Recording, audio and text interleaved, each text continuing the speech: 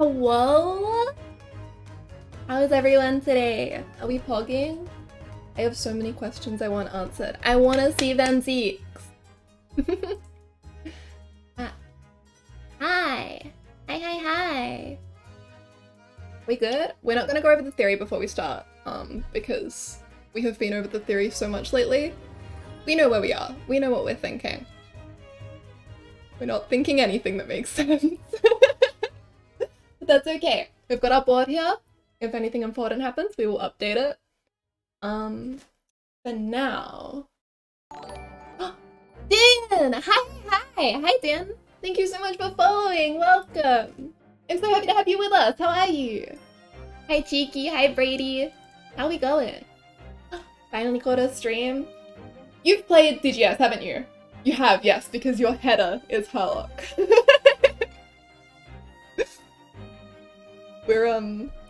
We've been theorizing.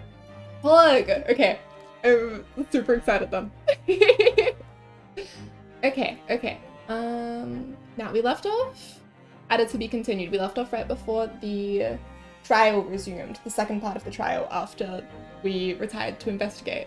Currently we playing Pog. We loved that.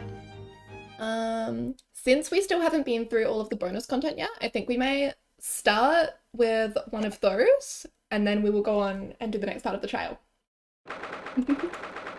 No. What did I just say? You know what, we saved. Let's just close it. Let's just close it. Don't worry about it. Don't think about it. It's fine.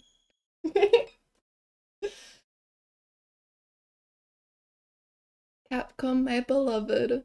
Thank you for the gifts you have given us. Okay, which bonus contents have we done? We've done 1, 2, 3, and the last one, I believe?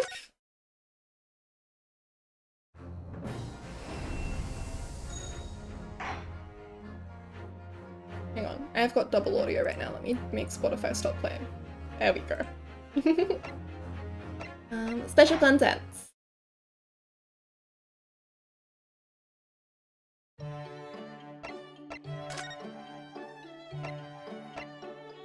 Wait, did we skip number 3 and do number 4?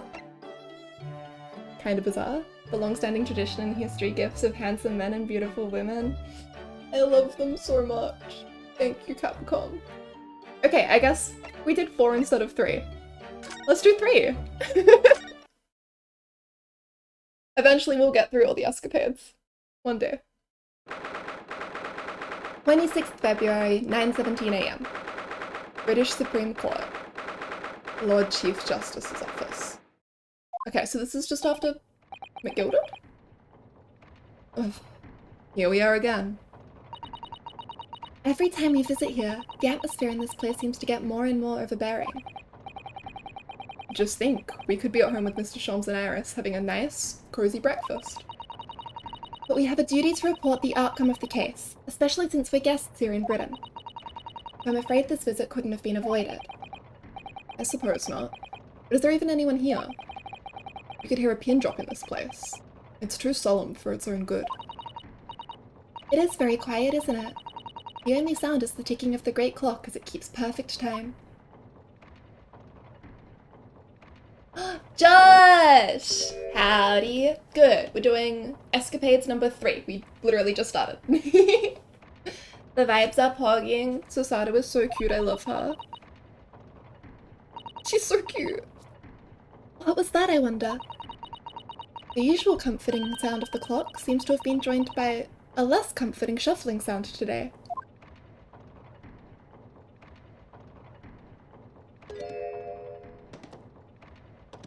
What is going on? You're right.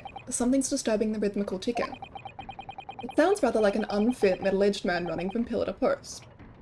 Clumsily. Gregson? Gregson! Who are you calling unfit? Oh, Inspector Gregson. What are you doing here? Nautilus, hi! Hi! How you doing? Are you having a good day? We're just doing Escapades 3. What am I... Is it not flamin' obvious? Yeah, when he first started panting, I was like, gumshoe? Mr. Dick Gumshoe, sir? What was Strongheart's voice? He's very imposing. 58 seconds remaining, Inspector. We'll have to talk later, Sunshine. I'm doing great, I'm glad. Good morning, Lord Strongheart. Wow, he's really looking fiercely at his pocket watch today. And good morning to you. Business so early in the day? Just the weather is being really hot. I really like hot weather. What's the temperature for you? Oh, yes. Well, I mean, it's about the other day. We had to deliver our report, Lord Strongheart, as our dealings with Mr. Natsume are now over. So you think? Ah, yes, the little Japanese man. I've already cast my eyes over Van Zeek's report.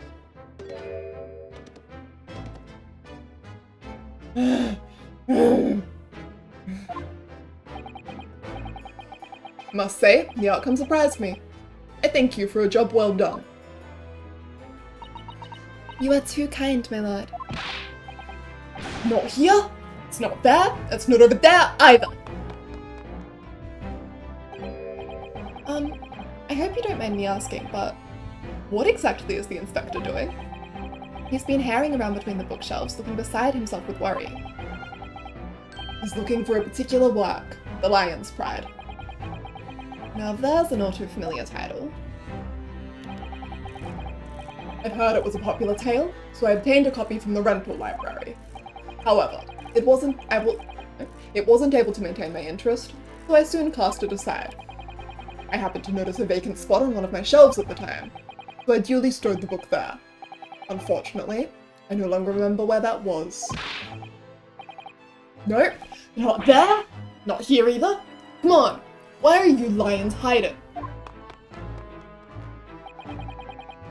The book is due back today, so I've asked Gregson to locate it for me with his investigative prowess.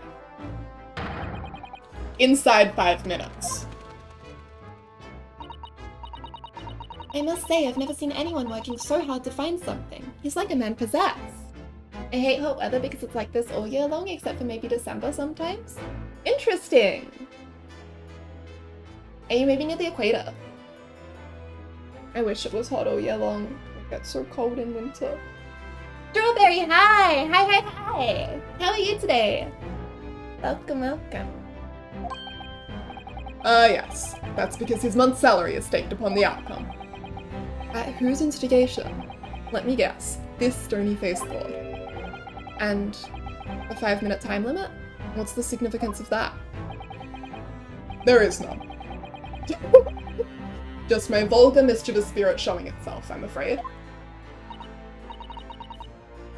Oh, by your own admission? I can't. My feet are killing me. And when it is cool, it's only for like a couple of weeks. Salary cutting noises! What a good description. 5 seconds. 4, 3, 2, 1. Time's up, Inspector. This is literally how Gumshoe is treated. Where is Franziska right now? I'm good, can't wait to see more soap eaters. Please put the soap eaters on screen. Shom said that he's definitely probably maybe, if he wakes up on time, going to be at the trial today, which I believe means he definitely will not be at the trial today, but we can hope anyway. Which means that next month you will work unpaid and have no days off. No days off. Oh, Gregson. This is rough. You have to feel for him.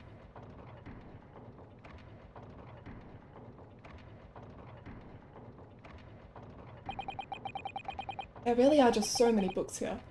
It's overwhelming. For some, perhaps. I've purchased every book, new or old, on the subject of law from all over the globe.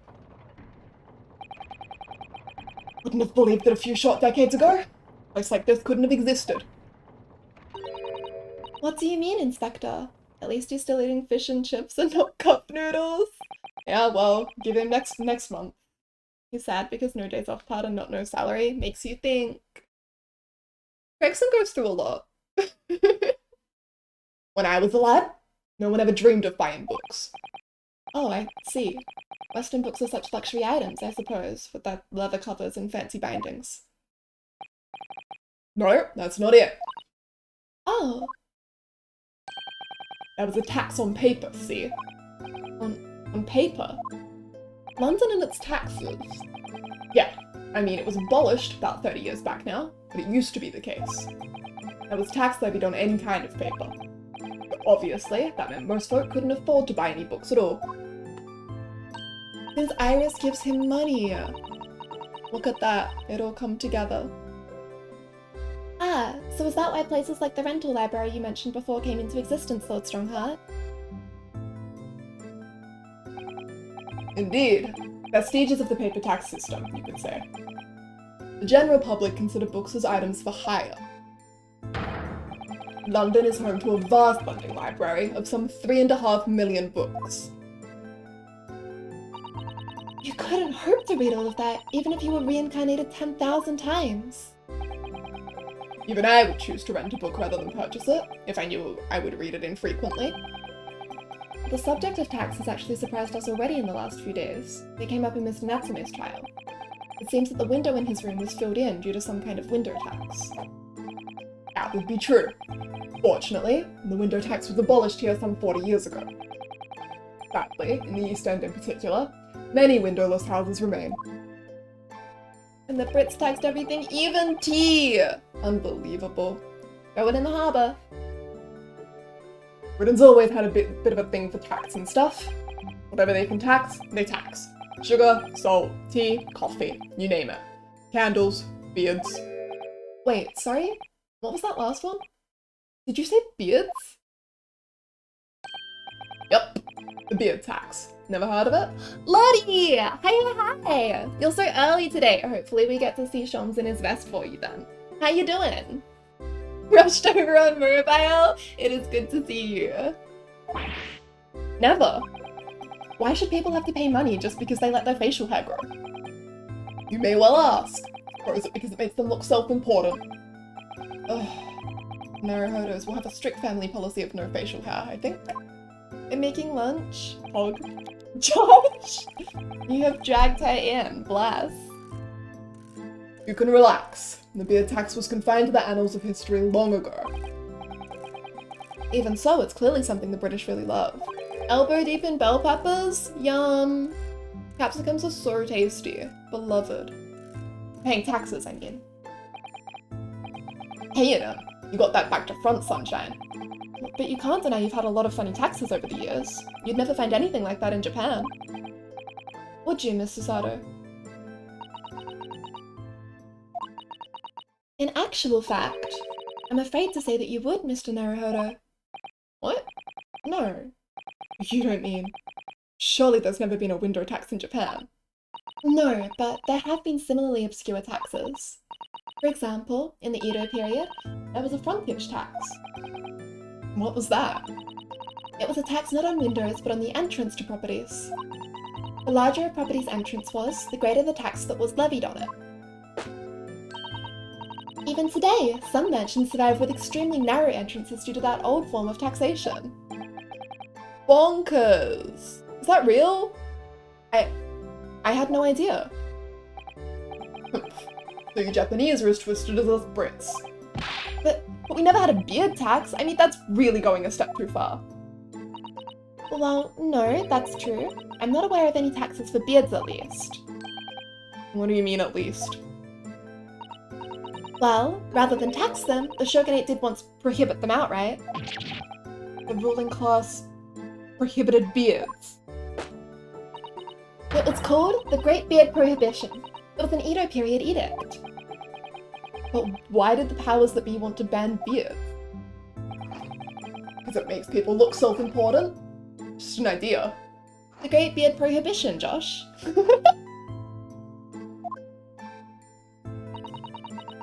It would seem that rulers in the East and the West have had very similar ideas over the years.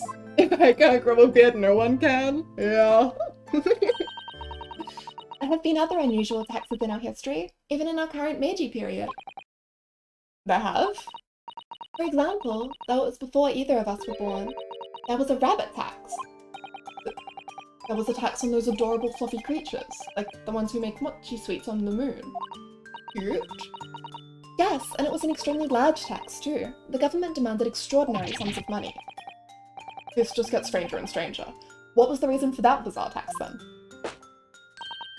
Well, after Japan opened its doors to the world, there was an unprecedented rabbit boom in the Meiji capital.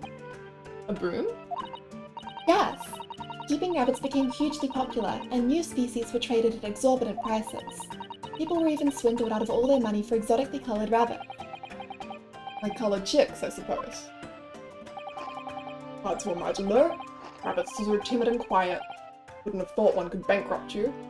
Ah, Gregson has never met bunnies. So in response to this worrying social vogue, the government imposed a rabbit tax. I suppose they couldn't just ignore the problem. And it worked, because the rabbit boom came to an abrupt end. 6 years later, the tax was abolished. I hate to say it about my own country, but Japan is strange. But there's more. After the rabbit tax was abolished, then of course, that's where the rabbit-proof fence comes into play. I was thinking it. Society reacted by launching straight into a second rabbit boom. Oh dear. The government didn't think that one through, did they? We do have a lot of rabbits. We should not have any rabbits. Your ideas about the world are very much altered by the position you hold in society. If you are responsible for the running of the country, you will feel the need to raise revenue keenly. Without a stable taxation system, the whole country would go down the drain. Well, yes, I suppose so. But some of these taxes... That's precisely why ministers of state use their wiles to invent new and novel ways of taxing the public. Novel ways? Tell me, Mr. Naruhodo, if you were one of my country's statesmen, me, a British statesman, yes, what novel tax would you impose? Pray, give us something truly original. Inside 5 seconds. What? Oh, think of something that everyone uses, Mr. Naruhodo, and really squeeze every penny out of the population. That's quite the intense stare. I'm very glad Susato-san isn't in charge. Your time is up. So, what's your answer? Well? Air, maybe? How about air? An air tax, you say? Oh, well done, Mr. Naruhodo. A truly novel and fiendish idea.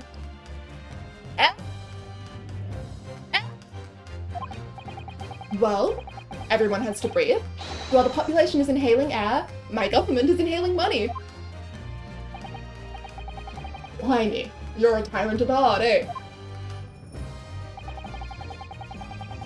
A somewhat radical solution to our country's revenue problems, but sadly not an original one.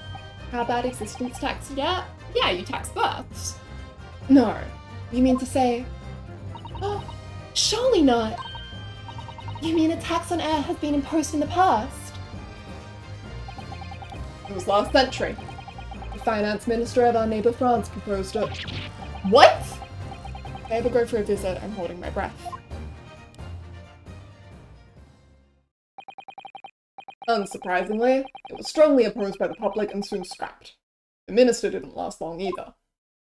I don't think Ryu is meant for the government. Beloved. Oh dear. Although clearly that would have been an untenable situation. The public at large are a force to be reckoned with. Don't I know it?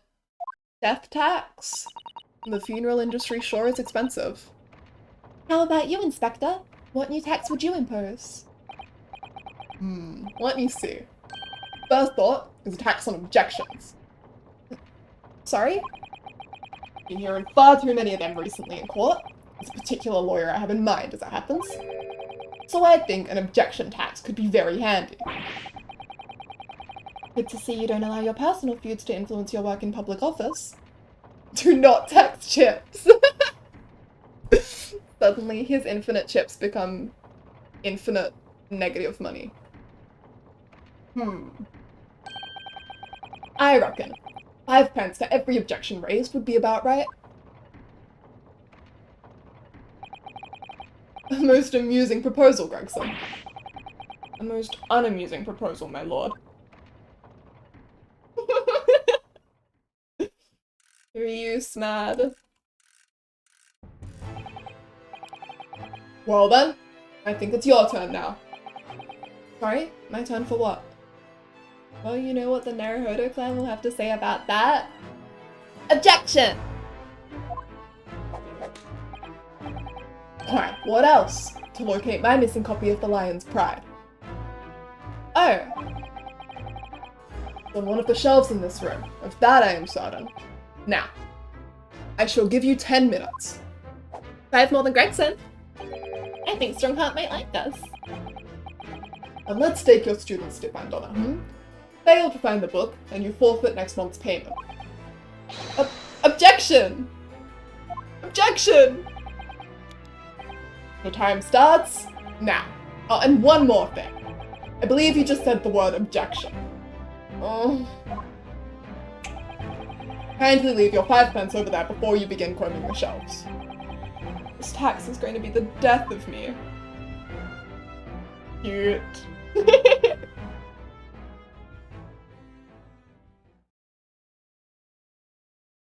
The escapades are fun. I'm glad we did that one, since that would have been like... That's say 26th of February? That's the same day. We're going on to day 27, I believe.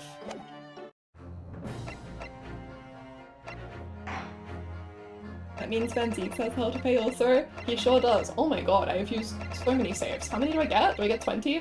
Okay, it's fine. We can just start going over saves. When I started and I realized I had 20 save slots, I was like, oh my god, I'm going to use all of them. But I really am going to use all of them. Okay, 19.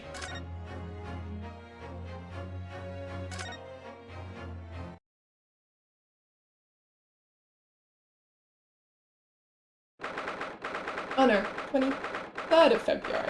Oh yeah, it was the 22nd. That's right, okay.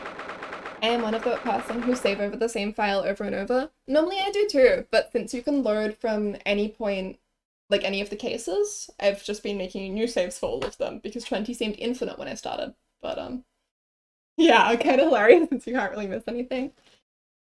Yeah. Alright, 23rd of February, 9:23 AM. The Old Bailey Defendant's Antechamber. Please back up. You are too close.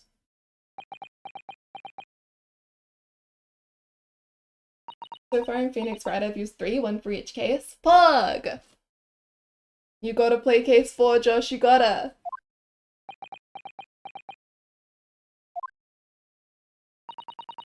This is it then, Mr. Naruhodo? Yes, it's time to put an end to this now. I believe in you guys. The miserable curse that has been plaguing Mr. Natsume. To everything. And in my own small way, I shall do everything I can to help you. I always appreciate your help, Mr. Sato. Suffering Mrs. Seki selfishly sidelined.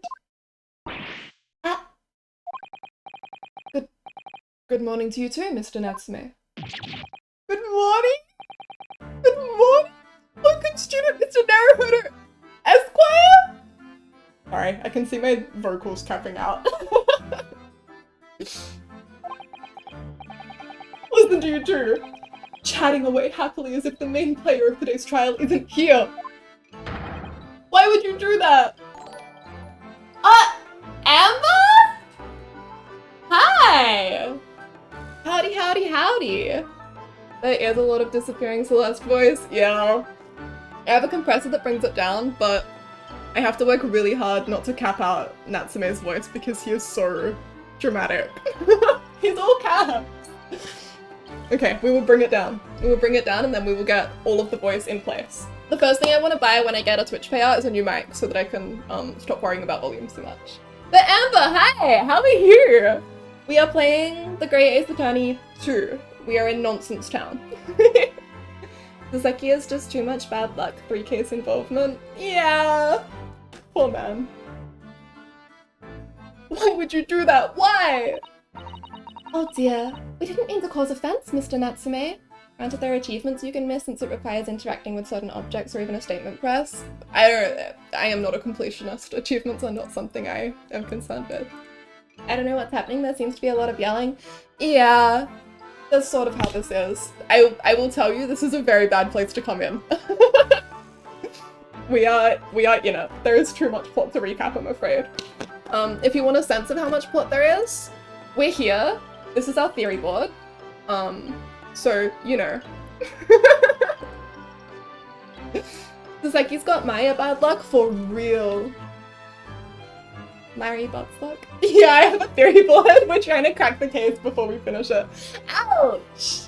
Wait, hang on. Let me give you... Do I have any more VIP slots available? Hog. Okay, anyway. Oh dear. We didn't mean to cause offense, Mr. Natsume. I thought perhaps that because you had your eyes shut so tightly, you were meditating, finding inner calm. It seemed wrong to disturb you. I was waiting! What's the matter, Mr. Natsume? You seem different somehow today. And naturally, that's because I've attained spiritual enlightenment. The path of literature, you see, is a journey to discover one's own death. Or such like. That's the sort of morning conversation I was hoping for. That's why I had my eyes shut. I missed the signs, I'm afraid. Somehow. You'll have to forgive me. And you mustn't talk of your path leading you to death, Mr. Natsume. Sharp transformation! Pug! No, not that one. This one! Thank you, Nautilus! This is my favorite outfit. Oh my god, he made it on time. I'm so proud of him. That was just an example. Oh yes, there it is. Inner calm. You barely came to see me at all yesterday. I was sure you'd abandoned me and returned to our beautiful, long-lost homeland. We've not even been in Great Britain a week yet. Oh my god, they've not even been in Great Britain a week yet. Yes, well, anyway. I intend to set everything straight in court today. I'm determined to uncover the truth. I've actually reached an important decision myself. Oh? What sort of decision? I shall fill you in after the trial. Alright. Is that he's going back to Japan? It would seem Mr. Sholmes isn't coming today after all. No, he's right here. Look down, Susato. Look down and slightly to your right. Look, he's here. It's a very clever message, I think. My dear fellows, you must win this battle on your own merit. It's a very clear message, I think, that he's overslept again. We live in the same house, we couldn't wake him up. The great detective? My arch nemesis?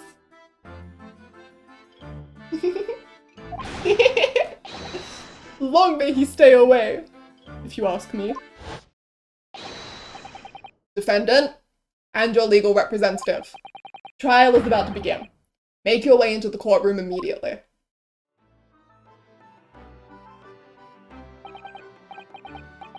He got lost because he can't tell left from right. Sholmes, who has been to the courtroom like 4 times, is like, I don't know where it is. I don't know. Herlock be like, snork, me, while we're in court. Good for him. I support it. I miss him though. But we'll see Van Deeks! Today, once again, we face the Reaper. And when the Reaper stands for the prosecution, the defendant's fate is sealed. But I don't believe in that legend any more than I believe in Saseki-san's curse. The truth is hidden here somewhere, and I won't let it escape me. Ramen! It is Sholmes bullying hours 24/7. It is also Sholmes simping hours 24/7. They coexist. I have to keep believing in my client and keep fighting to the very end. That's all.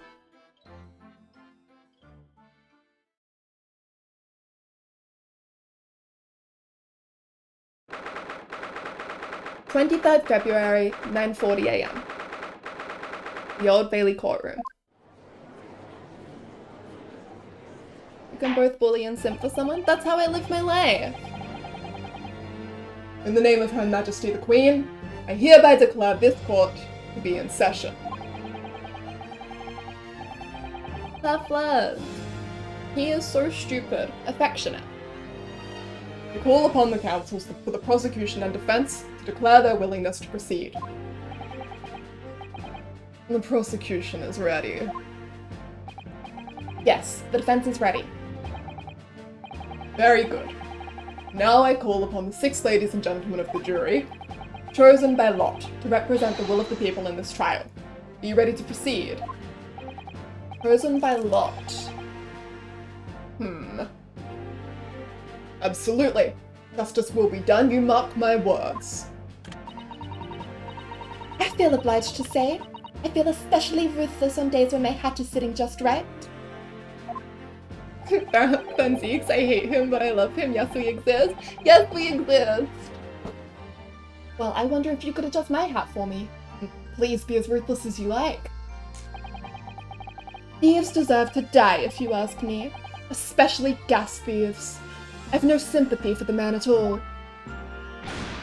Look, said it yesterday, and I'll say it again now. I don't have time for this. I've got my own problems. Oh. May the Lord show us all the light here, and lead his flock to a righteous verdict again today. Now, Lord Van Zeeks, what can you tell us? The prosecution's report, please, for the court. Thanks for the like, Josh. In relation to the theory expounded by the defense yesterday, regarding the defendant's tea. Yes, how did that report come back? Yell at me loudish if something interesting happens? Yes, sir. Don't do it, her. Before the prosecution delivers the black news about the black tea belonging to the blackguard in the dock. Pray, allow me a moment to savor a liquid of a more sanguine hue. In fact, I'll defer to the good detective for the report. Here's to you, Inspector. Not even 10 seconds in and he's already an alcoholic. Let's see if he drinks it. Let's give him a minute, see if he takes a sip. Yes, sir. Thank you, sir. As indicated by the defense, we found a bar of soap just outside the victim's window in the snow. And there was indeed a frozen reddish liquid and a little depression on the top of it. Yes, that's the tea. That's what Mr. Natsume brought with him that night. Well, brains at the yard analysed it, and yes, you're right, it was tea. And there wasn't a trace of strychnine or any other toxic substance in it. Yes! That looks really good for us. Okay, cool. No poison at all. In other words, the tea that the defendant brought with him to the victim's room is innocent. It's in the clear. What a revelation! Thank you, Gregson. Van Zeeks, look at you. He's just holding his glass out. Your arm is gonna get sore. Pug, pug, pug. As I suspected. This makes it quite clear. The defendant, Mr. Soseki Natsume, is blameless here.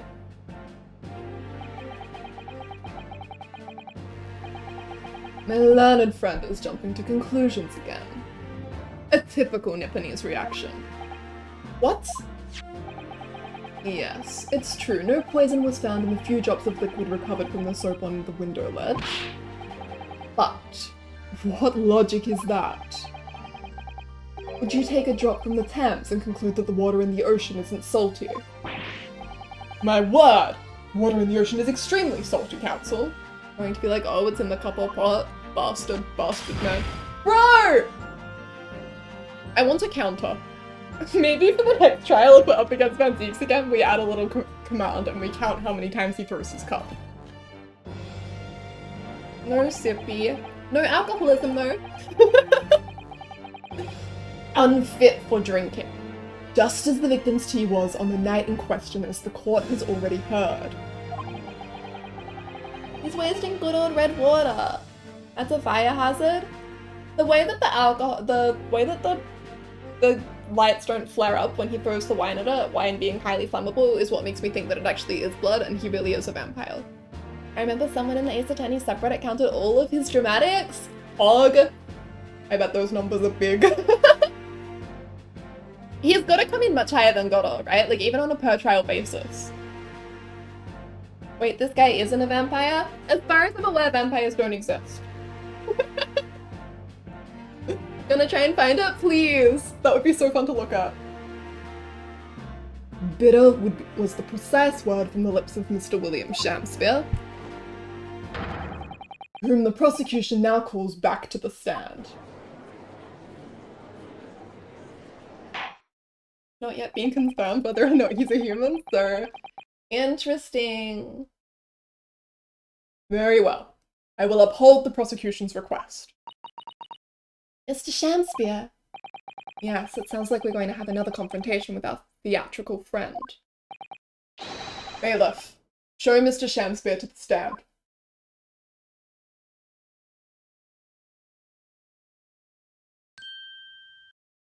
This little roll. Hydrate? Yes, sir. Let me have a drink.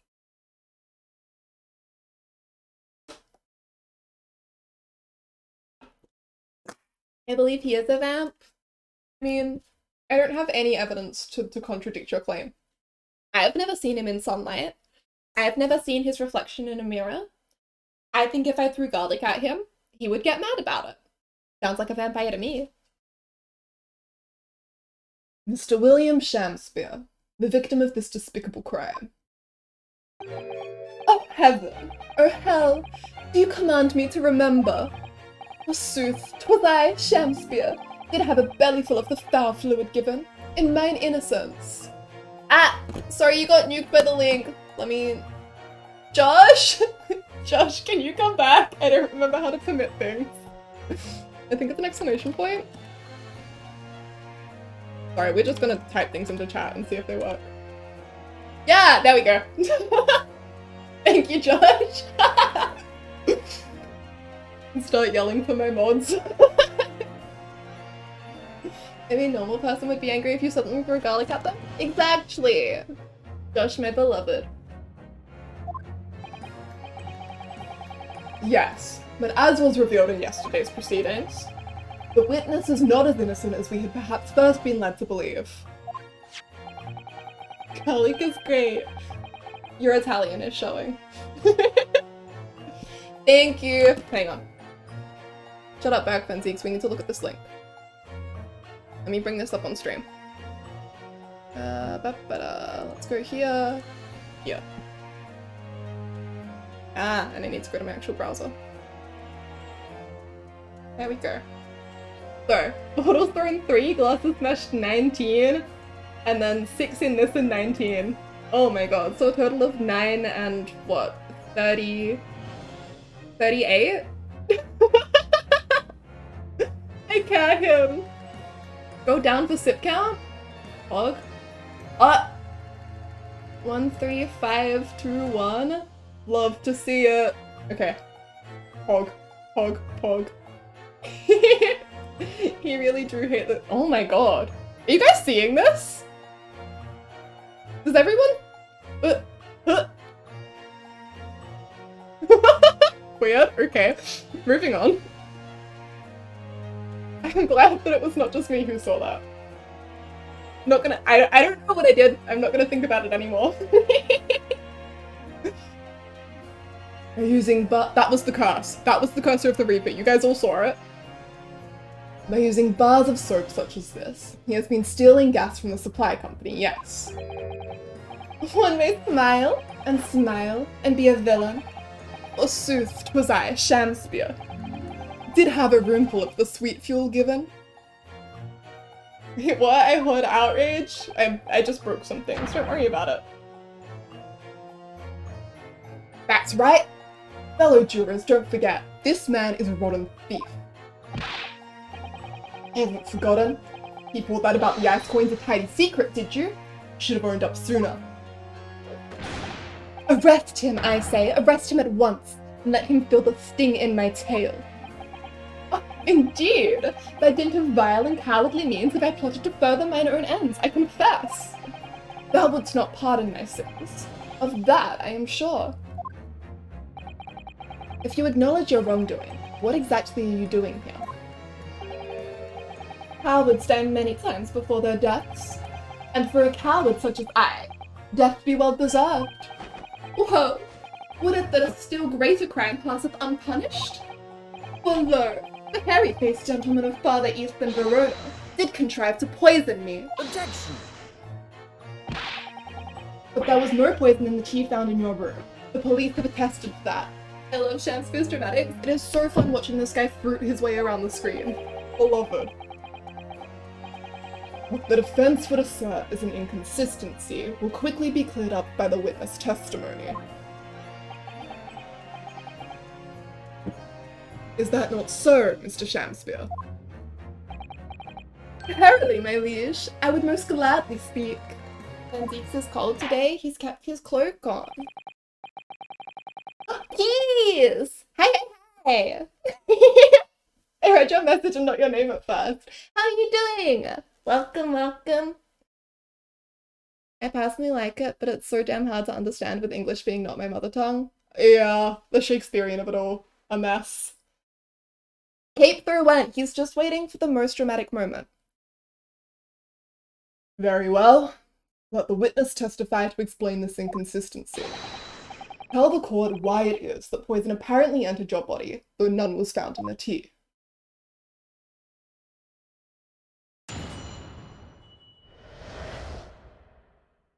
The tea inconsistency. The Japanese man did come to my chamber with tea brewed in a pot. It was in my cup alone that the wicked miscreant secretly poured his wicked poison. Whilst feigning distraction in our debate, ne'er did a drop of his own drink pass his lips. When he departed by and by, I did use the tea that remained in his cup to make my coins of ice. Thus 'tis no surprise that poison be not found in the tea I did pour into the moulds of soap. He saw it a tea coin, I'm seeing it coming. Possible. The inconsistency. Now, if we look at the court record, I've forgotten whose cup was whom. There's no tea ring on the inside of Mr. Natsume's cup. Great, so we can pretty easily prove that Mr. Natsume drank all of his tea. And Shakespeare waited longer for his. A lot of English speakers find it hard to understand considering how much I see people getting confused by a certain important NPC in Final Fantasy. Interesting! Poison was slipped into the cup after the tea had been poured. Normal way for poison to be administered, in my experience. Quite. Otherwise it would be disastrous if the poisoner were to mix up the cups, for instance. But no poison bottle was found at the scene. Because, quite simply, the Nipponese took the bottle back to his own room.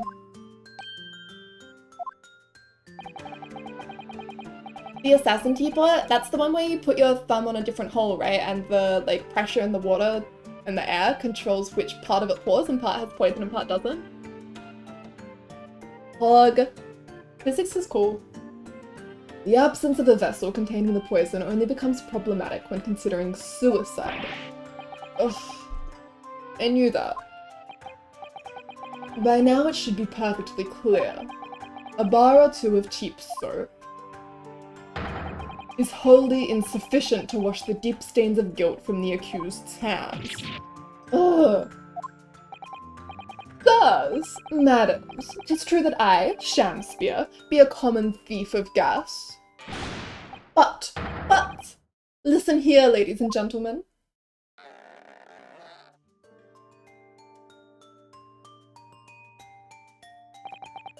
Wherefore would I lie? Verily, I have no cause. I have naught to lose. Well, I do declare. The sound effects is true, buddy. Shamsbury is just a little walking jerk. Thank you for your testimony, witness. Counsel, proceed with the cross-examination. I'm not entirely convinced that his little staff isn't a balloon. Yes, my lord.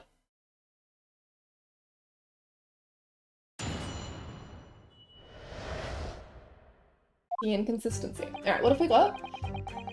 Natsume came to his room with tea in a pot. It was his cup alone that he put the the poison. That's really good, Keys. Whilst finding distraction in the debate, he didn't Soseki didn't drink any of his tea, which we know is not true. When he departed by and by, I did make use of the tea that remained in his cup to make my coins of ice. So he's claiming to have used Soseki's tea, which again, we know and can prove is not true. No surprise that no poison was found. Okay. Well. Let's go back.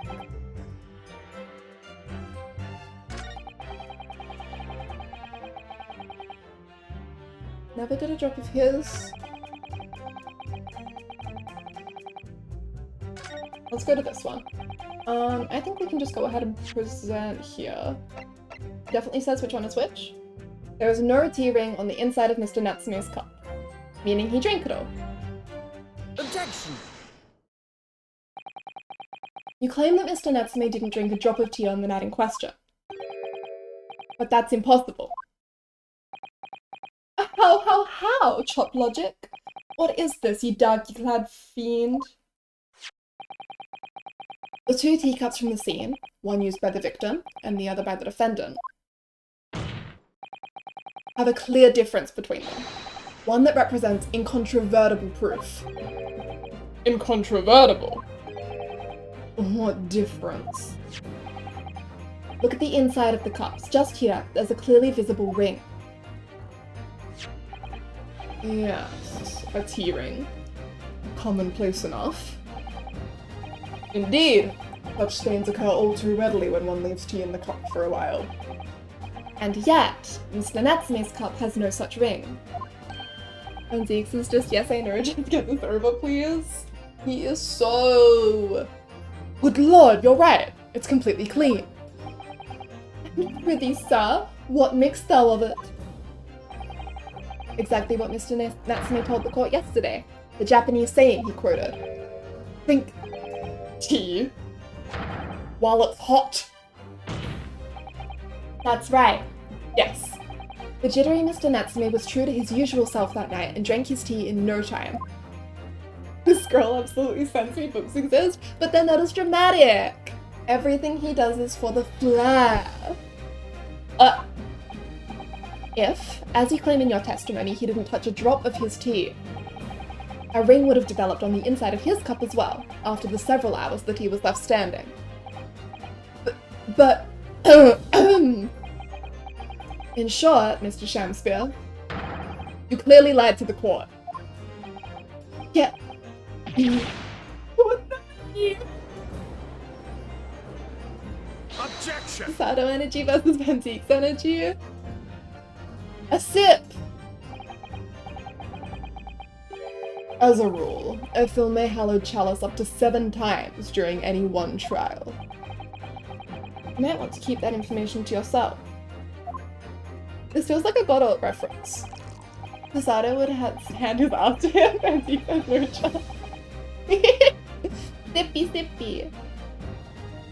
Yet on occasion, helium distracts me and I pour more times than I intended, until the bottle is dry. Your drinking habits are fascinating, but irrelevant. On the contrary, they illustrate the fickleness of human memory. To William Shakespeare. Yes, my liege. Though you previously stated that you made the coins of ice from the leftover tea in the accused's cup, could it be that you were perhaps mistaken? Could it be that... yes, perhaps there was some tea remaining in the small teapot left at the scene. Bro! A fact that had vanished from your memory until now.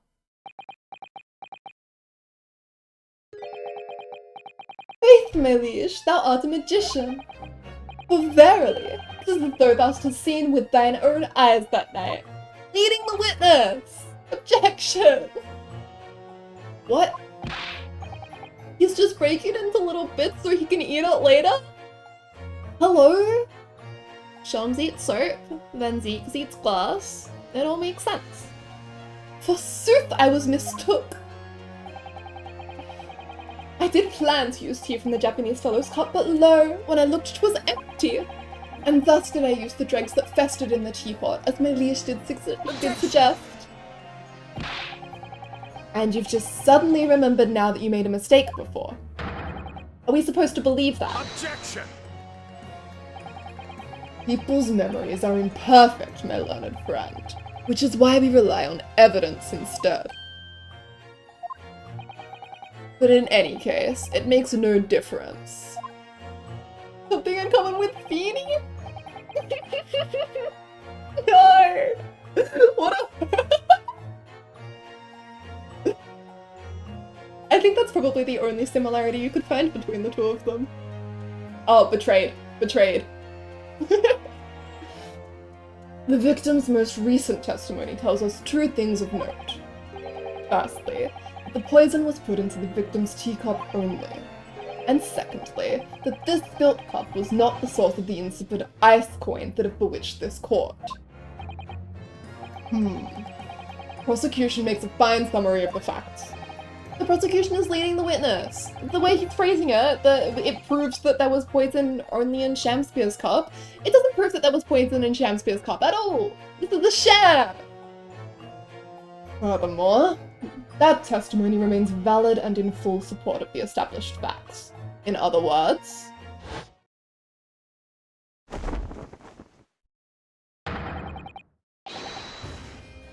the inconsistency claimed by the defense simply does not exist. Hey! Hogging. The objection that floated over screen right as he threw the cape?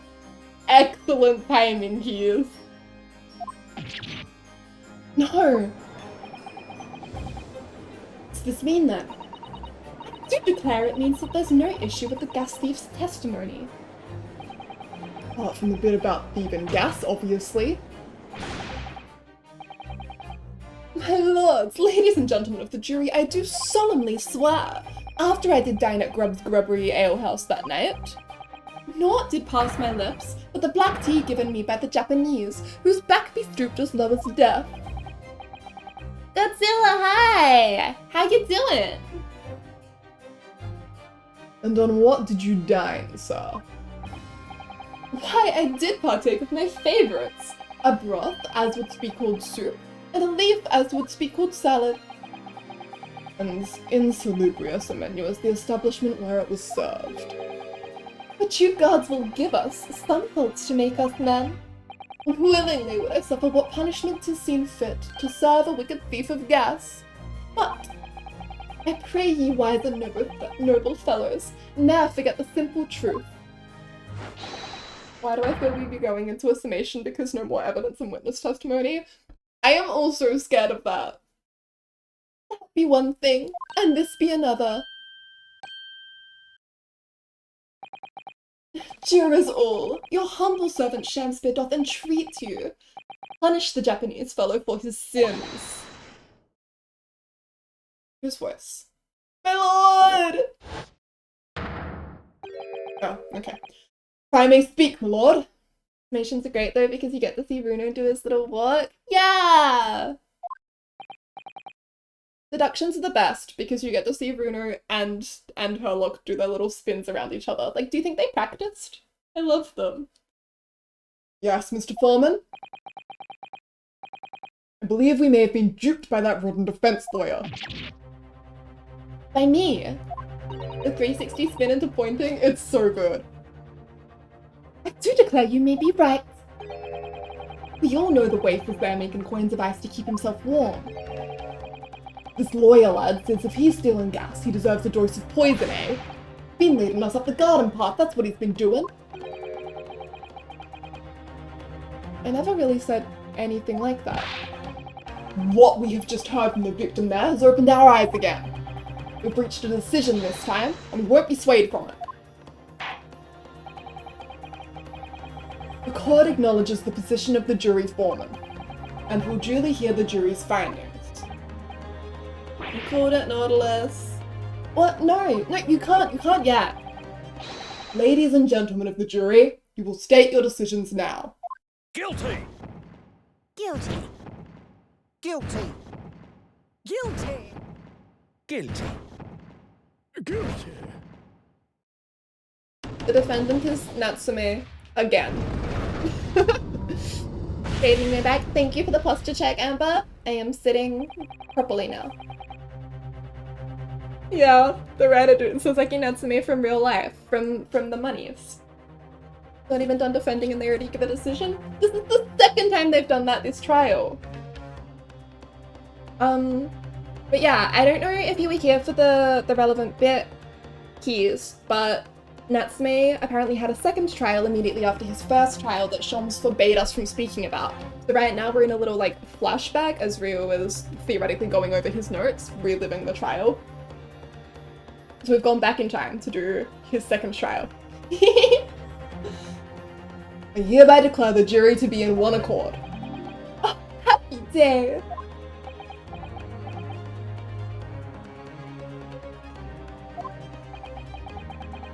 How is this happening? My lord, the defense asserts its right to carry out a summation examination. Very well. The court upholds the defense's right. Typical. My learned friend is unable to accept the obvious truth. A second child? Did I say that? Did I say child? Trial. Trial. Trial. This trial will therefore enter its second summation examination immediately. Jurors, court calls upon each of you to state the grounds upon which you find the defendant guilty of the crime of which he is charged.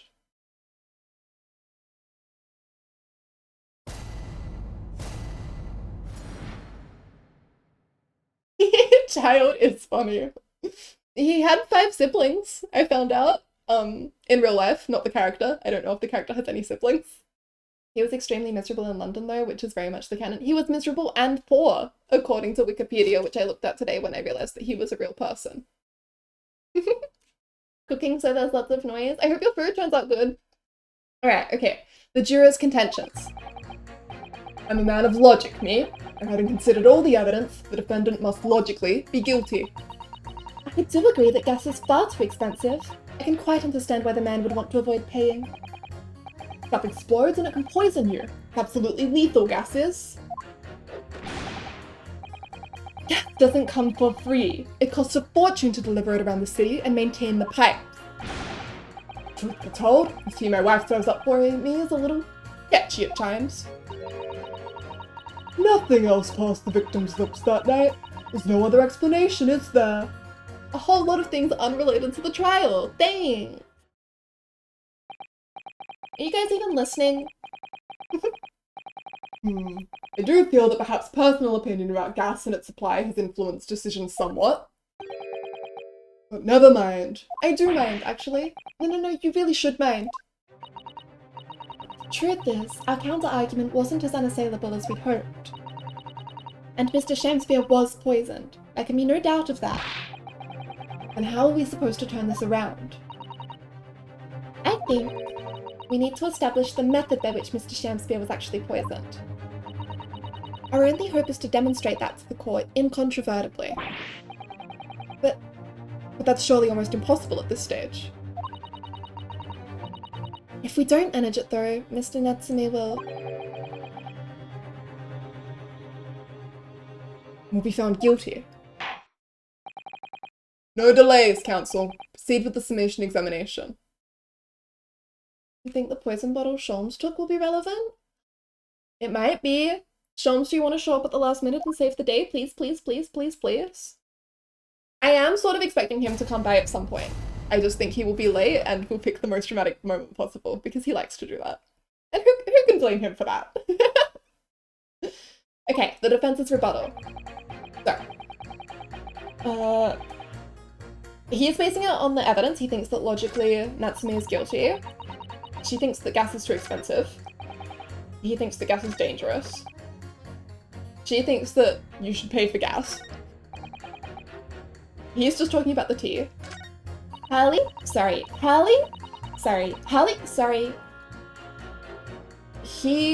We can probably pit him against someone if we can prove that something else passed his lips. Alright.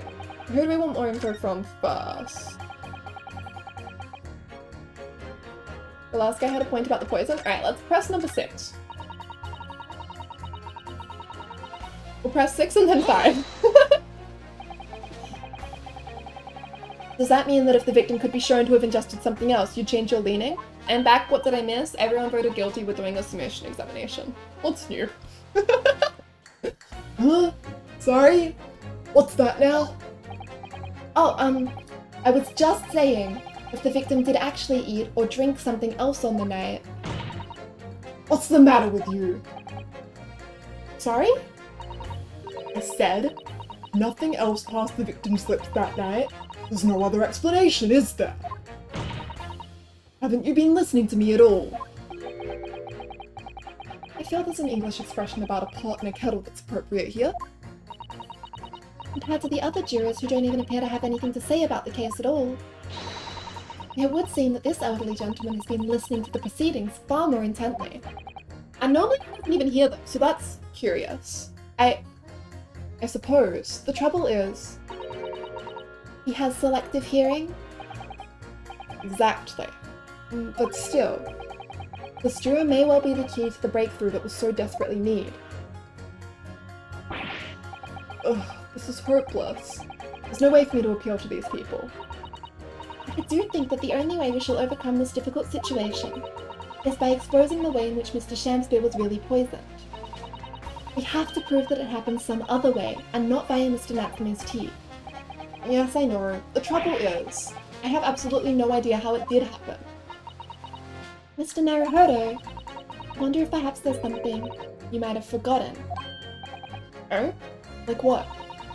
It's important to watch everyone involved and pursue people if they react to something someone else says. If you'd like me to remind you exactly what I mean, I'd be more than happy to, of course. Once again, Soseki-san's fate is entirely in my hands here. I probably owe it to my client to hear any advice my assistant may be able to offer. So perhaps I ought to let Susato-san remind me. Then again, I know how to pursue people, it's okay. We will do excuse me. I really hope so. I love the excuse me's. Actually, I don't think there's any need. It's vital that we start trying to change these jurors' minds as soon as possible. Poisoned by gas. Of course. I'm sure you're right. But if you decide you would like your memory refreshed, you need only ask Mr. Naruhodo. I love her. Poisoned by fork, poisoned by soap. Joms knows all about that. Okay, let's do 5. He's so polite in English. Is he not polite in Japanese? Hold it! You mean it's poisoned? That's right. Happened a tidy few times now. He's very loud in Japanese, like Apollo. I love him. Poisoned by scalpel. Please do not put the scalpel in the shoms. This is most troubling indeed. Always days like this one when I don't get any wages. I get it at tea time, see? And I see her doing it. My wife. She gets that devilish look on her face and she slips some white powder into my cup. And you drink it anyway. Was brought up proper, I was. Someone gives you a cuppa, you drink it. And what happened to you? What did it taste like? It was god awful, believe you me. Salty as She's putting salt in his tea? He supports women's rights and wrongs.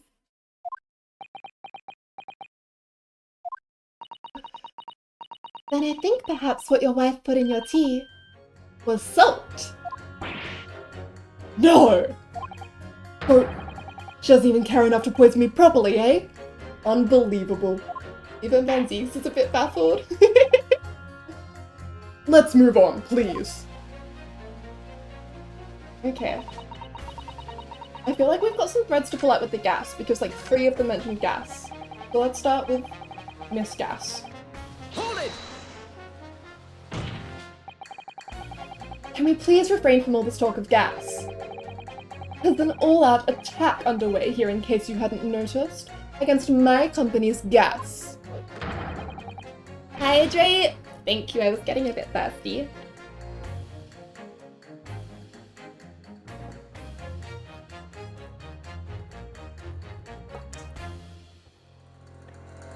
so good. What if they aren't maintaining pipes? I mean, that's what I'm thinking, right? Because Mr. Garrett said that they got all of the piping redone, but then the same issue is still happening to Mr. Natsume that was happening to Duncan Ross, the previous tenant. Being killed over mildly inconvenient.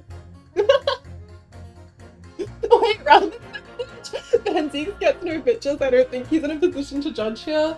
Perhaps. And I'm supposed to sit here and take it, am I? I don't think so. She's really buzzing now. All I've heard about our wonderful fuel is explosions and poisons. What about electricity, What about getting electrocuted? What about that? A little explosion here and there is nothing in comparison.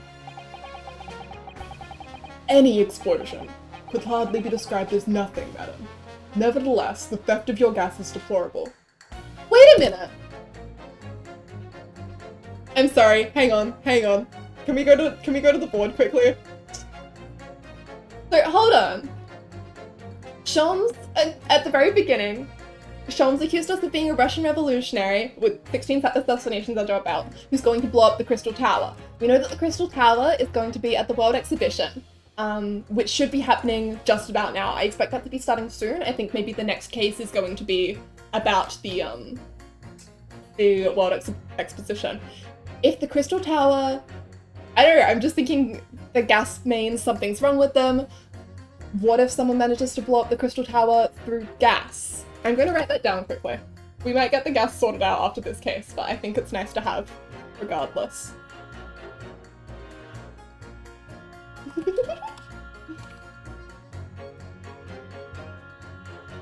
What brush size am I supposed to be using here? This one. The gas mains? Board of truth. I just think that's interesting. We'll see. It could be that we wrap up gas after this game. But maybe not. Alright. Any explosion could hardly be described as nothing, madam. Nevertheless, the theft of your gas is deplorable. My point exactly. But the gas thieves aren't even the worst of our enemies. What's a crack theory if it's not validated? Exactly! When I first thought about theorizing, I was like, no, what if I'm wrong? That'll be so embarrassing. But now I think the more things that I'm wrong about, the funnier it is for everyone. So we have a far more devious reprobates to contend with on a daily basis, you know.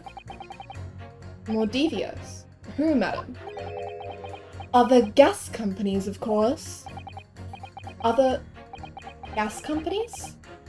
Not quite what I was expecting. We generate gas and we deliver it to our customers fair and square. True or false, hilarity ensues? Yeah, I'm going for the spray and pray method here, where I guess absolutely everything and I'm bound to get one of them right. I wonder if this was back when gas wasn't actively given an order. I forgot that gas is supposed to be scentless. Thank you, Avatar The Last Airbender, for teaching me that. I think it must be, because otherwise Sasaki's room would stink too bad for him to sleep in, because he keeps filling it up with gas. What if Osogi is the final villain behind everything? No! I couldn't take that. Indeed. Nobody is questioning that, madam. Altamont is an exemplary gas company. Employing the good old Trilogy Phoenix strategy? I learned from the best, Mr. Riot. But there are other unscrupulous gas companies here in London that don't even have any gas at all. What? But if they don't have any gas, how do they go about selling it to people? You wouldn't think it possible, would you? But they steal our gas, you see, and sell that. They steal your gas. How on earth is such a thing possible? Companies like ours deliver gas to people's homes via a network of pipes. These devious reprobates secretly disconnect our pipes and divert our gas into their own rotten pipes. They may make a contract with the household supplied by those pipes, and take money for the precious gas that's rightfully ours without us even knowing. They're diverting gas into their own pipes illegally. What a brazen form of theft! When we visit customers' houses to collect the money from their meters, We always have to check whether or not one of these devious companies has been up to its tricks. Maybe Shamspear tried doing that first? Possible. Maybe the companies weren't stealing the gas, but whoever is going to blow that shit up. Oh! Lottie! Lottie, your mind. There it is, excuse me. Hang on, I want to focus for a second. I actually think you're onto something. We know that the pipes keep going wrong. We know that there's something in this case that Shams doesn't want being made public knowledge. I was thinking it was the strychnine, but what if it's actually part of the plan to blow up the Crystal Tower? Okay. Excuse me. Do you have something to say about that, juror number 3? Golly, you mean me? I'm terribly sorry. I was just thinking to myself. I really did catch him off guard there. Thinking about what the lady next to you was saying, correct? Well, yes. I just got a little riled up about it recently, you see? Go on. An Altamont gas worker visited my house the other day to investigate the pipe work. We need to ask for your cooperation while we carry out a secret check of your property, sir, the fellow said. So I let him in. Do you know what he did? I'm, afraid I have no idea. Please tell us. He proceeded to take one of my lights off the wall. Then he grabbed the exposed mouth of the pipe and started blowing into it. What do you think you're doing, young man? You're giving away company secrets there. Oh, please. Everybody knows, but it was very nearly the death of me, I can tell you. What do you mean? I'll explain if you don't mind. As I said before, these unscrupulous other gas companies connect their customers' pipes to our pipe network. Yes, but how does blowing into the pipes come into it? Obviously there's gas in the pipes, and it's at a fairly low pressure. By blowing air through the pipe, you can make the pressure drop temporarily. And if you do that, any lights connected to the same pipe will flicker for a moment. I see. In other words, if, upon blowing into the pipe, the lights of an adjacent property that has no contact with your company flicker, you can know that these devious scoundrels have been meddling with the pipes. Exactly, my lord. That's it in a nutshell. It's the reason we have teams of workers going around to neighborhoods to investigate which lights flicker. The trouble is, the particular worker who came to my house didn't know the strength of his own breath. He blew down the pipe with all his might, and you can guess what happened, can't you? Well, if he blew hard, then... Wait, you mean... That's right, lights didn't just flicker, they went out, along with the stove. Gas started pouring into the house. What a disaster. The gas supply must have been interrupted briefly.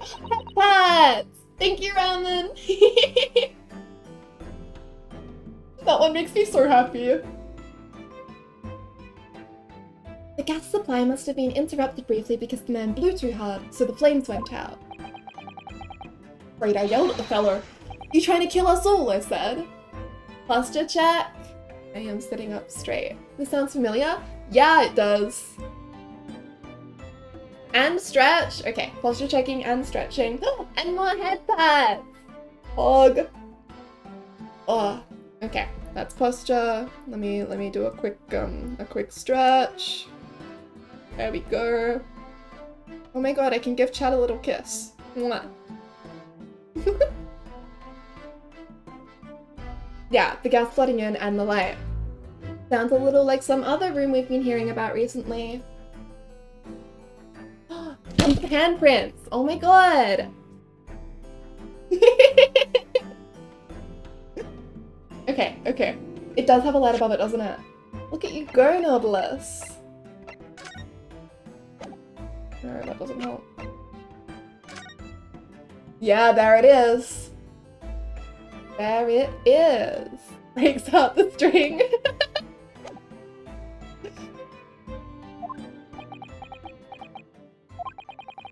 So by disconnecting a lamp and blowing into the exposed gas pipe, it's possible to extinguish lamps and stoves connected to the same network of pipes. So this is why Natsume's pipes keep going out. And then when the gas starts flowing again, it just silently seeps into the room. Mr. Naruhodo, I think perhaps... Yes, this is almost certainly the clue that we've been hoping for. Juror number 3, the defense requests that you amend your statement to include that information. Oh, well, if you like. I'm calling Shamspear as the murderer. Who poisoned himself? I also haven't... Oh yeah, of Ross. I agree. That one conspiracy guy meme from BBC Sherlock? I actually don't know that one. I need to add that to my board of conspiracy memes. Okay. Well, I do. That's our company's secret method of identifying the Like I said, madam, it's widely known already. Very well. Juror number 3, we will amend your statement accordingly. Yes, my lord. Although I'm not really sure what the point of all this is. Blow too hard into a gas pipe and you extinguish everything in the house. And then you're in real trouble. Okay, can we pit that against... What's it at the end?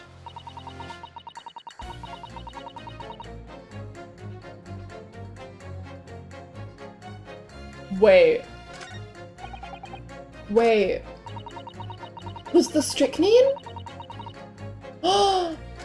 Was the strychnine on the wall?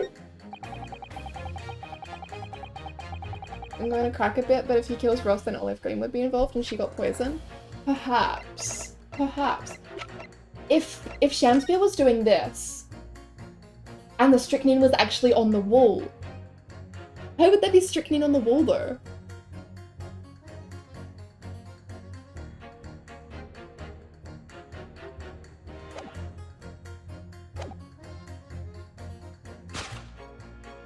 I think I'm onto something.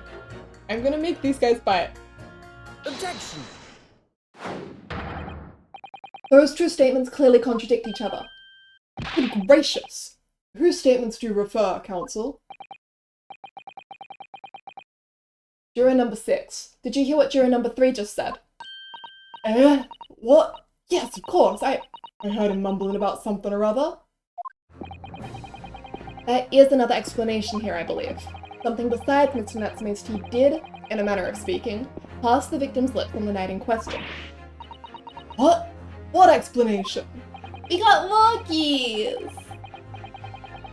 I wonder, did the police check the mouth of the gas pipe feeding the wall light at the scene? To see if there were any traces of poison there? I was curious to see what your floundering would result in this time. But the mouth of a gas pipe. Scotland Yard have enough to do without exploring such irrelevance. Bad for my heart. Au contraire, I think Ryu is very good for all of our hearts. Beloved. What a piece of work is a man. What are you trying to say, Mr. Shamspear? What speakest thou? Prithee, is it not strange and strange? That is what I say to thee, sir. Ryu over Nickaficker's legs? We must see his legs at some point. Does he have legs in Ace Attorney 5? Now we just need to know what poison it is that Olive Green had in possession. I mean, she said she just got it out of the doctor's cabinets. I don't doubt that it'll come up again, but I don't know if it's important yet. I thought I'd been quite clear, but let me put it another way. The strychnine could have been on the mouth of the gas pipe that feeds the wall lamp in your room. Jeez! Nick does have legs because Ultimate Marvel vs. Capcom 3? True. And that is how the poison came to enter your body. Good lord! They tasty then gas pipes? Is that what he's saying? But is the gentleman suggesting that the poor man was so desperately hungry he tried to fill his belly with gas? Perhaps no actress would perform a kiss scene with him, For shame, madam, speaking thy fancy. I assure you, I'm not such a buffoon that I have to kiss pipes. Objection! I don't know, you look a little bit like you like to kiss pipes, so. This is no summation examination. This is a farce. Prosecution will not stand for any more of my learned Nipponese friend's conjecture. This is an entire circus, but I have evidence. It's a circus with proof. To begin with, the lamp in the victim's room is high on the wall. In order to have placed his lips to the pipe that feeds it, he would have to be a contortionist. These are empty assertions. 2 in a row? There is no possible proof that the man did as you say. Objection. It's true.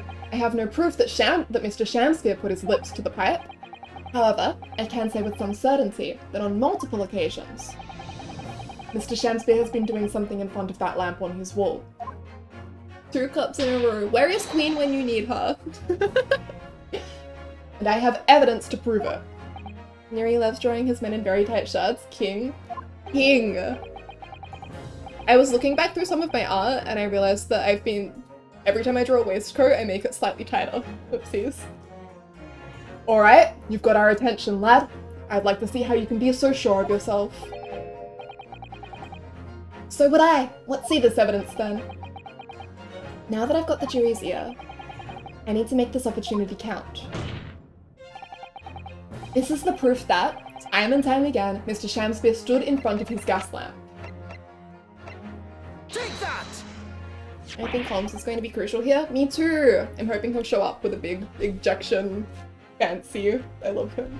What the? He's snoozing in the public gallery right now? Beloved. These are... wait, what are they called? Yes! Skin prints that were found at the scene. Skin prints, Counsel? I've never heard of such things. The Justice Ministry is currently asserting whether or not to permit fingerprints as evidence in court, however. My lord, this is an exciting new forensic technique developed by the great detective, Mr. Sherlock Sholmes. It reveals all of the places that Mr. Shamspeare touched in his room.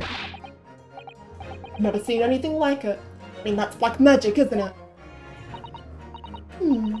Well, if anyone could invent something like this, that great Sholmes fellow, that's for sure. I agree. This month's edition of Engineering Thumbs was quite fascinating. We found skin prints in many places that you would expect. On the table, on the costumes. However, Mr. Shamspeare also appears to have been touching some very unexpected places in his room. For example, here. Around the hanging picture there. Indeed, multiple handprints appear to be visible. Well, I wonder, could he have been appreciating the artwork perhaps? At first, my colleagues and I thought the same. However, imagine standing with your hands where those prints are, and you would find yourself directly in front of... I don't believe it! The gas lamp! Shamspeare's waifu? Shamspeare's waifu looks a little phallic. The reason why isn't immediately obvious. It's clear that Mr. Shamspeare has regularly been standing with his hands to the wall in front of that lamp. Me and my colleagues, more like me and only me, we use Cesar and Susato when Sholmes are like, are you dumb? Are you stupid? Mr. Naruhodo, are you fucking stupid? Do you have a brain in that head? And he's like, yes, my colleagues agree with me. Has regularly been standing with his hands to the wall in front of that lamp. Right, what have you been up to, you nut? I'd asked the court to recall juror number 4's earlier statement. Me? What did I say? You said that blowing into a gas pipe would make the lights in the entire building flicker. And now, if you recall juror number 3's statement, what, me now? When the gas worker who visited his home blew with too much force into the pipe, it caused all the lights in the gas stove to go out, and gas to start leaking into the rooms. Obviously, that incident was an accident. However, the simple fact is, if Mr. Shamspeare were to have blown hard into the gas pipe here in his room, he could have extinguished every other light and gas stove in the building at will. I'd like permission to link a character design idea made for another series with an idea of what kind of broody nick I have. Absolutely. Let me just type in the permit. There you go. Thank you. Let's have a look at that before we proceed. Oh my god. Good lord.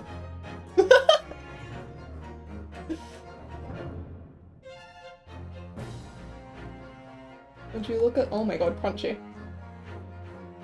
If you crop it here, this could be his suit.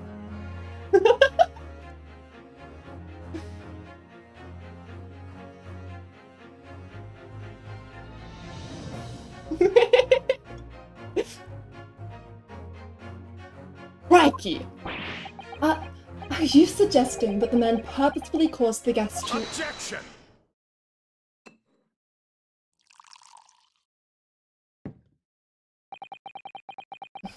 Whilst I acknowledge that the prosecution is required to remain silent during a summation examination, I must toast my learned friend's utter disregard for the letter of the law. Dipiotas? Hehehe. Oh my god, why is this so small? Sorry. I'm doing stream things, but I'm really bad at stream things.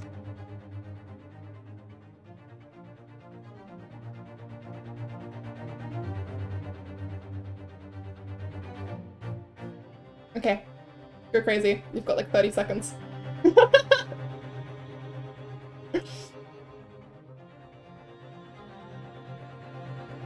Alright. What is the meaning of this, Lord Van Zeeks? I don't want to go on. 12 seconds remaining. We will advance the dialogue once the predictions period closes. Alright, 3, 2, 1. This curious photograph, or whatever it is, presented by the defense, the so-called skin prints. Clearly, that cannot be accepted as any form of usable evidence in this case. But it's an exciting new forensic technique, developed by a great detective. It's nothing. We were all wrong. None of us got it.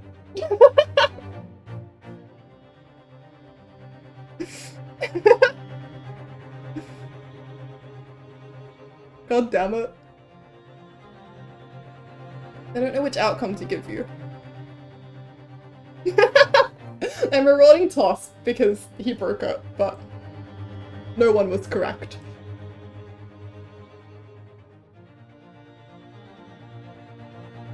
I did not know you could cancel it and now it is too late. I'm sorry.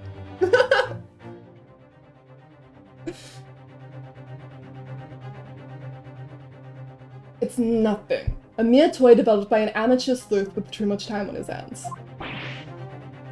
Ugh. We'll do more of these. We'll have more chances to get it right. We'll add more options.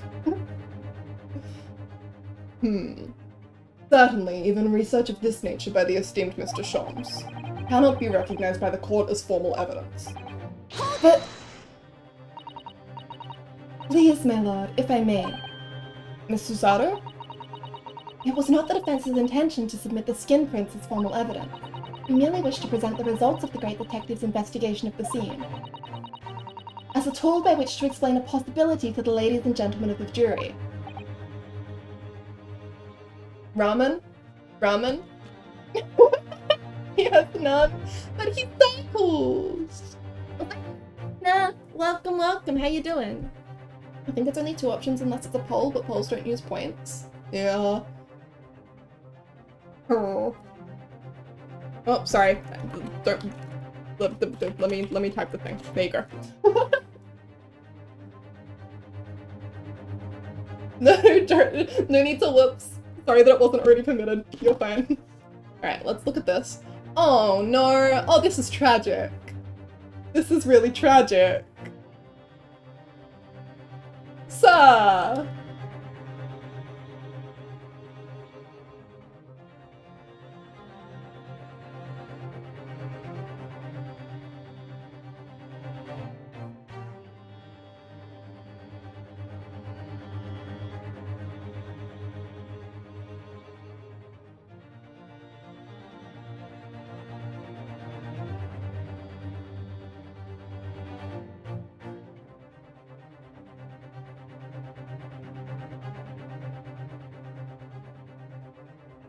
The really intense music while I do this is really enjoyable to me.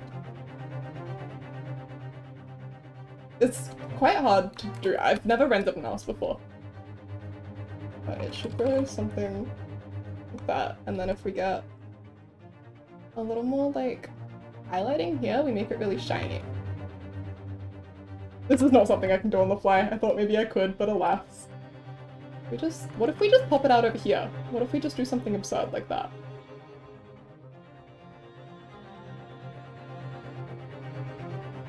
Good enough for me.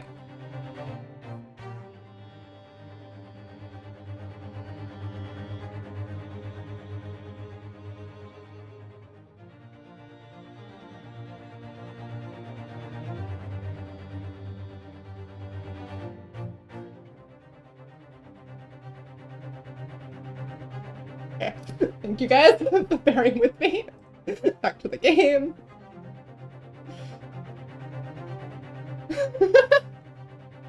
Where are we? Then Zeeks.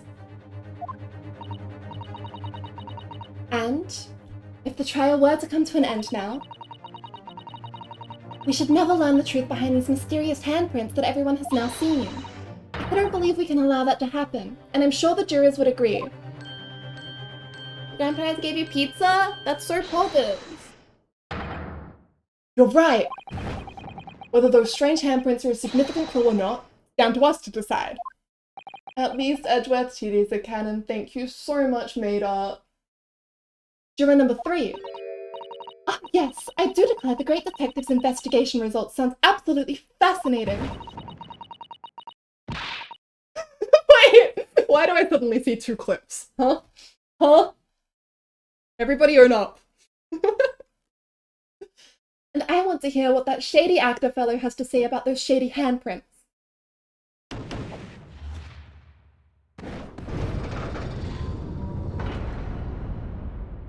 His Ace Attorney 5 spread as well. This is so tragic. Can we get F's in chat for Phoenix?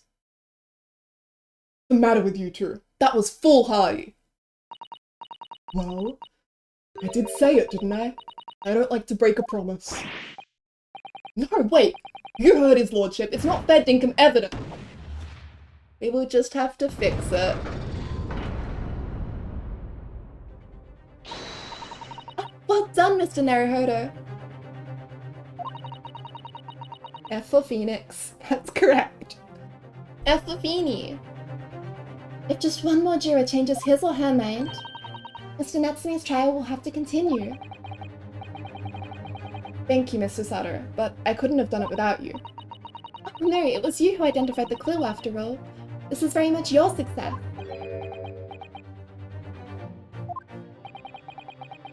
Why, Mr. Shamsphere, you seem to be losing your composure. Just one more juror, Mr. Naruhodo. You can do it. Very well. Continue, counsel. Just one more juror. We can do it. You know what? I wish predictions were more than 2. I want to do more predictions, but it's only 2. Susato is the best girl. I love her so much. Okay. Ryunosuke is so sassy in his mind without being sassy with words. That's what I always think, but then Susato, like, reads his mind, and she's like, Mr. Naruhodo, don't say that. Hold it! all the evidence, you say. That's right. There's no room for doubt. You're pointing at that Japanese man with the big moustache. That's very Phoenix, though. Genetics! Phoenix got the sassy gene and turned it up a bunch.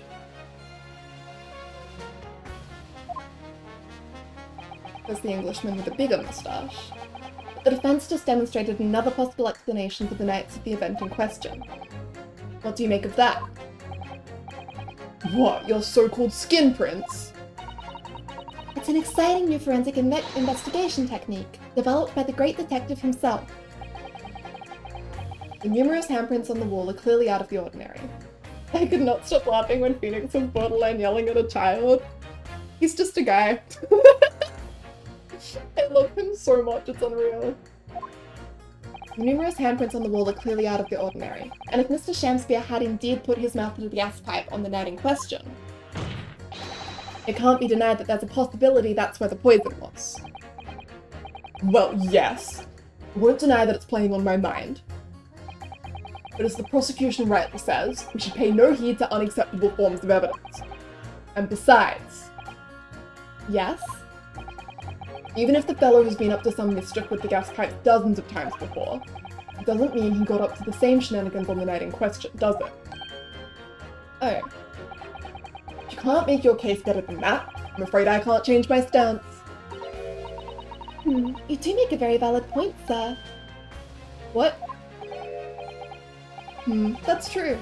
Perhaps I was a little hasty. No. Wait! Look, you've got your chance here, haven't you? So it's time to prove your theory. You and your Japanese cohorts can, that is. Just leave our nationality out of this, please.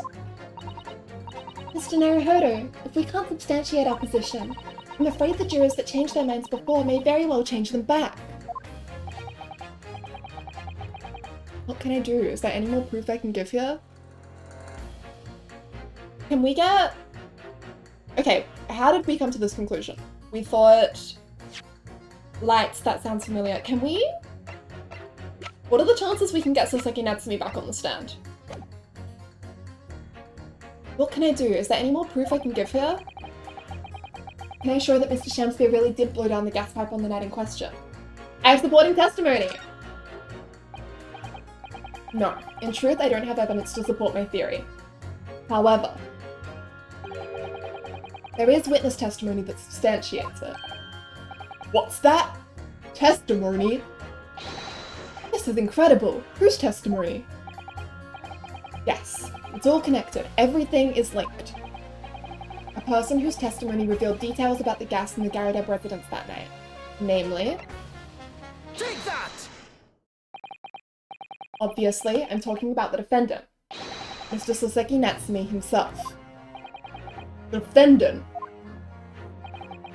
At the very beginning of the proceedings here in court yesterday, Mr. Natsume said the following. My lodgings! There's been a whole series of strange happenings in my lodgings!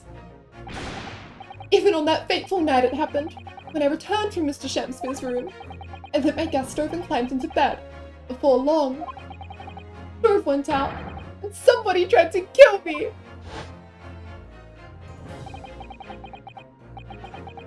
On the night in question, the gas in the defendant's room went out. So I asked the court, was that a mere coincidence, or not? Good golly! So that Shamspeare fellow blew air into the gas pipes that made the man's stove go out on purpose. Now hold your horses there. What would he do that for? You're sweating bullets! Mr. Foreman! What is it, man? We cannot allow judgment to be passed whilst this doubt remains. It's true that I don't have conclusive evidence yet. However, you must surely agree, there is more to this case than meets the eye. Ugh.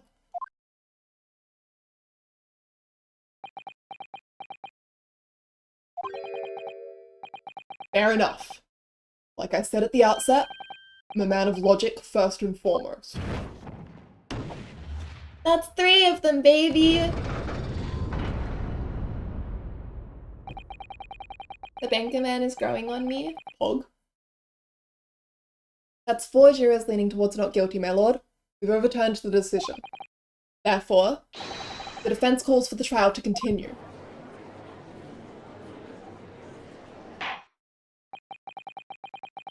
As the defense has rightfully indicated, summation examination has concluded with a majority of jurors altering their decisions. 2 jury members now call guilty, 4 now call not guilty. Therefore, the jury's opinion is conflicted, and in accordance with the law of this land, I hereby order the continuation of this trial. He seems like a good guy if you ignore the racist bit, which most people in the court have. Yeah. William Shamspeare. My lord, how can thy humble Shamspeare serve thee?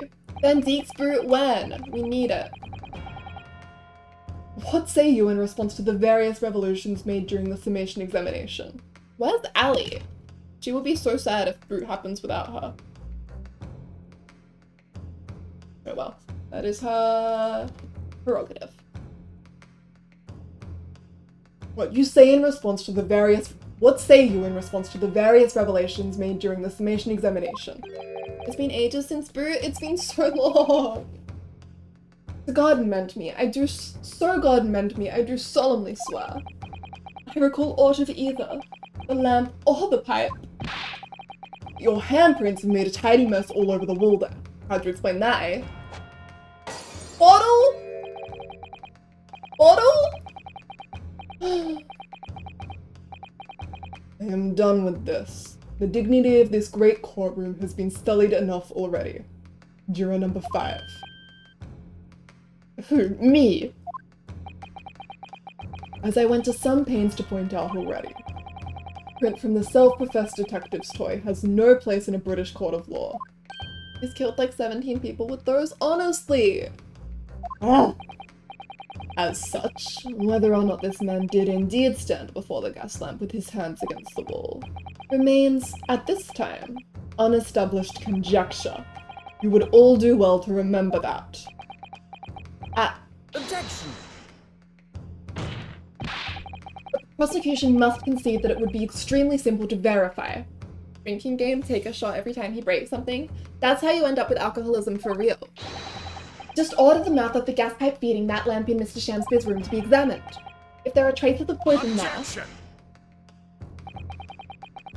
What appears to be extremely simple is my Nipponese friend's mind.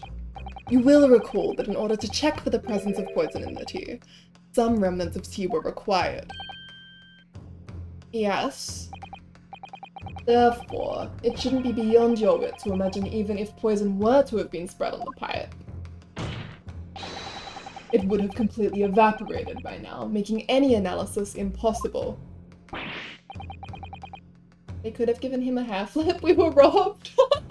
We were robbed. I didn't think of that. In any case, counsel, I fail to see what could possibly have motivated the man to do as you describe. You and me both, Mr. Judge. Why on earth would this fellow have wanted to blow air into the gas pipework where he lived? There's only one possibility that I can think of, and that is to use the leaking gas to commit murder. Okay, we're going full motive. Good for you. Order! Order! Counsel, precisely whose life do you propose this man was plotting to end? The answer couldn't be simpler. Now we've unraveled the mystery this far.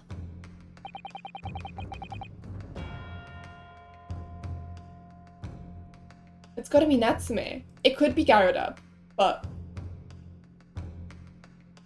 it's gotta be Natsume. It's Natsume who kept having the issues. Take that! If the gas lamp were to go out, it would be noticed immediately, of course. Duncan Ross, who died last? I don't have him yet. Jester looking ass trying to murder? Never trust a jester. But a gas stove, on the other hand, could be silently extinguished by the killer without anyone noticing. I live around those parts myself, so I know what it's like. I can tell you, trying to sleep without the stove lit is pretty much suicide. You freeze to death in no time. Mr. Garadab, the landlord, had a large fireplace in his part of the residence on the top floor. In other words, it wasn't the landlord, but a fellow lodger whose life Mr. Shakespeare was trying to end.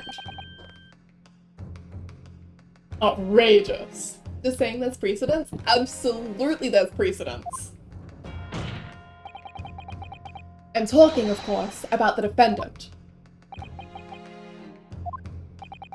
Mr. Natsume isn't the villain in this case. He's the victim this man was trying to murder. Good gracious! Get him, Ryu. The accused is actually the aggrieved? Interesting. However, the fundamental facts of the case remain unchanged. Namely, that the accused is the aggressor here. What?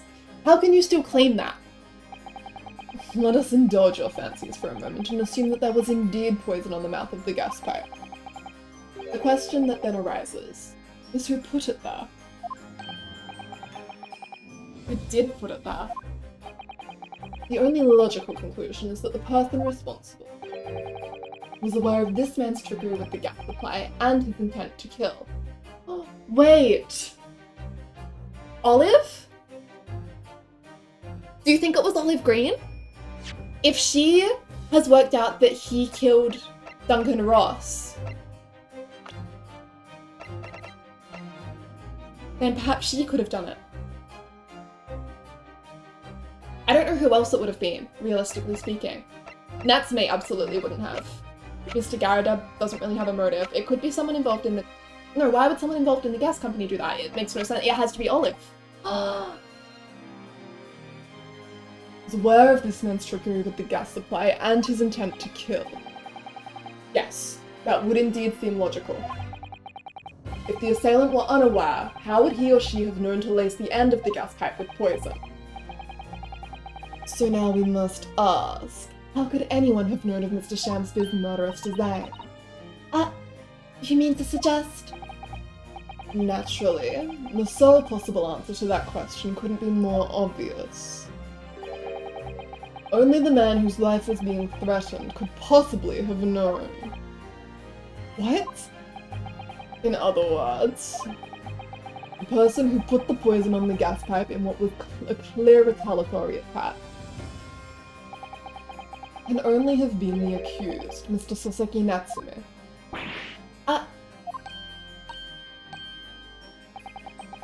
Whatever Mr. William Shamspeare may or may not have contrived to do, he was nevertheless the victim of a potentially lethal poison attack.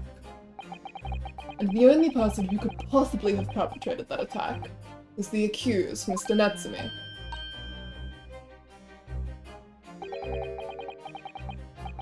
The defense counsel's theorizing has failed to avert suspicion from the accused. Far from it. In fact, now that a clear motive for the poisoning has been successfully established, that suspicion is greater than ever. Would you not agree, my Nymphany's friend? Oh!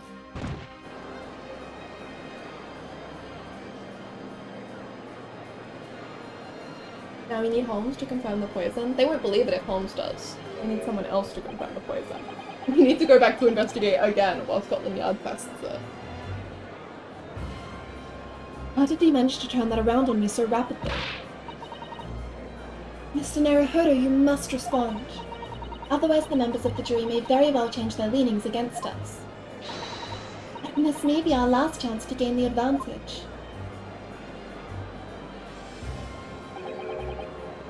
What advantage? Well, it would seem that somebody put poison on the gas pipe in Mr. Shamspeare's room, so we must name that person now and absolve Mr. Natsume of guilt. You mean, name the true culprit? I know it might sound impossible. If we fail to do that, I have no doubt that Mr. Natsume's fate will be sealed once and for all. As it happens, one possible culprit does come to mind. The evidence. Poison. It's all pointing to a particular person now. The prosecution calls for the jury to consider their leanings again. I trust you'll make the correct choice this time, Mr. Foreman. What? Oh, don't you worry.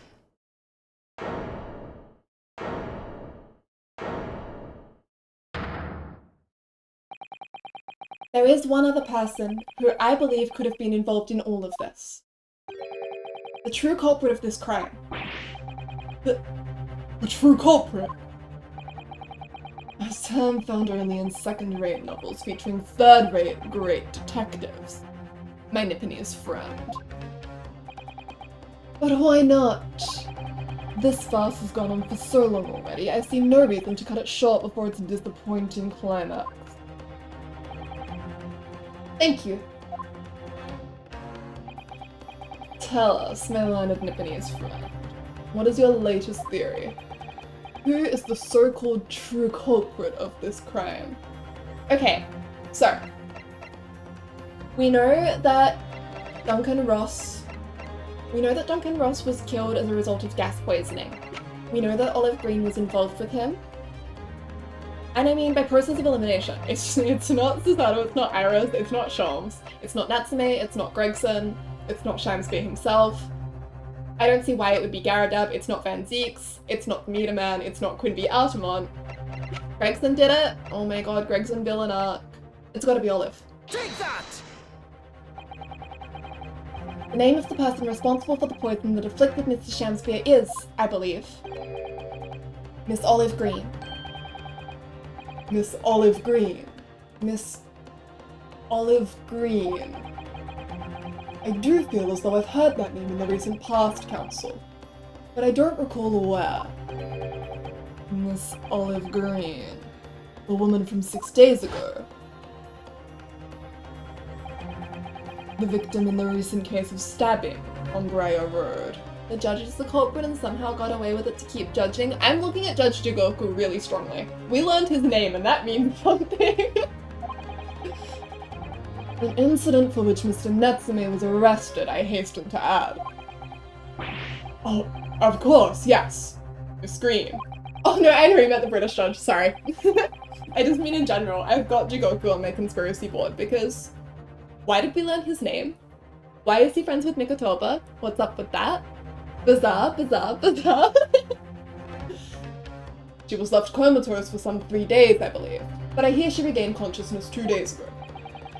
And I hardly need remind the court that Mr. Shamspeare's poisoning took place 3 days ago. Given that the woman was lying comatose in a hospital bed at the time, she appears to have a rather fine alibi. Yeah, beat dinner? Enjoy your food! Tasty, tasty, tasty. True, on the night that the incident occurred, Miss Green was in hospital unconscious. So on the face of it, it would seem that she couldn't possibly be responsible. But still, exactly, Lottie! My colleagues and I visited Miss Green in hospital yesterday, and we found her to be in possession of a bottle of poison. Just finished your dinner? Was it good? Did you have ramen? Good gracious! She had poison! And there is another fact that links Miss Green to this case as well. The defense requests that she be brought to the witness stand in order to... The defense requests that she be brought to the witness stand in order to explain the details to the court. I just finished breakfast? Tasty! Early enough? That is so poggers. And now I want ramen. Tell me, Mr. Shamspeare. My lord, pray, what be thy bidding? Are you acquainted with Miss Green? Eh? No, never heard of her. Judging by the look on Mr. Shamspeare's face, I think perhaps he genuinely doesn't know her. At least, not by name. As the voice of Her Majesty's prosecution here, I adhere to my word. We will see my learned Nipponese friends fast through to its conclusion. I appreciate that. The prosecution requests a short recess, my lord, in order to subpoena the witness and bring her here. Yes, Miss Olive Green. Indeed, my lord. 1 hour should be sufficient. Very well. I grant the request. Excellent. I hope. The defense has made a most extraordinary accusation, I must say. But at the present time, I feel the prosecution's argument remains largely uncontested. Accordingly, I'm afraid the defendant and his culpability remain the sole subject of this court's attention. Thank you, counsels. We reconvene in 1 hour. Court is adjourned.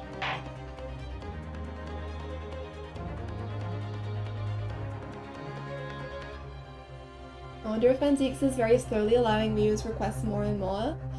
I feel like he's actually very cooperative, right? I actually really like trials against Van Zieks.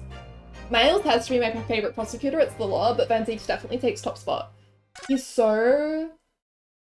I like that he always knows what you're getting at. You don't have to like over-explain it. You'll be like, this is my evidence, and where another prosecutor might be like, huh, idiot, what does that mean? He's always like, ah, so this is your point. Despicable.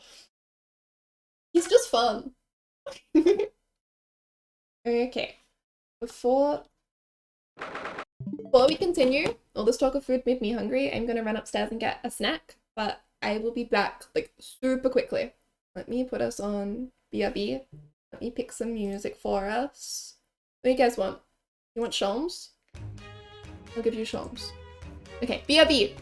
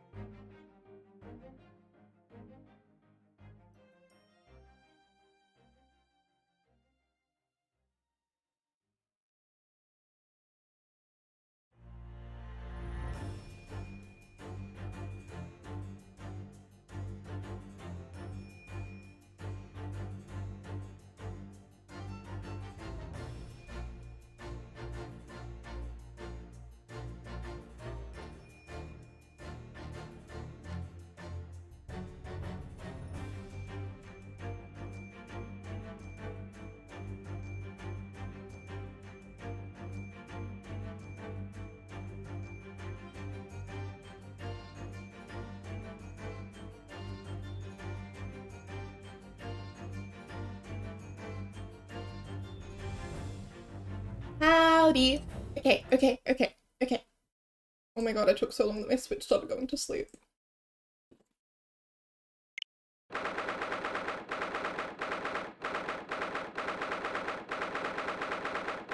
February, 11:32 a.m. The Old Bailey, defendant's antechamber.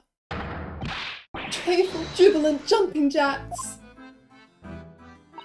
Ah, Mr. Natsune, I'm so pleased for you.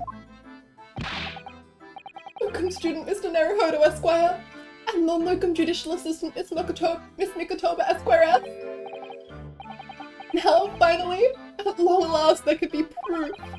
Proof that I'm innocent, and proof that my tea is innocent. Beloved! Beloved! Happy, happy, happy!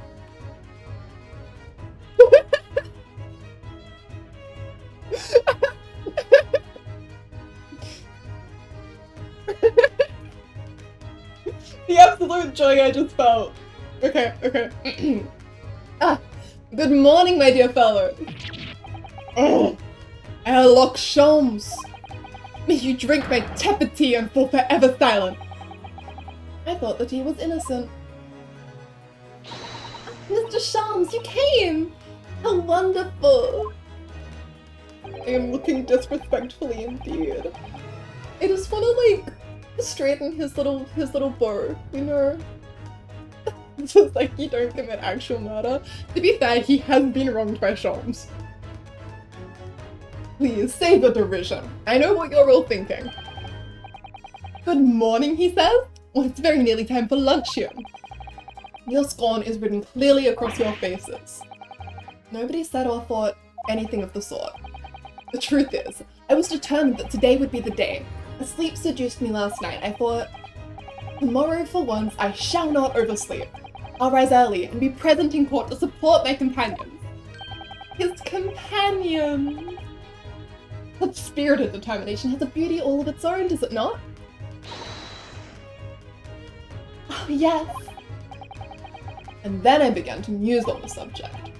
Do people oversleep, I queried. Why, time after time, did they make the same foolish blunder? And the answer came to me at once. It's so delightfully simple. People oversleep because they sleep. Well, is that not an astute insight into the matter? Yes! Upon which realization I attempted an experiment. I didn't sleep a wink all night. And the result? At first light, I was exhausted and began to be assailed by fits of drowsiness. Shocking. And so, the conclusion of last night's experiment is this. A good night's sleep is quite simply essential. Yes, I think most of us probably knew that already. What others presuppose, I prove by experimentation. That, my dear fellow, is the scientific method. Ah yes, and one more thing. Do you remember this? Yes! Sholmes with the poison bottle. Are you going to prove that it's strychnine in there? Ah! Yes, of course. It's the poison that Miss Green was about to drink at the hospital yesterday. Oh, you didn't manage to... It was a laborious task, as the bottle was near empty. But such inconveniences do not hinder Sholmes. I managed to confirm that it contains strychnine. You beautiful man! I could kiss you. I love you. Thank you so much. However, as a scientist, I can confirm that every other I've met is equally unhinged as Sholmes. We love that. We love science.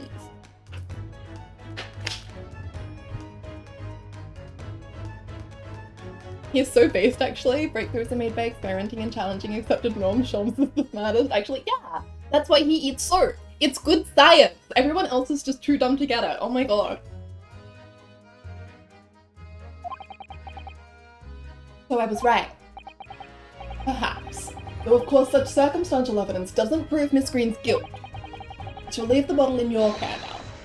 But licking the inside of the neck is not recommended. But that would be science, Sholmes. I would lick it and see if I die. Could I have a word? Branson! Oh, I love it when these two interact. Sholmes is like that one guy who did surgery on himself. They did surgery on a Sholmes. They did do surgery on a Sholmes, actually. They very much did do surgery on a Sholmes. Gregson! How good of you to come. Get it? Excuse me. Wait a minute, Inspector. I, don't wish to make a nuisance of myself. From the look on your face, I'd say it's someone else who you think is making a nuisance of himself. My dear Inspector, please, speak freely. Pretend that I'm not here. I meant like a surgeon who did surgery on himself without anesthesia. To be fair, the anesthesia wasn't working on Sholmes either.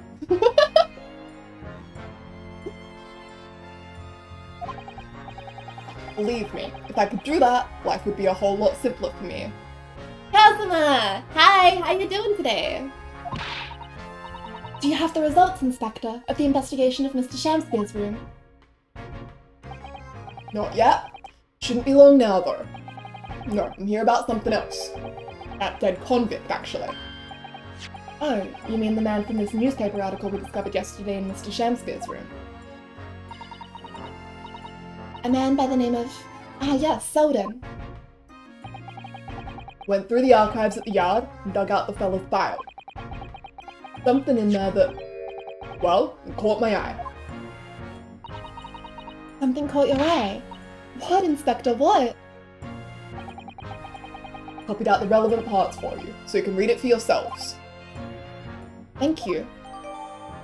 Capital offender's file has been entered into the court record. Hog? These documents? What about these documents, Susato? I would quite like to have a look. Okay, so, investigative findings related to Selden. He had 18 counts of burglary and 6 counts of suspected murder. He died of natural causes whilst in prison, his final moments witnessed only by his cellmate. The estimated £1,000 worth of loot he stole remains unrecovered. Manchester's Strangeways prison announced the death of convicted murderer and burglar Selden by natural causes in the early hours this morning. He had been suffering with fever since the end of October. Alerted by the shouts of his fellow cellmate, medical staff arrived to find him already dead before his capital punishment could be carried out. Doing great, still alive, I guess? That's all we can hope for. How about you? I'm doing great! I'm having a good day. I'm having a lot of fun tonight. Okay, and then we also have this bottle with the strychnine that doesn't appear to have anything curious about it. This all seems pretty normal to me. I don't even have an investigation prompt. Oh, wait. There. So this is the poison we've been hearing so much about. Strychnine. There are a few remnants on the bottom of the bottle here. Look. You mustn't be tempted to try it. Of course not. As long as we don't lose this trial. No! Even if we lose the trial. No! We mustn't lose the trial in the first place, Mr. Naruhodo! If you spin the bottle, this is what he thinks it means. Turn the bottle over for evidence.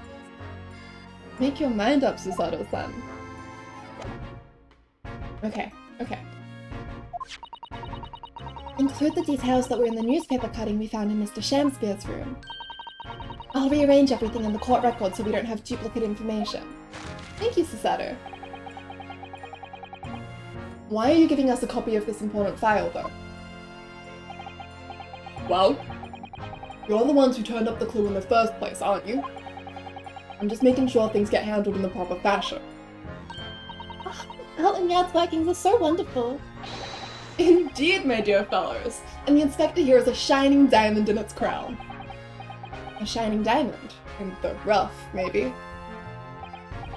Look, I just don't want to be beholden to a lawyer, that's all. Sholmes seems to, genuinely really like Gregson. That's awfully kind of Sholmes, right? He seems to actually genuinely admire him, and Sholmes is like, not Sholmes, Gregson is like, ah. Can't stand this guy. Gives me Apollo Clevier vibes. Counsel for the defense, and the defendant. Court proceedings are about to resume. Make your way into the courtroom at once. Well, I shall leave you then. I'll be listening with interest from the public gallery. Not nodding off at all. Certainly not. Talk to me! Talk to me, Gregson. Come on. Aren't we friends once? Let's just have a conversation, Gregson. Thank you, Mr. Shams. I'm rather tired of seeing Mr. Moustache in floods of tears, personally. So, the best of luck to you. By the way, Mr. Shams, please be very careful where you sit. Please be sure that you don't pick a spot behind Barak Van Zeeks, as Mr. Reaper will launch a wine bottle into the stadiums, and I would hate to see you get wine all over your clothes or worse, killed. Locum student Mr. Naruhodo Esquire! Yes, Mr. Natsume? Isn't it? Yes, this is it. Miss Olive Green and Mr. William Shamspeare. This is going to be the final battle. Shams eats the bottle whole even in his sleep. It's remarkable, really. I won't really have saved Saseki-san until I've exposed the whole truth of everything that's been going on. It's all coming to a head now. You can do it, Ryunosuke, you have to.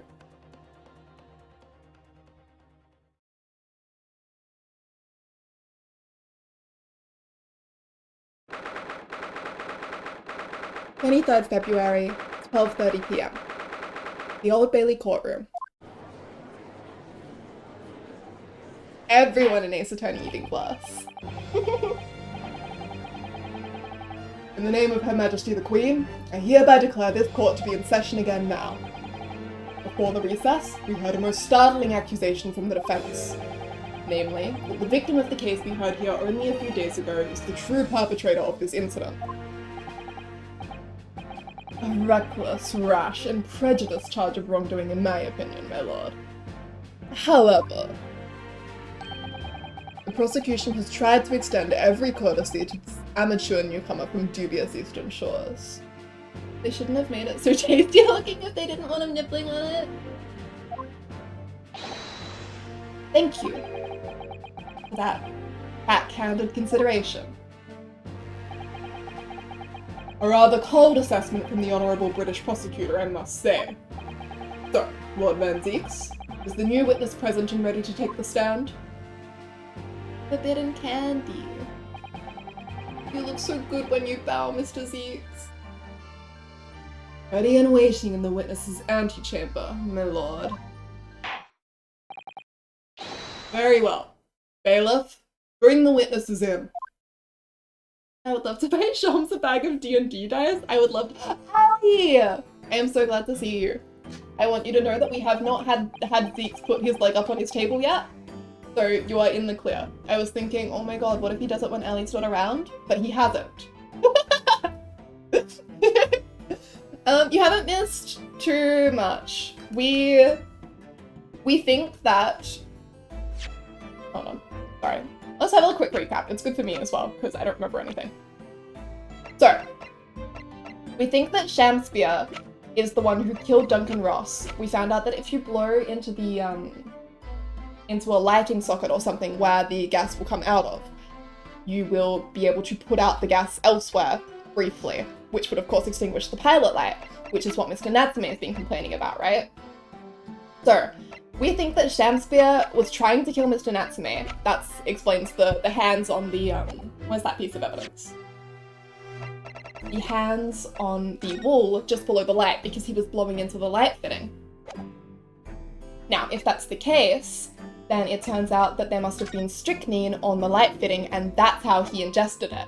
The only person who would have been able to put strychnine on it, or who would have motive to put strychnine on it, is Miss Olive Green. So we have now accused Miss Olive Green of attempting to kill Shamspeare, and we've accused Shamspeare of attempting to kill our defendant. Yeah, he's a dickhead, that's what I'm saying. Someone said Van Zeek's shoulder thingies look like feathers for the Angel of Death. Oh, I love that. Karina from Drawfee mentioned it, Nuri in the art book also said as much. Van Zeeks has fallen angel vampire motives. Beloved. There's nothing more fun than an Icarus, right? Witnesses. State your names and occupations for the court, please. William Shamspeare, my liege. For mine occupation, I can say only that I be a tragic victim, to be pitied. Currently unemployed, in other words. I'm I'm olive green. I'm a fledgling artist. Well, no. Not a fledgling, really. A hopeless failure who's too big-spirited to admit that she has no talent, I suppose. Also currently unemployed, in other words. What a coterie. Mr. Shamspeare? My lord, I am thy humble servant. Rome visas the computer, no!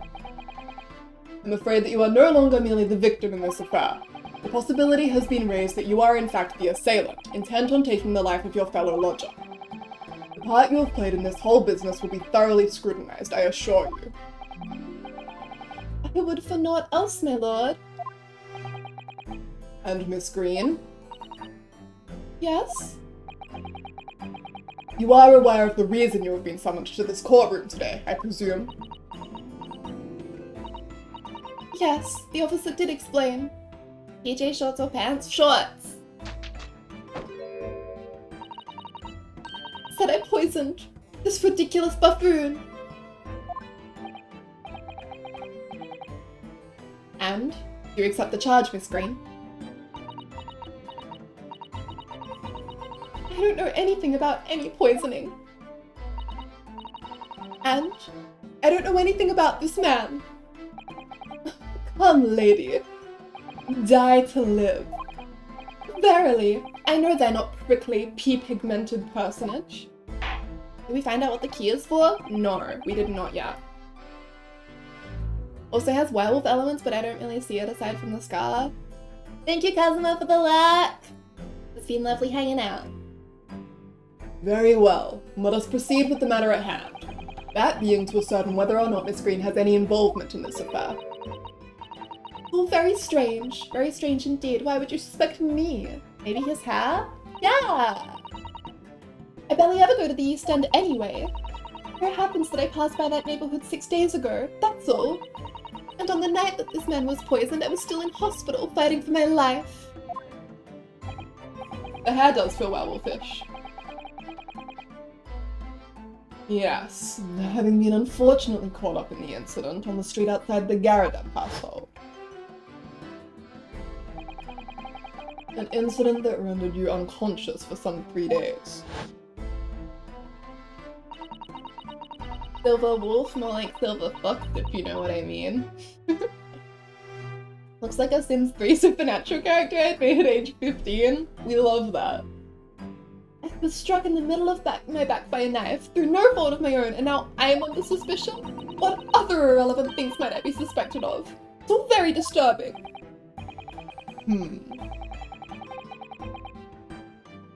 Ah!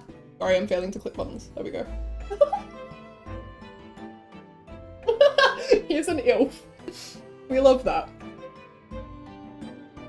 Your energies may be better spent worrying about random knife attacks, I feel, on the screen. Because I really don't want any, like, hate speech. I set the auto mod to decently severe, but it means that all of the words that I really love using, like DILF and himbo and bimbo, keep constantly getting flagged. I think last night we had to permit twink. At this point in time, all that appears to connect you with Mr. Shamspeare's lodgings is the Briar Road incident of 6 days ago. That's why. We would like you to testify formally now about exactly what happened. Oh no! The incident 6 days ago? You mean you want me to relive that awful accident? Permit twink as if it were illegal? Well, Automod seems to think so. Hang on, if I look through the lake... Wait, where does it live? Hang on. If I go to my mod view... He's a dwarf. He's a dilf, added as permitted term. What else have we got? Looks like a twink, added as permitted term. Fuckers, added as permitted term. Fucks, added as permitted term. Bimbos, added as permitted term.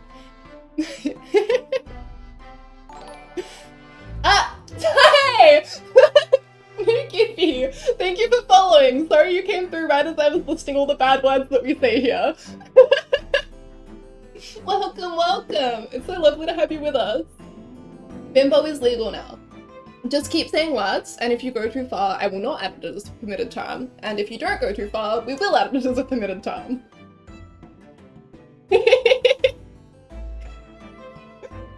Embrace bimbo.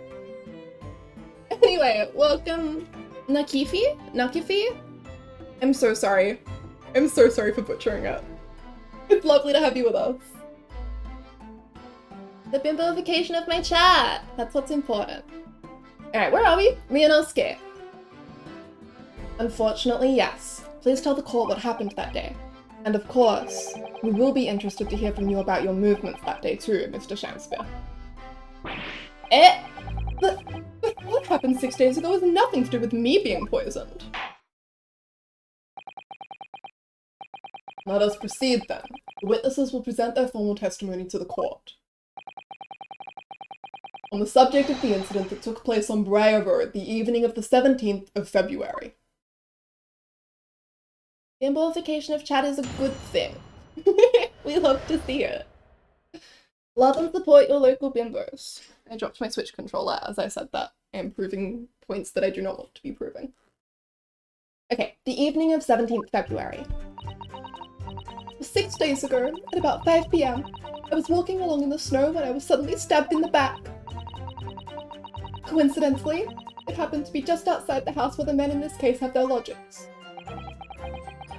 I was at the tavern on the eve of which thou speakst, for I had bespoke my supper. What tea do I make? Black tea or green tea? Green tea tonight. The first time I'd been in the area, I had a little matter to attend to, that's all. Red tea. And then put it in the snow. Anyway, I was admitted straight to hospital, so I knew nothing about all of this business. Yes, a second incident inside a week at what I believe to be aptly described as the haunted lodgings.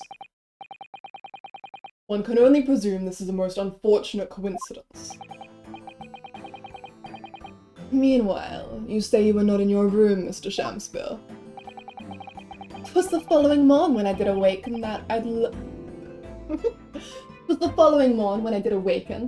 of the dire events. Strawberry tea? I've never had that. That sounds so good. Oh, I'd love to try strawberry tea. That sounds delicious. Yum. Mary, what a commotion did the officers of the law make on the floor above mine? One Saseki-san was arrested on suspicion of attempted murder. As suspected, there is nothing connecting these two witnesses but happenstance. It's true, it does seem as though they're unrelated at first glance. But I'm not so sure. There's something lurking in the shadows here. I feel certain of it. And this is my one and only chance to expose it. Counsel, you may now cross-examine these two witnesses if you wish. Yes, my lord.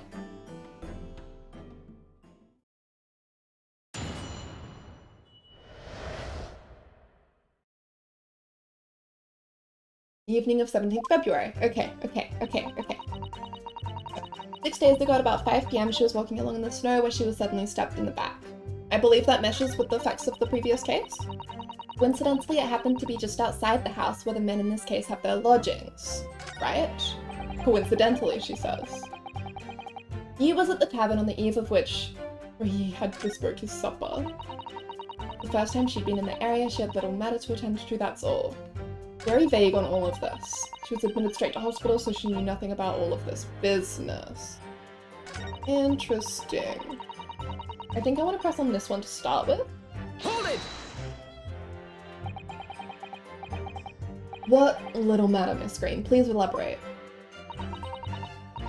It was nothing, really. It's not worth mentioning. If you remember, you mentioned it to us yesterday at the hospital. Ah. It was related to the card you were holding.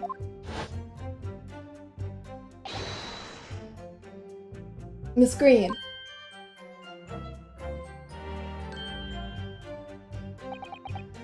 What was that? She clearly just hid something behind her back.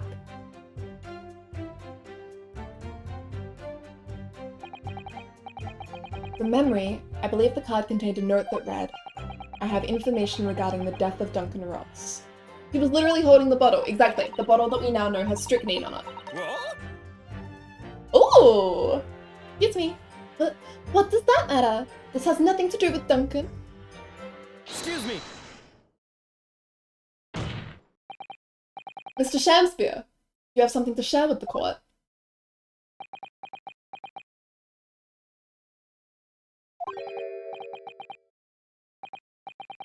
To be or not to be, that is the question. Ah, pray forgive me. The great bard's word springeth from within me with no thought. Don't tell me. It's because you're possessed by Shakespeare's spirit, right? Hearing Miss Green's words a moment ago seemed to make you think of something. Something of relevance, perhaps. Well, nay, sir, 'twas nothing at all. Presumably you know the name, though. Mr. Duncan Ross, I mean. After all, you were both lodgers in the same house. Shamspear plays a bard in D&D and his character bled onto him. Yeah. I'm crying at the idea that Shakespeare actually exists in this universe. Right? This would be absurd. The part that I'm obsessed with is that real person Soseki Natsumi interacts with William Shakespeare. Thank you, Ace Attorney, for this gift. I would it were so, but sadly nay. Lodging be a lonely occupation, sire. My lodging fellows be rarely known to me. And Sholmes. D&D bards are horny and stupid, this dude just seems stupid. That's true.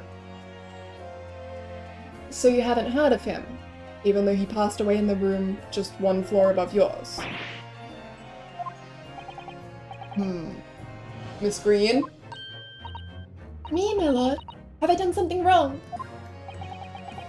The card that was mentioned before, containing the note. Do you have it upon your person? The Conan Doyle estate couldn't keep us down, Sholmes. Well, I'm actually really curious, right? Because Sherlock Sholmes... Nope! Oh my god, I've been saying it for so long that it started to sound real to me. Sherlock Holmes is public domain. Not all of them, but certainly the first few. I know the BBC Sherlock was sued for having emotions. The Arthur Conan Doyle estate was like, oh my god, no, you can't do that.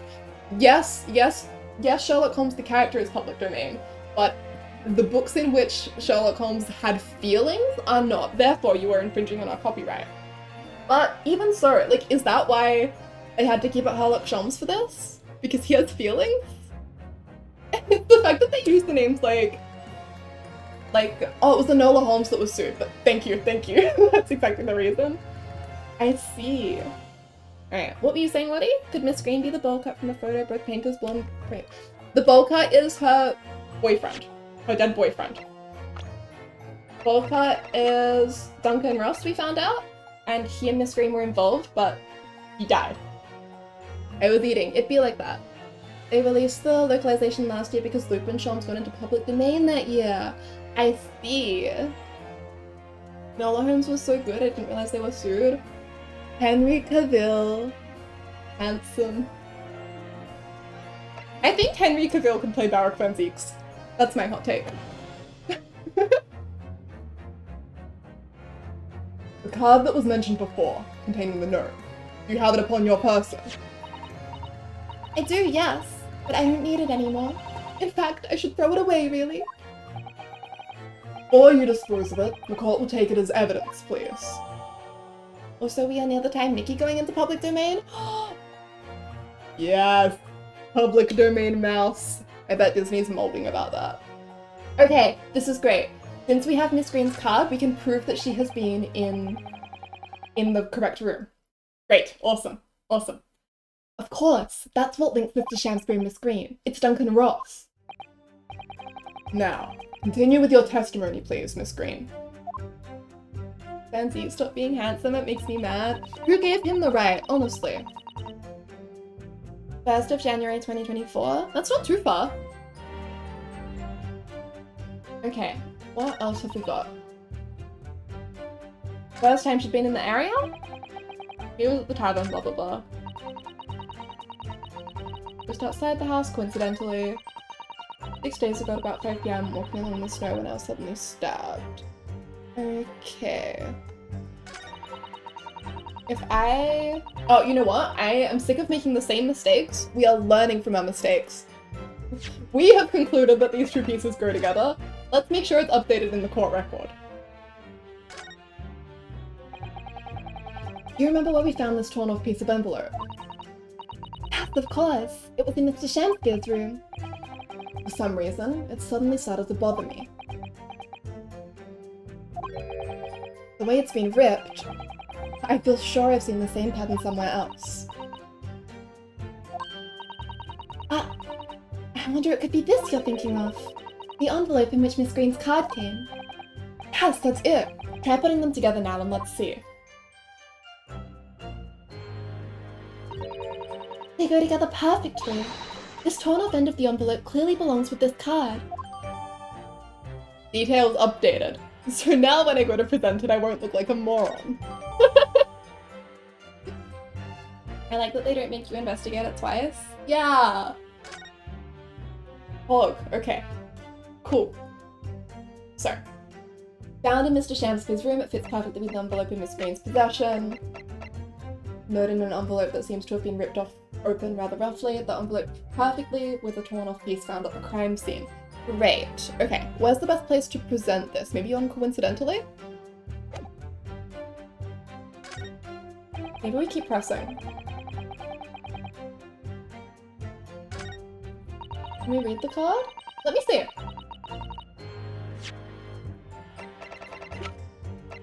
I guess I haven't examined this yet, you're right.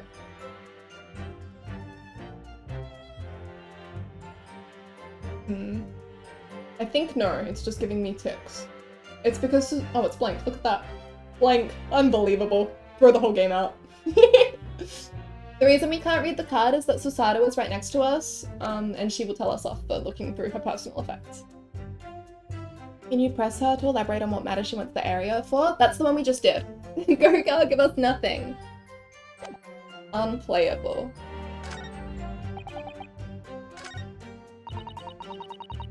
Coincidentally, it happens to be just outside the house where the men in this case have their lodging. No, you're finally! It is easy to miss things, especially when you're not the one pressing the button.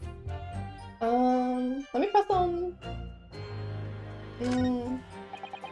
let's press on this one. Hold it!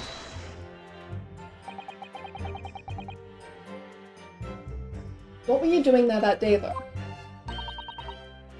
What do you mean? The art school you attend. What's it called? Yes, it's the Thorndike Academy of Fine Arts. And there's me who presses every statement. I'm more inclined to press every statement when I can speed read them, not when I'm reading them out loud. I don't want to do the minimum, I want to experience as much of the dialogue as possible, but I also don't want to have to read as much of the dialogue as possible, so we are trying to strike a balance. According to Mr. Shams, that's just in the vicinity of Brixton Road. Hydrate! Yes, sir, thank you. Water is so good.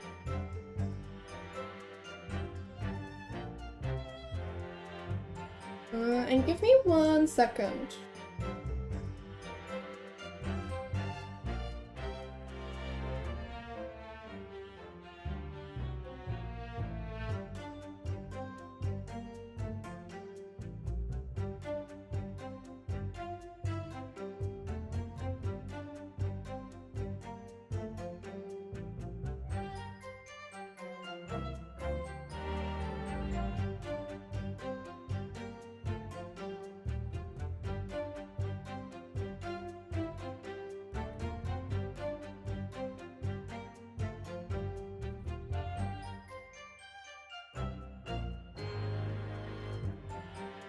Sorry, typing.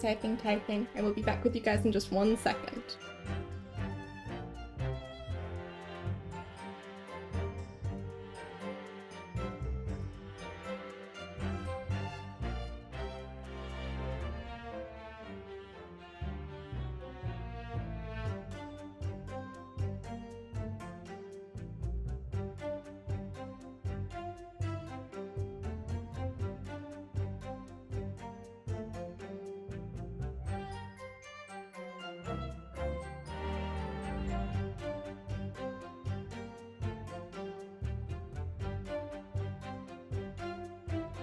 Okay.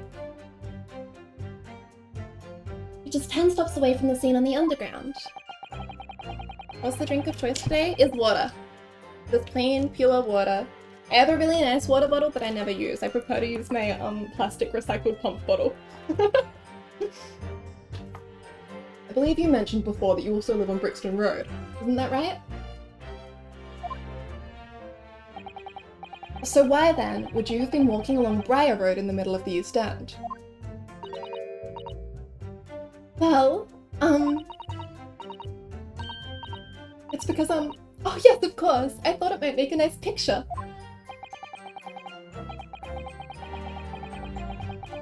Witness is a student of art. City-dwelling artists can't all paint grand urban vistas. That's right. I happen to like the crumbling look of that part of town. Perhaps quaint would have been a less grating term. The point is, she's definitely hiding something. Yes, it seems she's not going to be forthcoming with the truth. She's trying to hide why she was there that evening. It must mean there's a reason for her not wanting us to know. That's the key to this. And you, Mr. Shamspeare, on the evening of the incident 6 days ago, would you tell the court what exactly you were doing? Would be my pleasure, sire. I was at the tavern on the eve of which thou speak'st, for I had bespoke my supper. Bespoke my supper. Okay.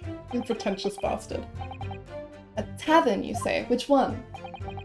'Twas the Slug and Salad where I did tarry, to the Jewel in the East End.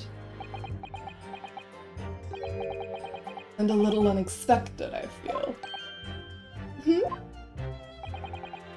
What do you mean, Lord Van Zieks? The Slug and Salad offers unusually fine dining, for the locality at least. Not an establishment you'd expect to be patronized by a man with not even a crumb of bread in his room. It's true. The menu lists premium crusts of bread and glasses of water, in different levels of cloudiness. I would have expected Grub's grubbery in the local vicinity to be more appropriate for your means. Watery soup and mushy peas, or rather soupy water and pea like mush. He got that smack bomb with pay wet. And he sure called him out. All equally appetizing. I just wanted to try some water in a different pub for once. What's wrong with that? Why is Van Zieks damaging his own client? Because he's poggers and he is committed to finding the truth. That's another thing I really like about Van Zieks. He never tries to cover up evidence that might hurt his case. How different can water really be? Or perhaps there's a more plausible explanation. A specific reason why he had to go to that particular establishment. Agreed. The fact that on that day of all days he dined at a place he wouldn't normally. It does stand out. So Mr. Shamspeare's own actions on the day of the incident 6 days ago were slightly suspicious. I wonder if we have some evidence that can explain those actions. Let me have a look. Now, his actions were suspicious.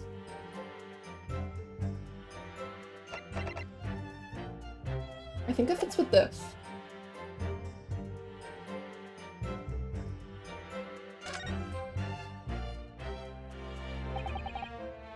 Van Zieks chooses violence towards everyone, for real. Mr. Shamspeare. Yes, sire? On the day in question, is it not the case that you visited the Slug and Salad, a place you don't normally patronize?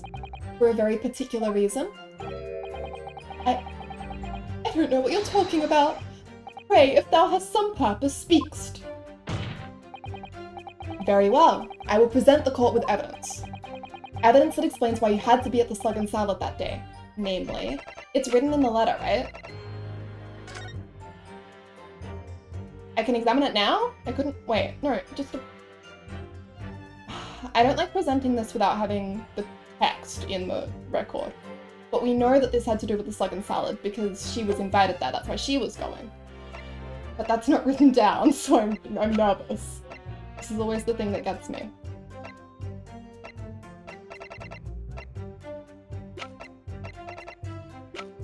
This is something that we always know, but Oh, give me 1 second. I can hear my little dog knocking on my door.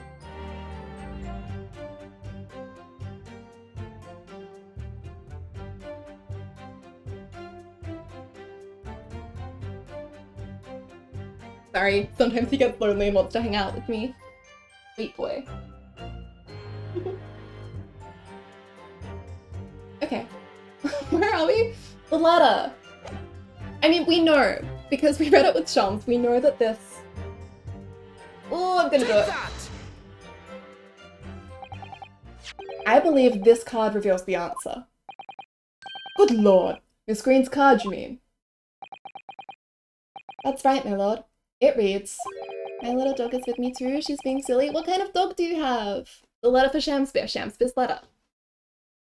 I have information regarding the death of Duncan Ross. Come to the Slug and Salad on Briar Road at 5 PM on 17th. Don't tell anybody else about this letter or the meeting. It is a matter of utmost importance. Mr. Shamspeare, your actions on the afternoon of Miss Green's stabbing are exactly as described in this note. Personally, I find it hard to believe that's a coincidence. Don't you, Mr. Shamspeare? Well? Excuse me, can I say something? Yes, Miss Green? That card was delivered to me. It doesn't have anything to do with this odd man, does it? Well, you'd think so, yes. But it's hard to believe it's merely... Oh lord, may I? May you what, Miss Green? I'd like to make something very clear about that card. Very well then. You may amend your testimony to include details about the peculiar note. This note was delivered to me at my address. It's nothing to do with the odd man here next to me. Well, that's not true though, is it? Down to Mr. Shamspeare's room. A straight-haired terrier mix? That's so cute! Tiny.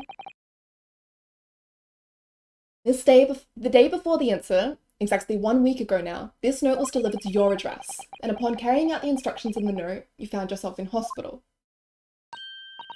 Yes, I did. It's terrible, everything that's happened to me. Yes, it is terrible. If it's all true, that is. What do you mean? Miss Green, have a look at this, please. It's the torn off end of an envelope. Oh, is it?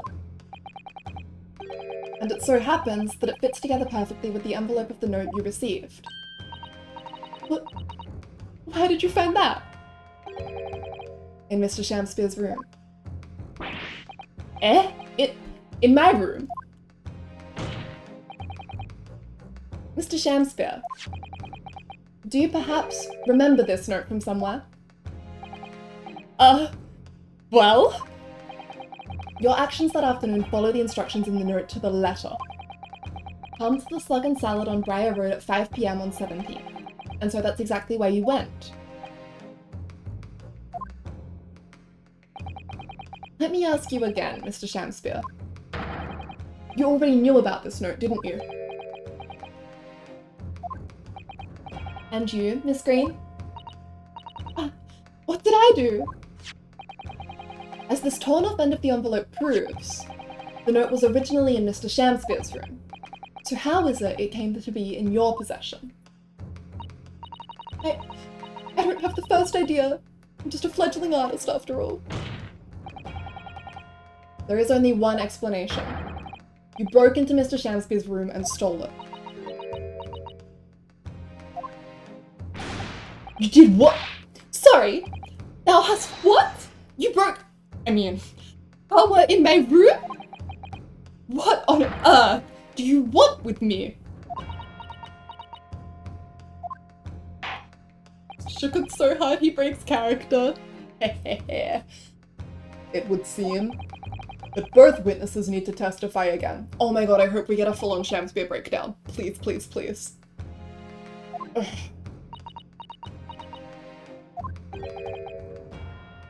Miss Green. Yes? Whilst you have the court's sympathy, I'm sure, for the suffering you have endured in recent events, anyone found to be giving false testimony in a court of law will be duly punished. Please bear that in mind.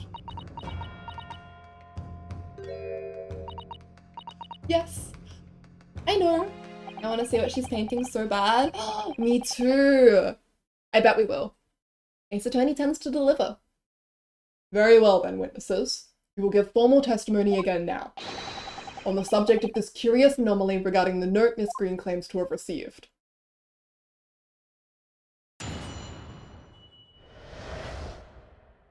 The anomaly of the note. I do remember now. It was a week ago. Peradventure, that note was delivered unto me.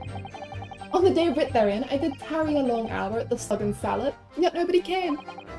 Thereafter, on the evening I shared the company of the Japanese fellow, I did see the note had vanished. I don't know what you mean. You think I snuck into this man's room, do you? Why would I? I can point out the villain here. And as for that torn off piece of the envelope, I don't know anything about it. You now claim to have received this letter, do you, Mr. Shamspeare? Faith, 'tis so, my lord. And I would swear to have set it upon the table in my humble lodgings. Yet, clear to me now that since I returned from the tavern that night, I have not laid eyes upon it. Well, that being the case, young lady, it would appear that your testimony was... A lie? Is that what you think? How unfair of you to think I'm the one lying. I beg your pardon? I'm just a fledgling artist, as I said, and fledgling artists don't lie. That note was delivered to me at my address. Besides, we all know who the liar around here is. If that's true, Miss Green, how do we explain the facts? This part of the envelope was, without question, found in Mr. Shamspeare's room. I don't see why I should explain. Thank you for the like, Nautilus. Sorry? I'm a fledgling artist. My job here is just to say what happened, that's all. It's your job to give the explanations and the proofs. You, the fledgling lawyer. The fledgling will do his best. I have a Twitter link with a pic of Doggy if you want to see. Yeah! Send it through to me on Twitter. I'll have a look after stream.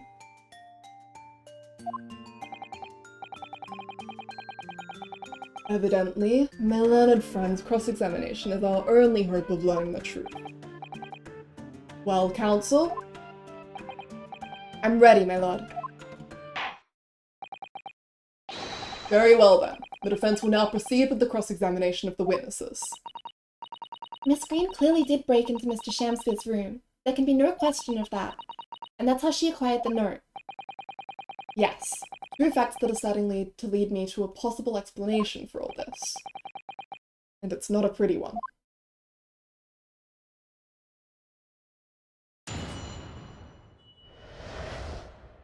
The anomaly of the note. Okay. So, a week ago the note was delivered to him.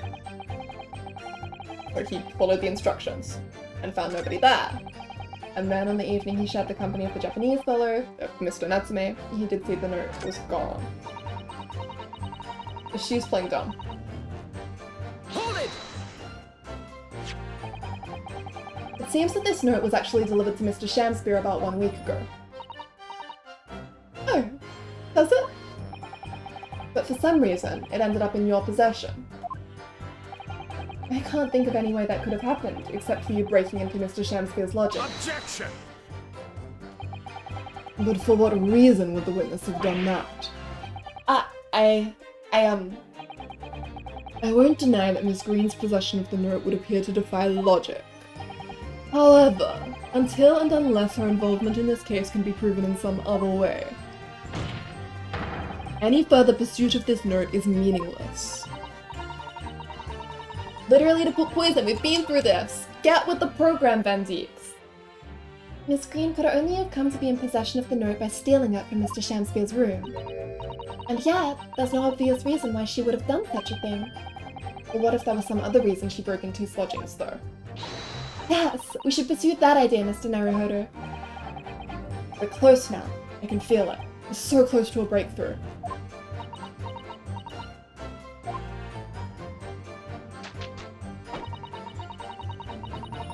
Okay, and she thinks that she can point out the villain. She doesn't know anything about the envelope.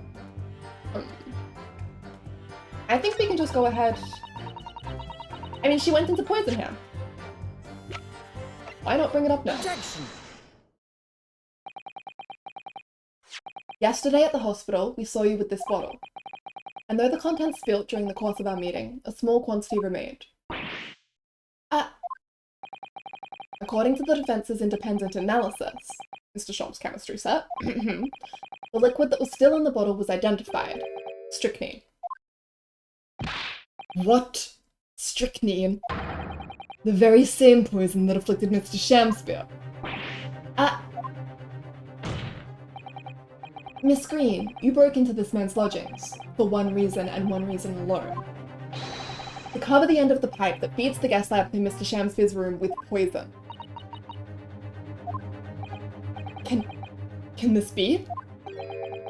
You broke into my room to... It may seem incredible to the court. She's got a paintbrush on her, she painted it on, she's guilty. But from the remaining clues, there is only one logical conclusion that we can reach. The person who attempted to take Mr. Shamspear's life with poison was you, Miss Olive Green.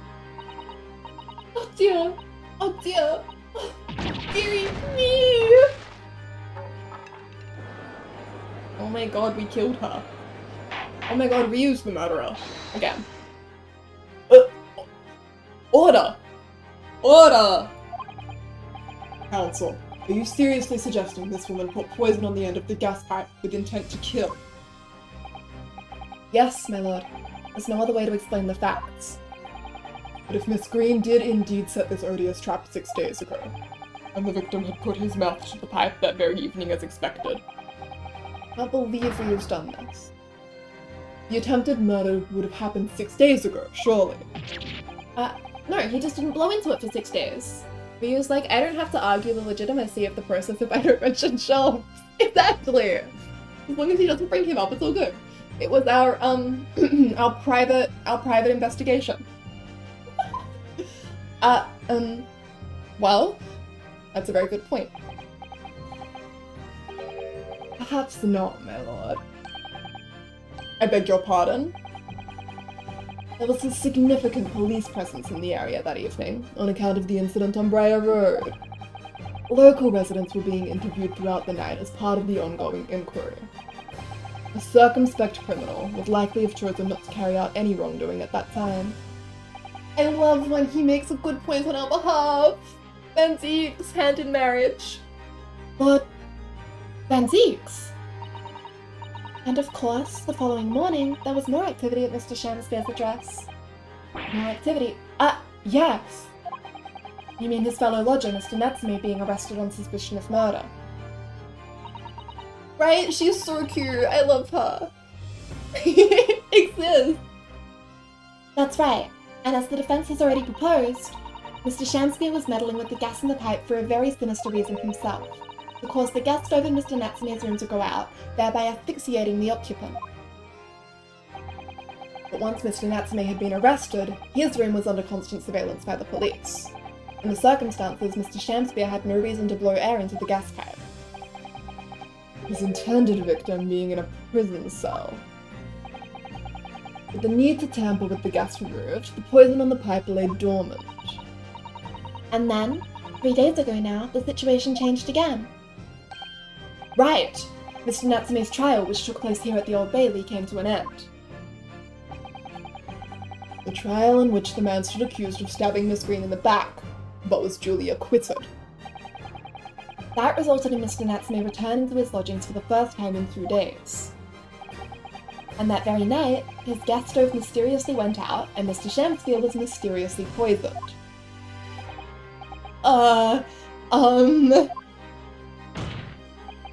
In conclusion, the poison that was present on the mouth of the gas pipe had been put there in the victim's room some 4 days earlier. Soseki really can't get a break. Yeah. We love to see it. Shamsbury is almost killed. Why is everyone trying to kill Soseki and or frame him? He just has horrifically bad luck, right? Or should I add this to the conspiracy board? Shamspear's poison. The poison for Shamspear. The poison chosen specifically to kill Shamspear. Then why did she just not know that strychnine wasn't lethal?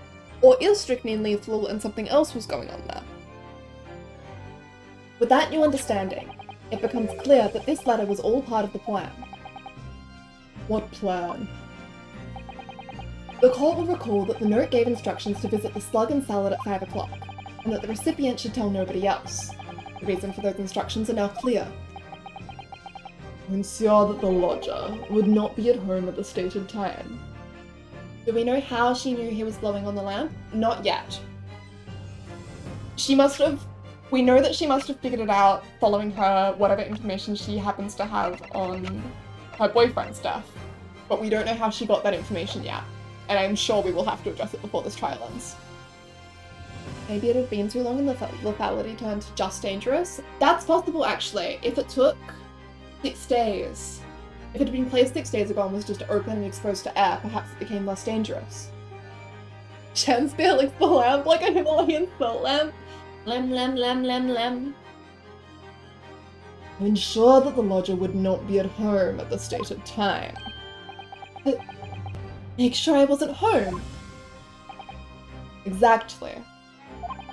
While you were out, Miss Green could safely slip into your room, knowing that she wouldn't be disturbed. You mean to say the letter was written by Miss Green? Yes. And in order to cover her tracks, she took it away with her when she left. Aries goat transformation redeemed for 1.2k? You know what? That sounds really fun. I'm actually gonna... Let me write that down real quick. I want to make that. I would love to turn into my little Aries goat self. Aries Ram transform. I'll see if I can get that up before next stream. And in order to cover her tracks, she took it away with her when she left. Just after she smeared poison over the mouth of the gas pipe in your room.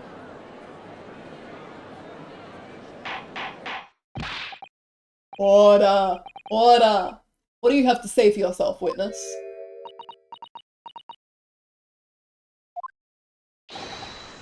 Just who are you? Why did you try to kill me? So you admit it. Miss Green's motive should be obvious.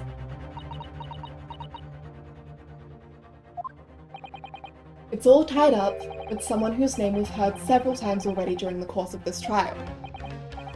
So, that's what's behind all this. Little murderous Moomin character. I love when Shamspear gets so shocked he drops the Shakespeare thing. Me too. You will share your apparent understanding with the court, please, counsel. Which person is behind this woman's motive for the attack on the victim's life? That would be Duncan Ross. Take that! Duncan Ross. That's right. Before the defendant, Mr. Natsume, took up residence in the lodgings at Mr. Garadev's, somebody else was renting the room. Mr. Duncan Ross.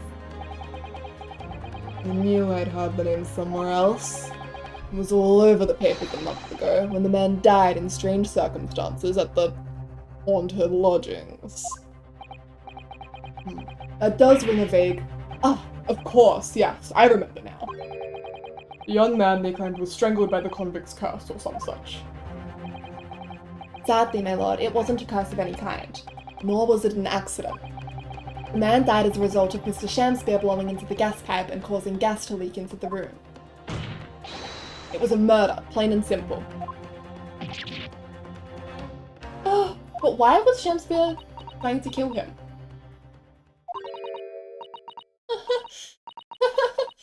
Well, what do you know? The world is so unfair. Curses, serious deaths. That's all people care about. It's an interesting story. They want to know. It doesn't cross their minds that real people are involved. And once they're bored, 1 month later, once the story's lost its appeal, everyone's forgotten him. You mean you... Duncan was... Mr. Ross was Miss Green's fiancé. Fiancé? You may not have known until now who Miss Green really is, Mr. Shamspear. But she's known exactly who you are all along. Because you're her sworn enemy, the murderer who took the life of the man she was to marry. Honey! Miss Green, is it not the case that in order to exact revenge on Mr. Shamspear, you smeared poison over the end of the gas pipe?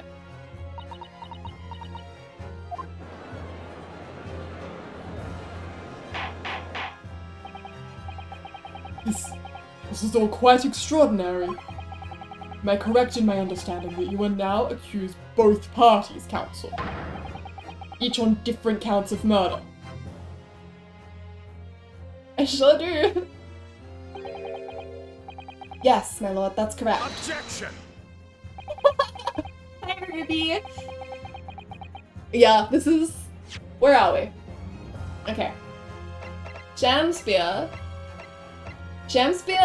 was behind Duncan Ross's death. He poisoned him, and he was trying to do the same to Sasaki Natsumi, which means that the person who poisoned Shamspear was Olive Green trying to seek revenge on him for killing Duncan Ross, her fiancé.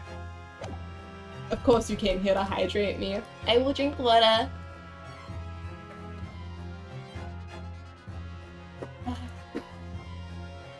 Inhaling so deeply, it appears that my fledgling learned friend has taken in a lungful of dubious gas that's causing his judgment to be clouded. What? Why would Mr. Shamspear have wanted to kill these lodgers, as you say? You have completely failed to provide a motive to substantiate your accusation against the man. You're right, you're right. Stretch! Yeah, that's a good idea actually. I'm getting a bit stiff.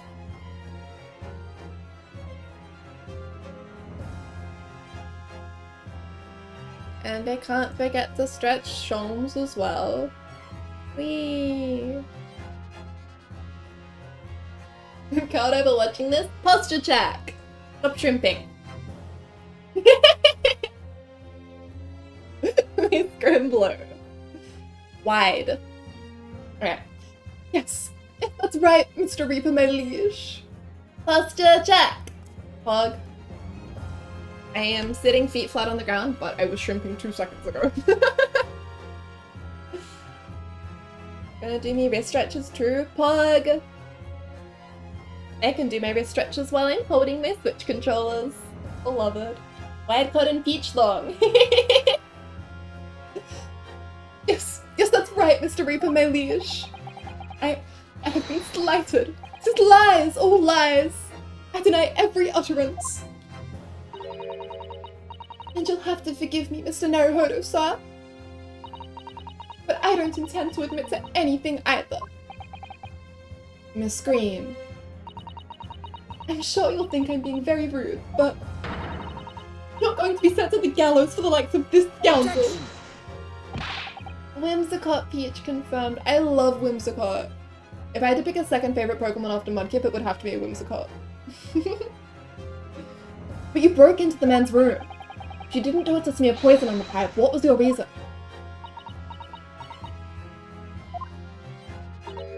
I thought I'd have a look around, that's all. Sorry? Shamspear's dance is creepy. He is vibing. He is jumping. You're right, I suspected him. I thought perhaps I might find some evidence or something in his room. Evidence that it was him who took Duncan's life.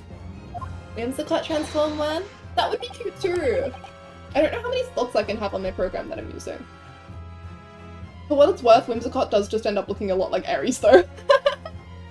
Maybe we kill 2 birds with 1 stone. Oh vileness, oh villainy, oh tyranny, oh rotundity of a woman. But in any case, whenever I leave my room, I do turn the key in the lock. The key around her neck finally comes into play.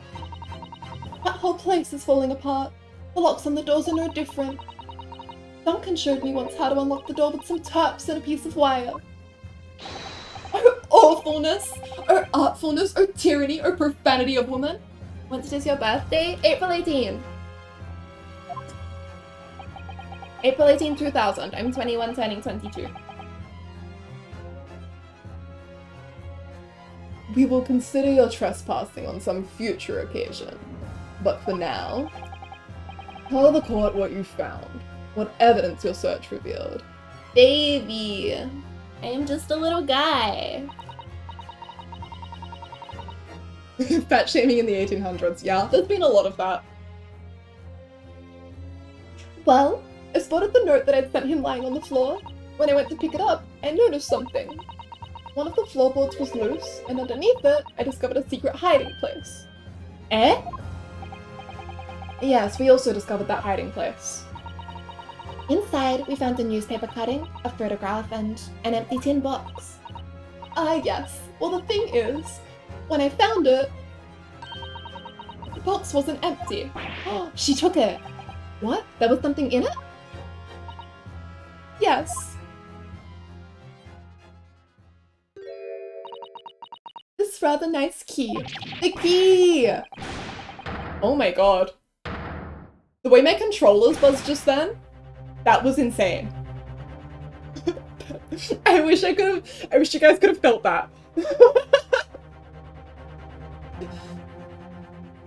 What are you doing with that? What the? Every ounce of color has drained from his face. Give it here! Give it to me now!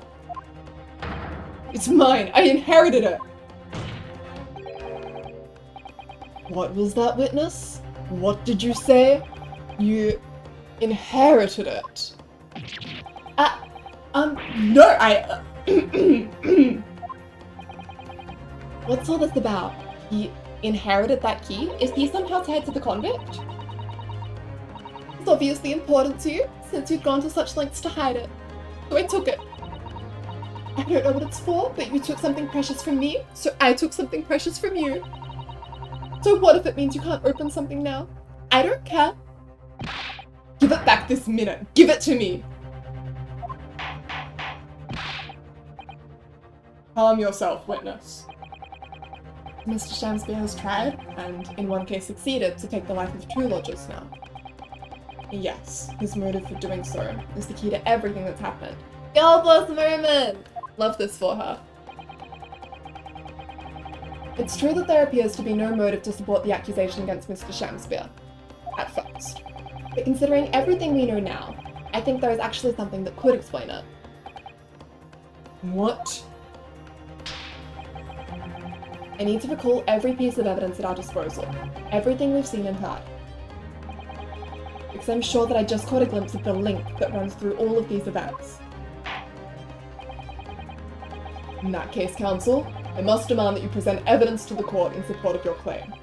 What is it that you say can explain the motivation for Mr. Shamspeare's alleged crimes? I want to have another look at that piece of evidence on the convict. An estimated £1,000 worth of loot he stole remains uncovered.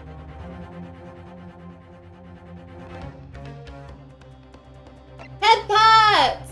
Happy, happy, happy, happy! Thank you so much! I wonder if Shamspeare is a sham, but I do like his profile art. Me too! I'm going to bed. Sorry for popping in for such a short time. No, I was surprised that you were awake, to be honest. Lovely to talk to you. I love you. Good night. Okay. So. Sorry, I lost the thread of things for a moment now. Okay. We're looking for the motivation for Mr. Shamspeare's alleged crimes. Why is the key so important? I really think that it's the capital offenders file. I think he's after the loot. An estimated £1,000. I don't know what else the key would be to. What other evidence do we have? Okay, we've got the armband, we've got the book receipt that shows us which books it was. We've got the street map, which, yeah, the teacups, the envelope, the soap, the crime scene photograph. He is a broke bitch, exactly. And he happened to share lodgings with this guy. We've got the medical report, ingestion of a small quantity of strychnine, a container for poison. Okay, we've got the gas meter, it's not this. Handprints, hidden photograph, bottle of poison. I think it's the capital offender file. That's an official police report, is it not? The Selden file. How did you get hold of that? Selden? The now sadly deceased Mr. Ross and the defendant Mr. Natsume have only one thing linking them. The fact that they had lodgings in the same room. Ali? No. Well, yes, we know this, certainly. A room that was formerly occupied by Selden. Until, that is, he was arrested by Scotland Yard for his involvement in multiple burglaries. I see. And it so happens that the convict Selden left behind one very substantial mystery when he died. And there's some £1,000 worth of loot that he stole. Which, as yet, remains to be found. Higher the hand pose? Cool. Yes, of course. It's coming back to me now. It's written in his file here. £1,000 lost en route to hell. That was how the papers summed it up. And it seems that one particular fellow inmate was with the convict in his final moments. Not hard to imagine Selden entrusting that inmate with his most closely guarded secret. Oh my god, Shakespeare in prison! The location of the stolen loot, and perhaps a key to unlock whatever container the valuables were in. You mean this key is... Selden and Olive would be perfectly together, both being round? I wonder why he was in prison. Isn't it so interesting? I would also like to know. Mr. Shakespeare, it was you, wasn't it? You were at the capital offender's side when he died, were you not? Gotta go and try and figure out my own stream now. Have fun. Bye, Lottie! I didn't realize you streamed. I'll have to go check you out. Thank you for the head pats. Thank you so much for sticking around. Enjoy your stream. I hope it goes really well for you.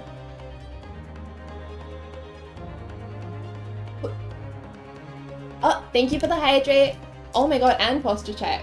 I am sitting... I could sit a little straight up. I'm straightening up. Thank you, Lottie. Bye! Let me drink my water real quick, chat.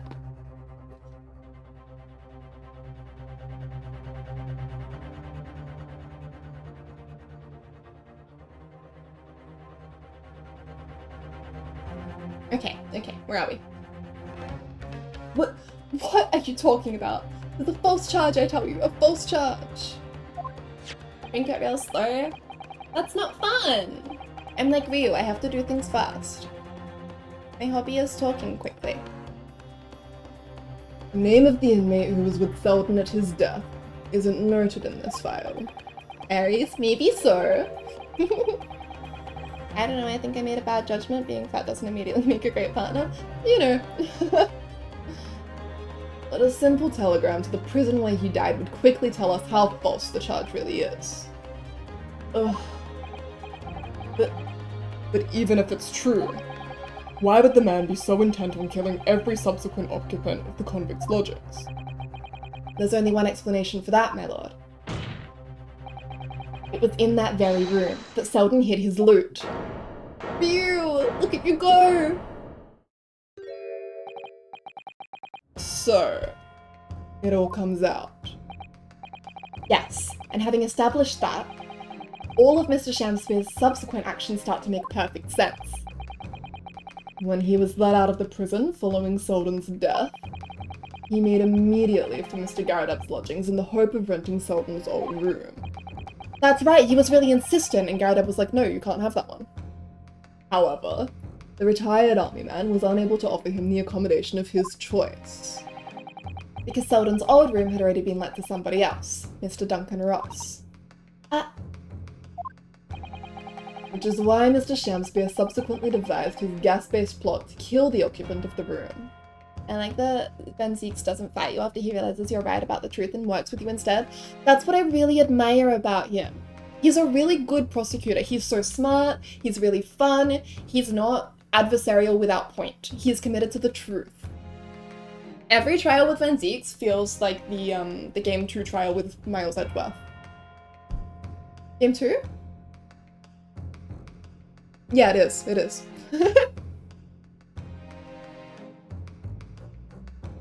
Which is why Mr. Shakespeare subsequently devised his gas-based plot to kill the occupant of the room. When he was successful, he presumably intended to inquire about switching into the newly vacant room. However, a certain jittery someone had beaten him to it. Mr. Sasaki Natsume, the defendant of this case, no less. So you decided to use the ploy with the gas again, didn't you, Mr. Shamspear? This time to oust Mr. Natsume.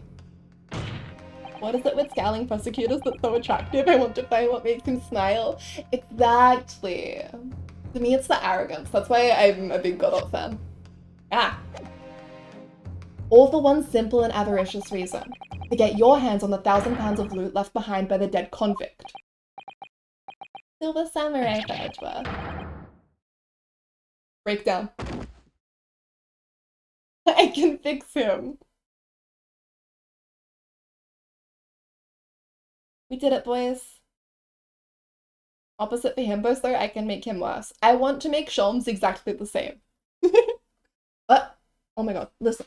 I want you to have me loot. Anything to stop the coppers getting their mitts on it. It's hidden in the room where I was lodging when they got me. Yeah, this is the key to it. Take it. Always stay one step ahead, mate. See you in hell, I guess. Shamsphere. We do need to make more Sholmes, please, immediately.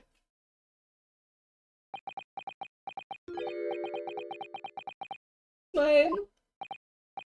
Puts him in a jar with a few leaves and a stick. You have to put a little, like, a bunch of treats sticky taped to newspaper that's all wrapped up for his stimulation. Can I have 5 more of these little bomb bitches, please? Allie? Allie? No. Listen. Listen to my voice. No. What did he just say? It's mine. That loot is mine. Yeah, okay, we can put a little bar of soap in it. Oh, yes! Breakdown, breakdown, breakdown! Mr. Shamspear? What lies? I don't accept any of it. Why should I? After all, you don't have a shred of evidence. You can't prove I killed that fellow. Oh, so I'm the victim here, remember? Isn't that right, ladies and gentlemen? I don't admit to it. There's nothing you can do. Under arrest me? For the time being, anyway. Please, you can't arrest the victim, can you? Isn't that right, ladies and gentlemen? It's so close. I just need a few more hours. I swore to myself that I'd get my hands on it. And I can almost taste it now. You really think I'd just give up? There's no question in my mind now. This man is guilty through and through. He seems so utterly intoxicated by the idea of that loot. I'm afraid that however hard you press him, he'll never admit to what he's done, Mr. Naruhodo. There is a way. Pardon? There's one way I can finish him. No! He's already committed the most heinous crimes to get his hands on that loot. Which means all we need to do is find it first. A fine plan. Were it not for the fact that the police thoroughly searched the room following the death of Mr. Ross. If it's there at all, it must be very well hidden indeed. You're going to finish it? Oh my gosh. Without conclusive evidence, I certainly cannot rule. If only there was some way we could find the convict's loot quickly. Finally, he chose Karama? Slice. Finish him, but Mortal Kombat style. Miyamosuke for Smash, please. This is the final piece in this complex puzzle, but I think we might have it in our possession already. Or rather, I think we may well have something that can help us find where that loot is hidden. Do we get to use? My lord. Yes, counsel. The defense would like to make a proposal, about how to find the late convict's hidden loot. I believe we are already in possession of something that could give us a clue as to its whereabouts.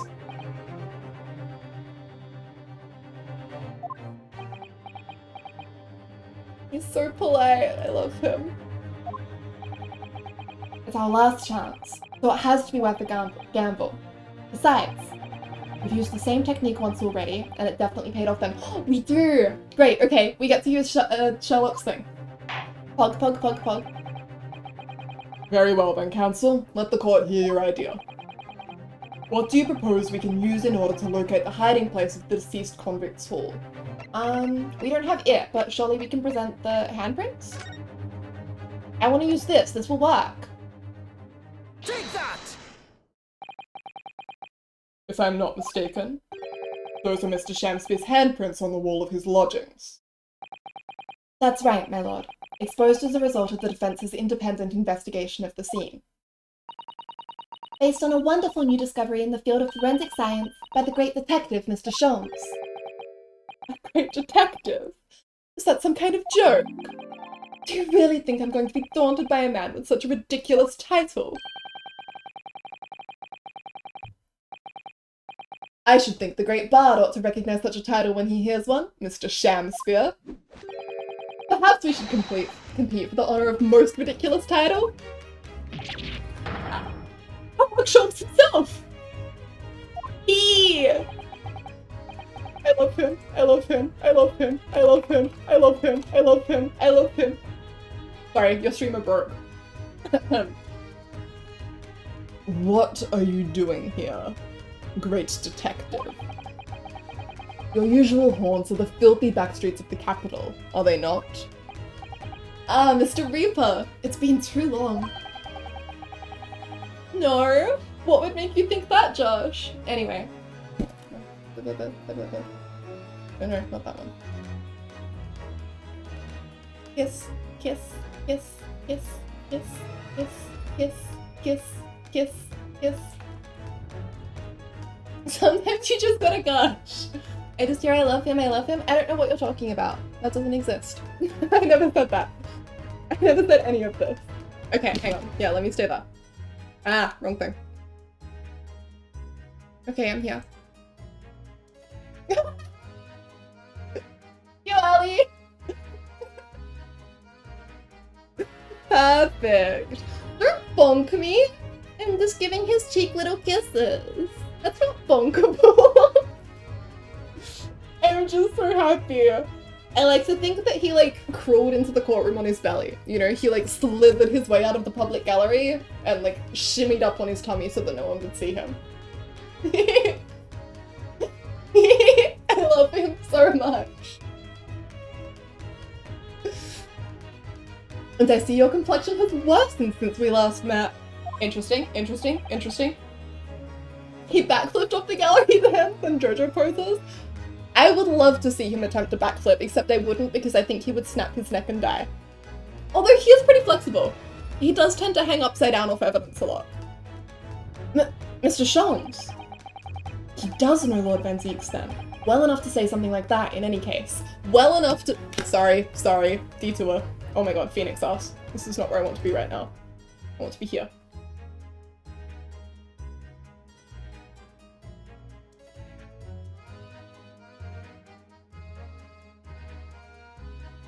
Knows Arok Van Zeeks. Okay, sorry, we're good. Not get the dog. Go back, we're going back. Give me a second, give me a second. Sorry, I have to open my little... What's up, Ellie? What do you want? You want to go back to the board? Us? Okay, sorry, yeah, let's go back to us for a second. Us. Phoenix us. We had to enlarge it a little bit. I didn't do a very good job, but that's okay. Let's just give him one of these. Great, it's fine. Phoenix us. Bye, Josh! Love you, Josh! Alright, okay, gaming.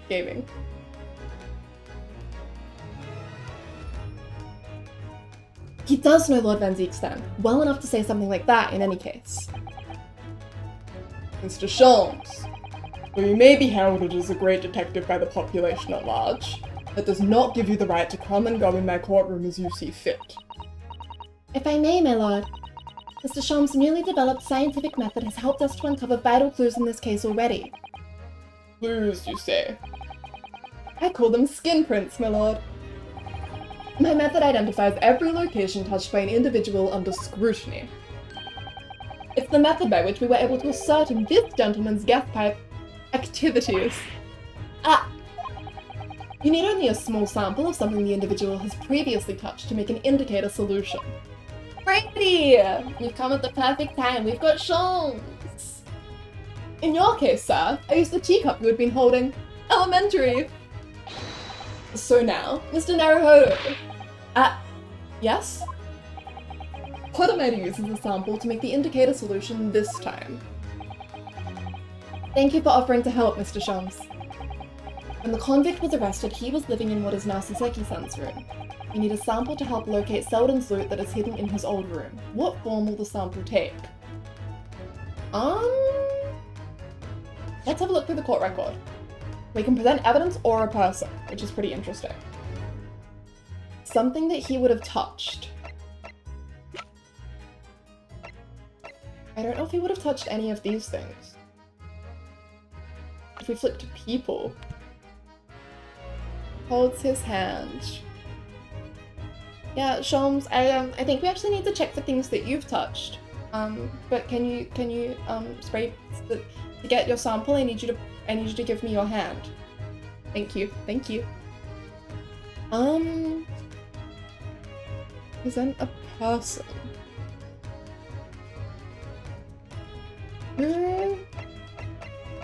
None of the evidence makes sense, right? Selden didn't touch any of this. So it has to be a person. But I don't know who. We need a sample to help locate Selden's loot that's hidden in his old room. What form will the sample take? Show us on the model house where Sholmes touched. Ah! I'm going with person. Hopefully Ryu says something that gives me a clue. No, it's not the floorboards because it's the other room. That's why I'm confused here. Sholmes, we can't have you running off, so I'm gonna have to hold on to you. I say that, and it seems like I'm about to hold his hand, but actually I put him on one of those toddler backpack leashes. We will need something of Selden's in order to create the indicator solution to find his loot. And something the convict owned happens to be in the possession of somebody listed in the court record, the key that Olive has. Upon my word, Mr. Naruhodo, your powers of reasoning appear to be on the up. So, which particular person do you have in mind? From whom can we obtain a possession of the late convict Selden to create the indicator solution? Olive Green has the key. I do want to draw him on the backpack leash a little bit. Miss Green. Me? What do you want with me? The key around your neck, if you please. Does the Switch version have achievements? Yes, I don't, care about them though. Sorry? That key belonged to Selden. There will be remnants of secretions from the man's skin on its surface that we can use. Very true. That is the sample we need. Secretions. Secretions. That one meme of the children with leashes, but it's Susato regularly reached. Really good image, thanks to you. Using it, we can create the indicator solution required for Mr. Sholmes' skin print seeker. And find out exactly what Selden touched in the room that he used to rent. Even if Nintendo games don't have an achievement interface, some games have it in a menu. I keep seeing them pop up when I occasionally stumble onto one. Pursuit! Iris is holding onto her hand so she doesn't get lost. Beloved. Mr. Shamspeare! As one great to another, I assure you. If the late convict's haul is hidden somewhere in his former lodgings, I shall uncover it in no more than 30 minutes. Ugh. So, Mr. Shamspeare, the truth is well within our grasp now, and as such, you will never get your hands on Selden's stolen wealth.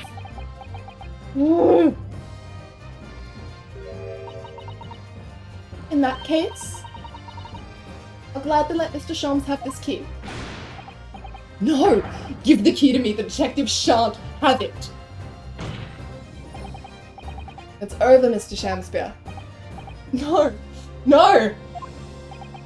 You're out of options now. There's only one thing left for you to do. Admit your guilt. No! A shamble spear!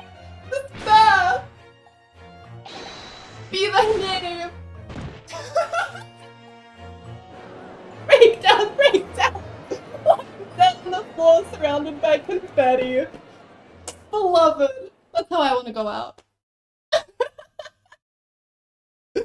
7-foot vertical leap. These lawyer stands are so sturdy. That one was really good. Thank you, Ace Attorney. I never intended to kill the man. I just wanted to drive him out of the room, that's all.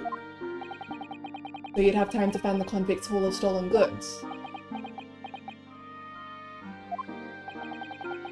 Yet after you'd killed the young man, you still didn't move into the room.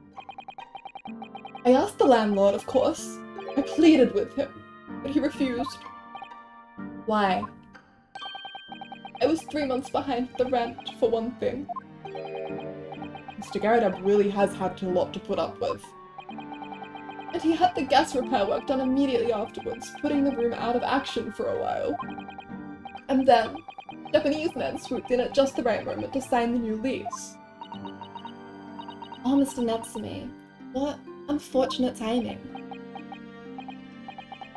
Then, 5 days ago, after the incident on Briar Road when the Japanese fellow got himself arrested, I thought I'd finally have my chance. But it wasn't to be. No, the scene was sealed off and guarded by the police, night and day. And, if I remember rightly, Mr. Sean spent the whole day in there reading books. I couldn't even enter the room, let alone search for the loot. Which is why, on the day Mr. Natsume was acquitted and returned to his room, you once again tried your trick of blowing air into the gas pipe that feeds the stove in his room. Unbeknownst to you, however, that action would lead you into a deadly trap.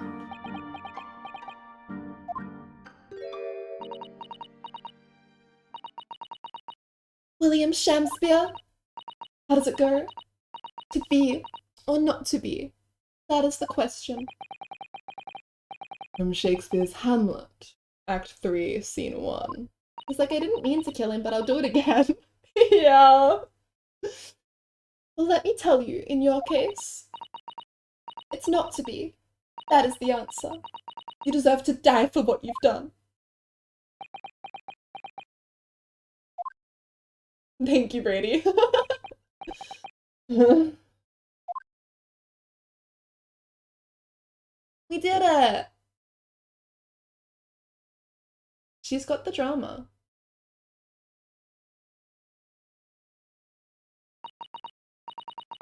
Okay, I'm sorry, this is anticlimactic, I know, but before the trial ends and we lose access to the evidence, we know that there's something in this case that Sholmes doesn't want us to talk about, so I want to go back over it. Of course, this is what Rio is doing right now, like that's why we're reliving this, so I think it works well. So, what evidence do we have on us? We've got the books, we've got the street map, we've got the teacups, we've got the bar of soap. No, this isn't important. What are the major facts of the case? Sorry, let's go to the murder board. Sorry, not the Phoenix ass, the murder board. No, you know what, never mind. We can do this after. We can do this after. We can do this after when we've got sound. Since I don't think any of the evidence actually helps us here. Yeah, looking over this isn't useful. Okay, never mind, sorry. I think it's gotta be the strychnine or the gas, but I want to make sure I'm not missing anything. At first, I really did think it was just a terrible accident. Thank you, Ali, for highlighting Phoenix ass. Very important. Thank you, Ramen, for highlighting Phoenix ass. Two of them. I'll never forget our conversation the night before Duncan died. Thank you, Keys, for highlighting. 3 of them. Now you need text-to-speech. Yeah, I should see if I can set that up as a redeem. I have text-to-speech on... No, I don't. Never mind. I will see if I can do that. Yes. This is Duncan, isn't it? The gas supply lodgings in my new lodgings are a complete disaster, you know, Olive. Phoenix has 3 R's? What the fuck? How come his mum let him have 3 R's? Good for him. The gas supply. Yes, the stove always seems to go out in the middle of the night for some reason. It's no joke. They say it's the convict's curse. Oh, Duncan, please, don't say that. I don't care how cheap it is. Alright then, if it's Alright then, if it's that important to you, I'll start looking for a new place. I love reading chat so much. Who let you guys be this funny? There are spare rooms at my house. Why don't you leave that horrible room tonight? No, I'd better not. We said we'd wait until we graduated before we told our parents, remember? But that was the last time we ever spoke. That very night, he fell victim to the gas. If only I'd known it was going to happen, I'd have insisted he left that horrible room that instant. But instead, all I've been left with is bitter regret. I stopped going to school, but something kept drawing me back to the house on Briar Road. I saw a stooped, Eastern-looking man with a moustache coming out of the house one day when I was there. He walked up the road to Grub's Grubbery for some food, so I followed him, and sat myself down next to him. What happened to some of those in there? He had some watery-looking soup and started to pick a quarrel with the publican. That place is cursed, I tell you, cursed! The ghost of that convict who used to live there is trying to suffocate me! I wake up in the middle of the night, freezing to death because the stove has gone out. The room is full of gas, and I can hardly breathe. The pipes have been checked, no problem there. It's like I'm the problem. That's what they're thinking. But how could that be? Duncan was gone, and now this man had almost suffered the same fate. Would it really be a curse?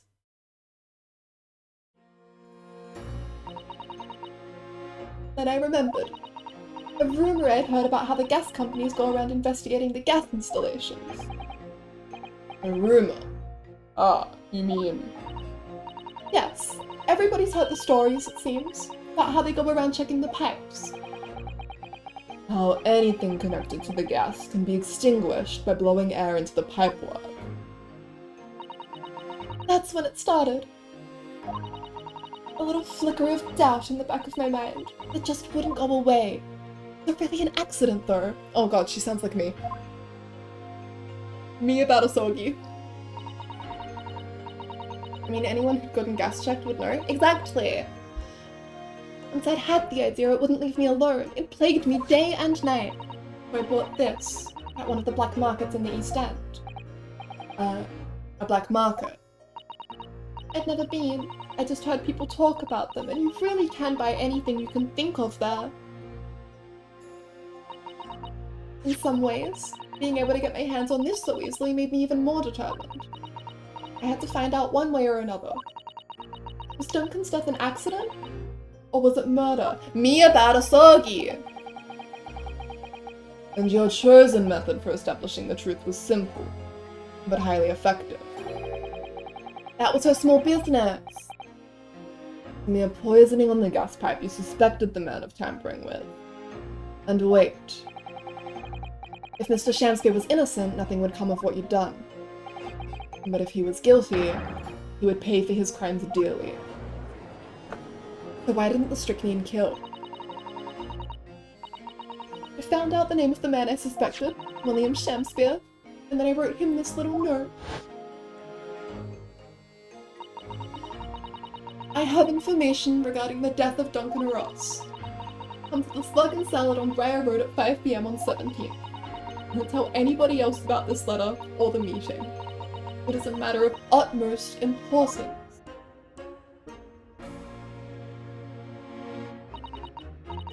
He'd done it. I knew that would worry him enough so he'd be sure to go. So I waited to see if it worked. And of course, Mr. Shamspeare followed the instructions to the letter. Poor Duncan. I worked out where the gas pipe was straight away, so I smeared a good amount of the poison I'd brought all around the mouth of the pipe. All the time praying that the devil's work wouldn't be done, and that it was all just some wild fantasy. Poor Duncan, poor Olive. Not a lot of sympathy for Shamspeare. Actually, no. All the time praying that the devil's work would be done, and that the culprit would get his just desserts. No, Saseki's innocent, come on. He's about to get a lot less likable, but right now...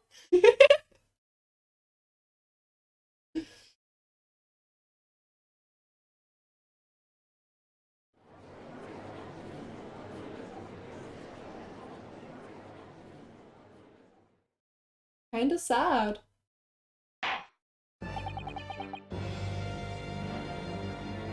"3 days ago,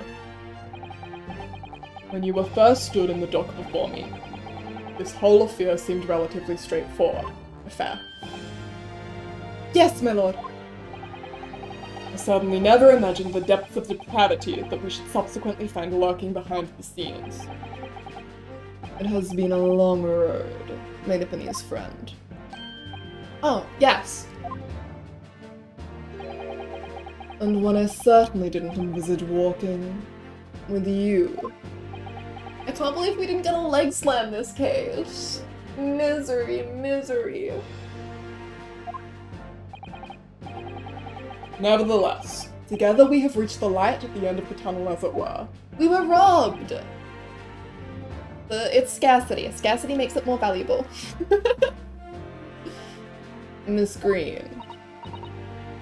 Yes, my lord. You will henceforth be stripped of your freedom, as punishment for the attempted murder of Mr. William Shamspeare. Yes, I know. And you, Mr. Shamspeare, you will be tried for the murder of Mr. Duncan Ross in cold blood, and the subsequent attempted murder of Mr. Soseki Natsume here present. Absence makes the heart grow fonder, exactly. Mr. Naruhodo. Yes? Yesterday, at the hospital, when you and your friends stopped me from... amending your life by drinking what was left in the poison bottle. I wasn't myself. I can't even really remember what was going through my mind. To be or not to be, I suppose. That's a question that's so hard to answer, it seems. Well, personally, I'm glad of your being here, Miss Green. And I'd like to believe that it's a blessing Mr. Shamspeare didn't die when he ingested the poison. For your sake, at the very least. You're such a good boy. Because of you, I chose life, not death. And now, you've made the truth come out at last. He was poisoned? I called it? You called the one bit of information that we had from the very start. Good job, DJ. Really, I can't thank you enough. Oh, Miss Green. Mr. Soseki Natsume. Yes, my lord. Court declares that you are exonerated from all blame in this matter. Accordingly, I would call upon the ladies and gentlemen of the jury to present a verdict of not guilty. We are in full agreement, my lord. In that case, I hereby declare the defendant not guilty. Let's go! We did it, guys! Pog, pog, pog. We get fireworks and everything. British courts are so cool. That was miserable. That was very sad. But we did it! Court is adjourned. I wish this was what court was like IRL. God. They can afford so much, like all of Van Zeke's wine? Exactly. Hooray for depression! Hooray for choosing to be. 23rd February, 3:24 p.m. The Old Bailey Defendant's Antechamber. Oh, yes. Yes, at last. Divine justice duly done. Okay. Very cool, Ellie. Divine justice. My dear fellow, if there were any divine justice in this world, you would shave that moustache. Yeah, that Sean. No, this has nothing to. Sorry, too loud. Has nothing to do with my moustache. Some say that a luxuriant moustache is a sign of physical prowess, Mr. Sholmes. Welcome, student Mr. Naruhodo Esquire. Once again, you've saved me from doom. I'm very happy to have been able to help, Mr. Natsume. Congratulations on your acquittal. You're second in almost as many days.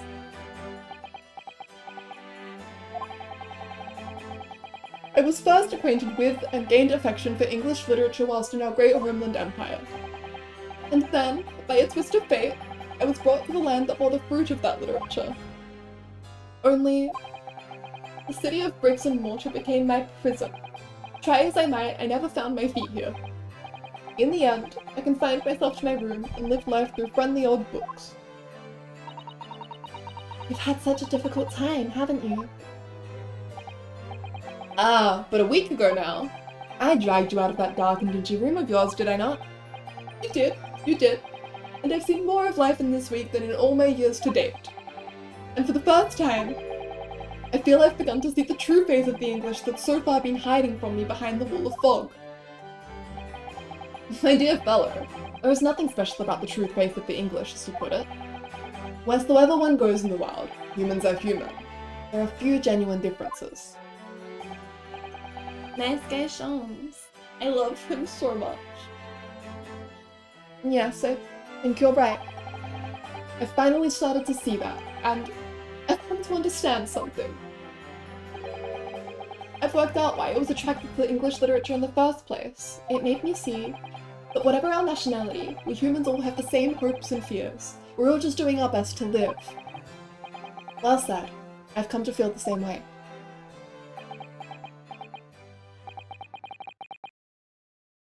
I've made a decision, too. I'm going to cut short my study to a year and return to Japan. What? Xenophobia is over. We did it, guys. We ended racism. Love to see it. Somewhere Van Zeke's just burst into flames. Just when we'd become friends here in England. What a terrible shame. Oh, I know. That does tug at my heartstrings, it really does. I've decided I'd like to take everything I've learned here in Britain and write something of my own. A novel of sorts, I suppose. Oh my! So you'll be creating your own literature, Mr. Natsume? How wonderful! Oh, well, no, I mean, I wouldn't presume to call it literature. Give him a month. Why not? When that is precisely the definition, Mr. Moustache. I suppose you're right, yes. It will, in a way, be literature. But as of now, all I know is that I'd like to try my hand at writing. I have no delusions of grandeur, yet. What's up, Allie? I, for one, would love to read your work. Oh, thank you, Allie! Happy, happy, happy, happy, happy! Thank you! Hehe, we did it together! Good job, everyone. Thank you, chat, for having my back. Mr. Moustache, have forehead vibes. Oh, I miss Clavier so much, it's unreal. I, for one, would love to read your work.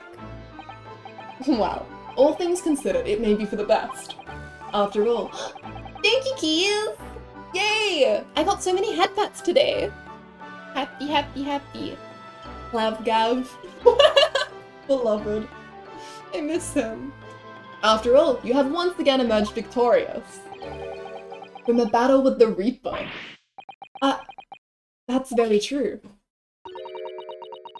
And there is no salvation for a person in the dock when the Reaper is the prosecutor. The desire to return post-haste to the perceived safety of your homeland is one I quite understand. My goodness, yes. Faced with such a terrifying prospect. Nobody would consider that cowardly, I'm quite sure. Susato is taller than Saseki? Good for her. Maybe if he stood up straight. He's just a little cat. Wagahaiwa. But that's not why I'm leaving. I mean it. Objection! One last one for the case. And that was the case we found ourselves embroiled in 6 months ago now. Soseki-san did indeed return to Japan and submitted a report about both cases to the government. It was on reading that report that Professor Mikotoba was prompted to visit the scholar. And barely any time later, Suzato-san was given the news that she must return to Japan as well, on the back of a telegram stating falsely that her father had fallen gravely ill. The only possible explanation that comes to mind is what happened after the trial, on the following day. There's more? The day that we uncovered the loot, hidden by the now-deceased convict in his former lodgings. The loot, the loot, the loot! Okay. Good thing we didn't start theorizing earlier then. We did not have all of the info. 24th February, 10:13 AM, Mr. Natsume's room. Well done, Mr. Sholmes. How simply marvelous of you. Uncover the secret hiding place in just one day. Wasn't it supposed to take 30 minutes? As I believe I told you, my dear fellows, handprints are extremely useful in such situations. Wouldn't you agree, Gregson? Angrily eats chips. Take those goggles off, King. I can't stare lovingly into your eyes. Exactly. Iris is here! Grexy's been happily munching in agreement this whole time, you know, Harley.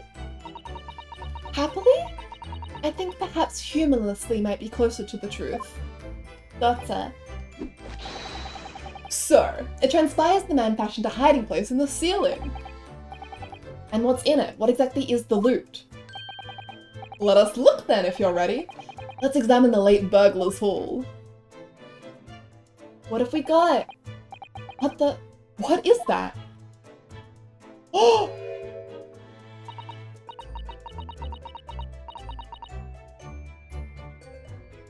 B for Baroque. Yo!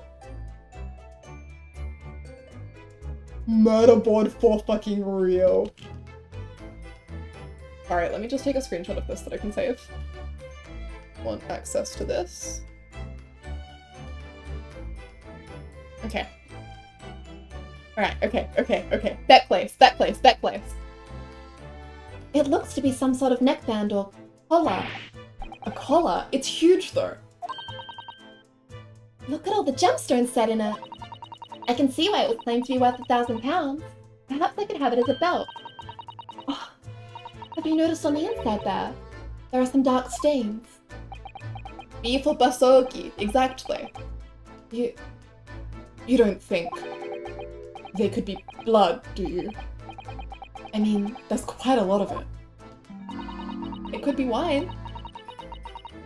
On second thoughts, perhaps I won't have it as a belt. Then of course there's this emblem here. A large letter B and a small crown.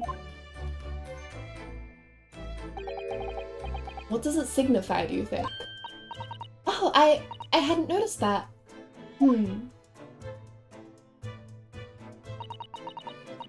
I feel as though I've seen that emblem somewhere before, you know. Where could it have been? Barrack wearing a collar is a strange image, but not impossible considering the man. It feels very his style. Sholmes is angry. That's enough of that, I think. What? What's the matter with Mr. Sholmes? All the colour has drained from his face. Okay, so this is definitely it then. Well, Inspector, I believe you ought to be taking this, oughtn't you? It could be valuable evidence, after all. It must be kept safely under lock and key. Ah, yes. Get your grubby hands off that, you lot. Hand it over. Now.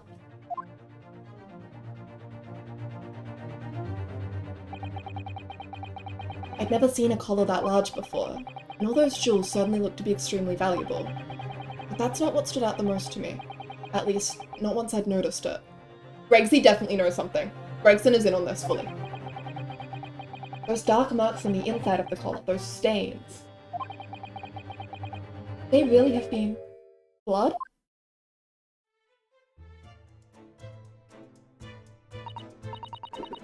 Well, that was a funny case, wasn't it? But it's all buttoned up now. And you look very pleased, Iris. I am, because I was starting to wonder what I could use as the basis of this month's story in the magazine. Blood from Banzing's scar, I'm calling it. I don't disagree with you. Take that J and then take the H day off, okay? It's for real. This case will be perfect. It's been so fascinating. And you're talking about the latest installment of The Adventures of Sherlock Holmes, I presume. The mystery of the knife in the mist, and the mustached man in the convict's cast, perhaps. It's B4 Blood. You got it.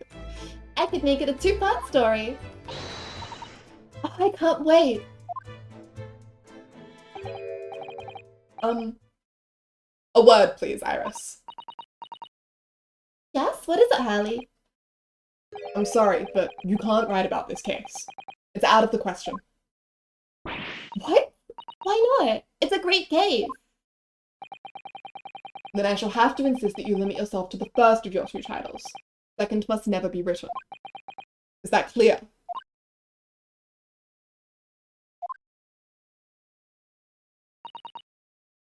Yes. Ooh. And so You it think someone's was left? that the That's illegal. second of Souseki-san's Oh my God. cases became buried in obscurity.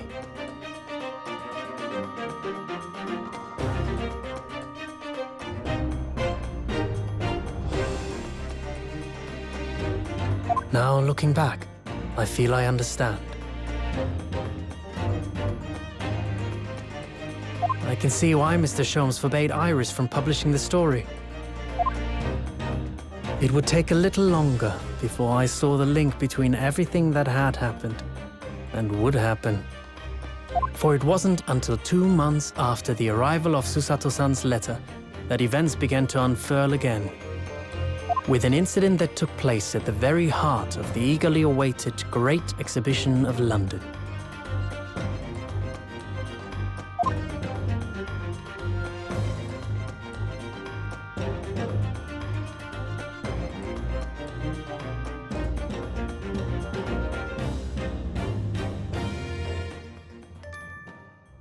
Okay. Bonkers. Ryu, baby, you scared the crap out of me. I really like his voice. Now to find out if gas is involved, now that we know exactly what was going on with the gas, I don't think gas is involved. It's possible, right? I'm gonna leave it on the murder board. But I am not as convinced. I'm so sad I can't conspiracy with you guys, but I'm loving the theorizing. That's what you get for playing the games already. Shaking my head. No, of course not. Okay. Let's on the motorboat? No. Oh my god, Phoenix are still here. Okay. Let's put on some music. And let's go through the murderboard. Hi, Phoenix Sass. Okay. And I'm just going to... I think it's really important that we get all of the details on this, but it doesn't match the aesthetics. So what we're gonna do is we're gonna do a sneaky little trace, since there is literally no reason not to. Ah, please come back. Flipping. I'm gonna have to make more room. Edit. Change canvas size. Align over there. Make it like... Yeah, that should be enough. Okay.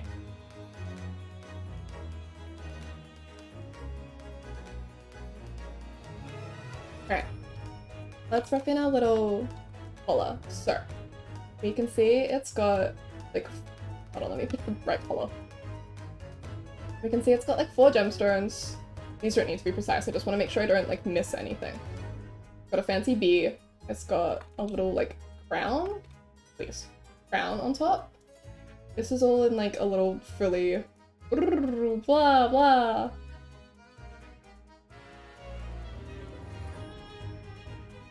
Oh wait, it has 5 stones actually. Never mind. Cool, cool, cool, cool, cool. Yeah, 6. Can I count? 1, 2, 3, 4, 5. This looks like 5 to me. Am I blind?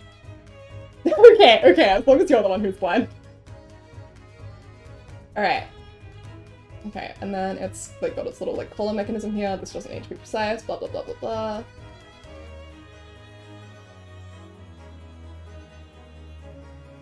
Good enough. Cool. Okay. Oh, I forgot that line. That's awkward. I thought I saw another, but I glanced. It's like that. So. Let's get some details down about this. It has 5 stones, 5 red stones on each side. It has a big B+ crown insignia. 5 red stones for a total of 10. Bloody. Or otherwise red. Just in case it is wine or something. Recovered from convict's loot. Could someone who has finished the games possibly do me a favor and get me a link to just a plain image of Barak Van Zieks? Just like let me know if you have it and I'll permit the link sending. That would be really useful. I'm too scared to Google it. Recovered from convict's loot. Worth £1,000. What's a pound symbol look like? If you can find his full body, that would be ideal. Thank you so much, Ramen. As much as feathers. Yeah, you're right. What is... I have no idea. If I see a pound symbol, I'm like, yeah, but actually drawing one like that. It's an L? Okay, hang on. No, this is embarrassing now. Thank you, Ellie! Do you want his cape? I don't think that really matters. Okay. Thank you, guys! Sorry, I don't know what a pound symbol looks like. That's kind of embarrassing. Ah, how did we get here? Oh my god. Sorry. Oh my god. You permit both of you. Tiki Bob. And permit.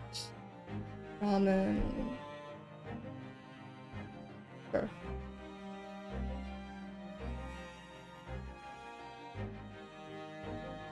Where is Ramen's name? The RN or RM? I'm having a stroke right now. RM. There we go. Okay, thank you guys so much. You are so poggers. We've got this one, and then we've got this one. Beloveds, thank you! Okay. Okay, looking at him more closely, I can't really see him wearing it. It would clash with his cravat. And it doesn't make sense for the blood to get on his face. So B is probably not for Barak, unless it happens to be- No, look at this! No, look at this! Where'd my crown go?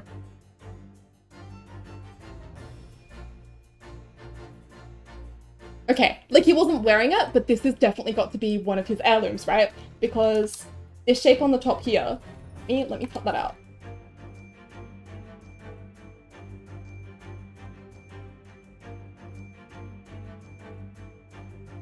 Ah. Look at this. That's the same, that's the same. What's up, Hallie? Sorry for zooming on Barak's crotch, let's move up a little bit. That could just be a fleur. No fucking way. No fucking way the design team puts in a crown that has a middle piece that's thicker than the others and doesn't mean something by it. It's got a B.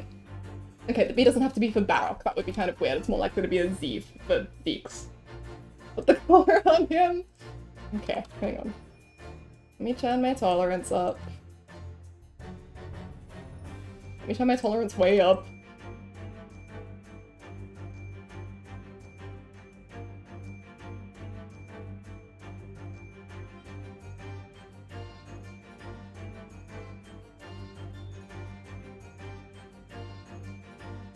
Da-da-da, da-da-da.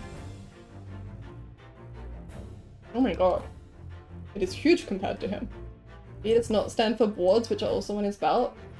No, but I think this definitely implies that he is part of the, whatever this is, has to do with his family. Okay, the angles do not match, right? Does he fit better? No, this is the same guy. I'm sorry, this is as good as we're getting.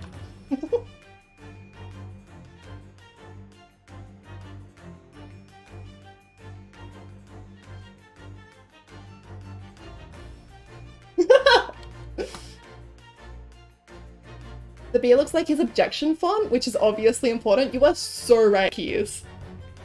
Eric goes to Hot Topic. This theory has taken a wilder turn than I would have expected for Ballad. I just think it would be weird if the Fleurs... They're not identical. I do have to... We can see from this top one here that it like flurs out more at the top. I just think this is suspicious. I'm not 100%. I'm not certain, okay? I don't want to seem like I'm putting this forward as the only possibility. I do think it is a possibility. Crown, similar to EVZ motif. I think all three are supposed to be the same crown, right? What have we got here? I just think this is so suspicious. Carries his sword. The song is good, right? Which one is this? What are we listening to right now? Dance of Deduction Type C. Yeah. This is the best one, you're right. Okay.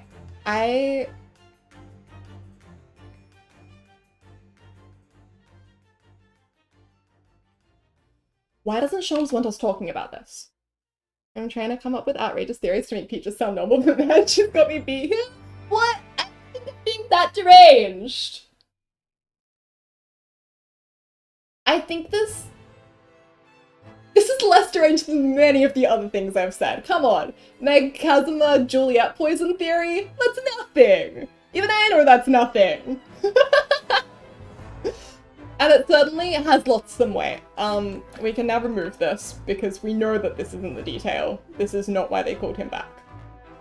Called her back, or why Shams swore us not to talk about it.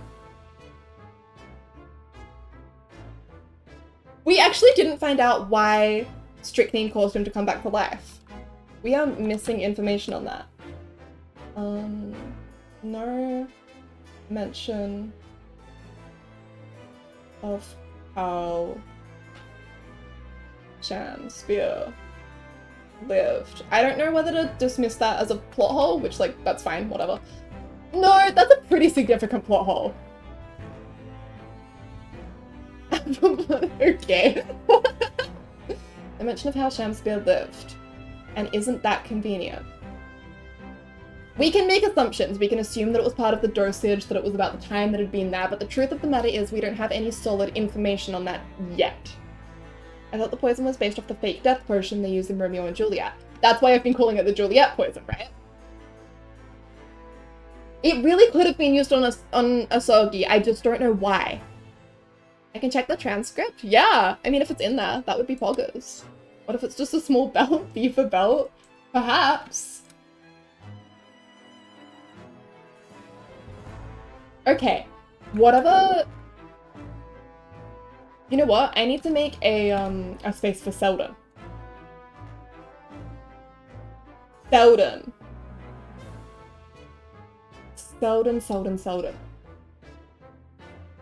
Duncan Olive story could be kind of based on Romeo and Juliet, right? Wait, oh my god, it's a necklace. This is just that one musical. Beckless sounds kind of like a done deal to me. You can't debunk Beckless. You're right. 6, my beloved. Okay, okay. Selden does not fit a Shin. But I'm thinking about it. I'm thinking really hard about it. Selden a Shin. It's got 2 of the letters. If this guy's first name is like Ashton or something, then you take the, I don't know. I'm thinking about how it could be an anagram. Ali! Selden. Why did he have this? Oh, posture check. Thank you. Ramen, if you are pulling up the transcript, could you also grab me the piece of evidence about Selden? The one that says, the one with his record on it. Big stretch! Hehehe. Hehehe. Okay. Selden was convict. That's all I've got off the top of my head. But he had this. This is an absolutely essential piece of evidence, right? This is the detail. This is the big thing. Did I just... What is wrong with me? Sorry. The detail. This is the thing that Sholmes and Mikotoba are both so scared about. The fact that they're both... The fact that they're both this scared about it really proves to me that they do have some kind of association with each other. Previously I was basing that information off of Wilson, and of course this is the thing. But I know that he's associated with Wilson and that he is associated with Wilson, and it's not a huge leap to think that they might know each other after knowing that. Furthermore, they both have very similar reactions to this. Gregson also seemed to grasp the significance of it. So we know that that means... I don't have the transcript for this case on the wiki, but I can get the screen grabs for the Selden files. That would be so poggers. Nose includes Sholmes, Mikotoba, and Van Zeeks. Sorry, not Van Zeeks, Gregson. I think Van Zeeks knows. I think this heavily concerns him. But Gregson is the important one now. We know that all of these 3 know exactly what's going on. They know what this thing's history is. Okay, what other clues do we have? We know that... Oh my god, I'm losing the thread of it. Okay, we know that Barak Van Zeeks had a best friend 10 years ago who was Japanese. We know that he was betrayed by a Japanese person. We know that he became a lawyer 10 years ago. We know that he retired 5 years ago. We got to the end. Charge them for withholding information from the court. Okay. We know that Agate Benedict and McGilda were stealing government secrets. What does that have to do with anything? This has to be tied up in some kind of government secret. Only Barak at this point, but that's his first name? Yes. So I don't think the B actually stands for Barak. That was just the immediate connection. But the B is definitely not. I don't know what else it would be. Who else on my little board starts with a B? Any of these people? Zena Lestrade, Iris Wilson, Sherlock Holmes, Eugene Mikotoba. I forget Judge Dugoku's other name, but it wasn't B. We don't know Lord Strongheart. No, if it was Strongheart, it would be an S. We know his last name.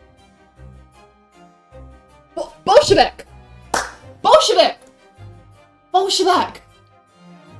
Villain Bolshevik! No. Unless we also know that Sholmes was returned. He was on board the barrier because he solved the mystery of some kind of missing crown somewhere in Asia. The other piece of information we have connected to this is that our little Asogi murderer, Pavlova, she had been gifted a tiara by the Earl of Prussia, that was worth like 20,000 rubles or whatever. So that gives us a lot of things. Sholmes was investigating a crown mystery, and he just says Asia. He doesn't say Japan, he doesn't say Shanghai. Now, Russia? Sorry, I said Prussia. Yeah. Anyway, Russia is between Asia and Europe. I think most people consider it to be a European country. But we know that the barrier was full of Russian workers. It's not completely implausible to think that Shoms might have actually been on it from Russia. No, there's got to be faster ways there's got to be faster ways from Russia to England than going through Japan. That doesn't make sense. Okay. But anyway, he had been solving some kind of crown mystery somewhere in Asia. We know that Villain Bolshevik is a major player. What if it's Russian jewelry? B for Bolshevik? Let me add that in my little conspiracy thought, which is red. Ah! I deleted everything on accident. Never mind. Let's cross this out. Well, we'll leave it there with posterity that I'm stupid.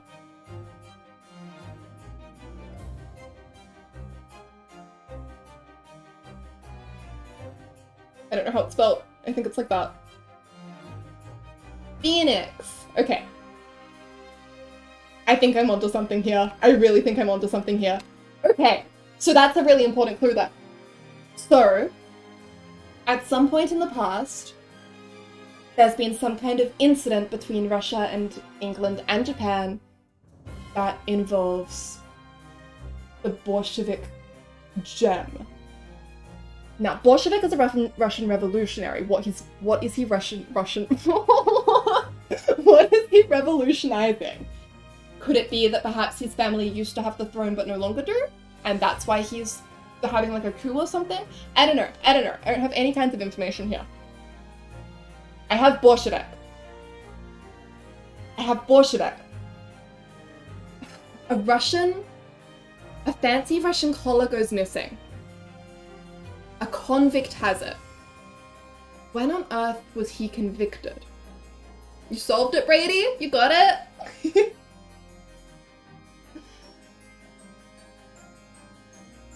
Egg Benedict? That's actually true. Thank you, Cheeky. A dog? Man took a dog? Royal dog? We do know that Pavlova was really protective over Darka, her cat. The answer is Shoms is handsome. Oh my god, you cracked the case. Collar for a fancy dog. That's also true.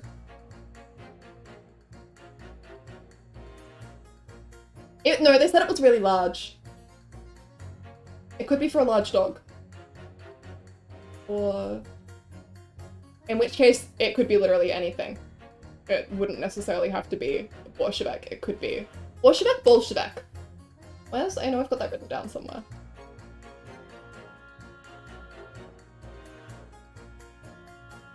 Villain Bolshevik. Okay, cool. His name is literally Villain. To be clear, his name is literally Villain Bolshevik. What's not clicking? I think this is it, honestly. I think it's tied up in Villain Bolshevik.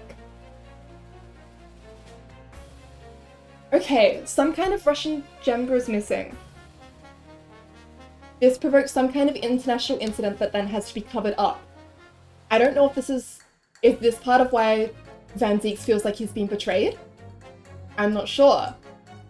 As revenge for covering it up, Villain Bolshevik comes to England with the intent of blowing up the Crystal Tower at the World Exhibition, which I presume we'll be doing straight away next. Permission to present evidence, Your Honor. Yes, sir, Ramen. Permission granted. Thank you so much, beloved.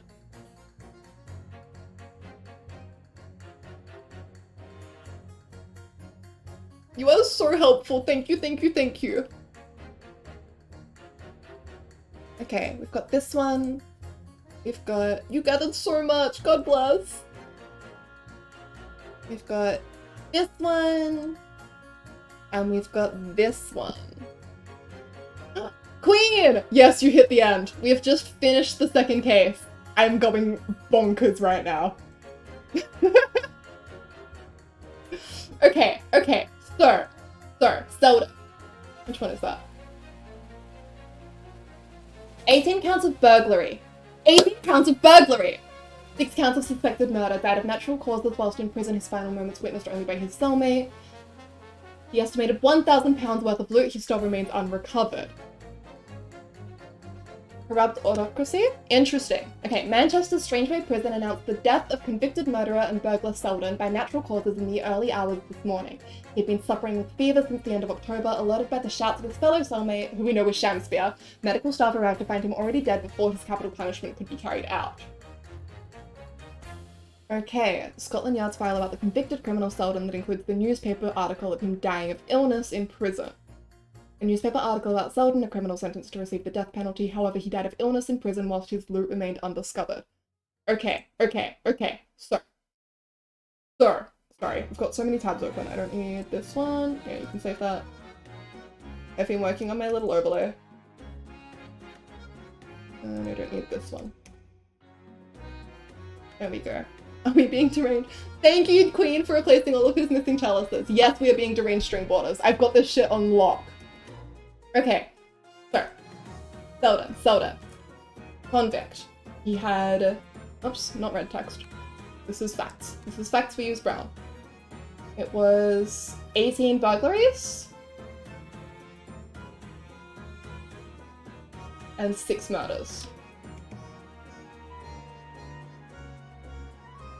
Then it was died of natural causes while in prison. Are you sure he wasn't poisoned? Died of natural causes. That was in prison. Okay. And then the estimated £1,000 of loot we've recovered, that was the crown. He'd been suffering with fever since the end of October. He died before his capital punishment could be carried out. He seemed like he knew he was going to die since he handed the key. Yes. Now, he was going to be killed. He was going to be executed. Was he going to be publicly executed? I'm trying to work out why, if it wasn't natural causes, why someone would go to the trouble of killing this guy who's in prison. Crown, I say. Okay. The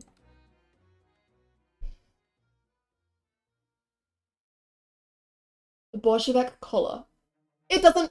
Oh, what if I'm wrong? What if it's not Bolshevik? It might not be.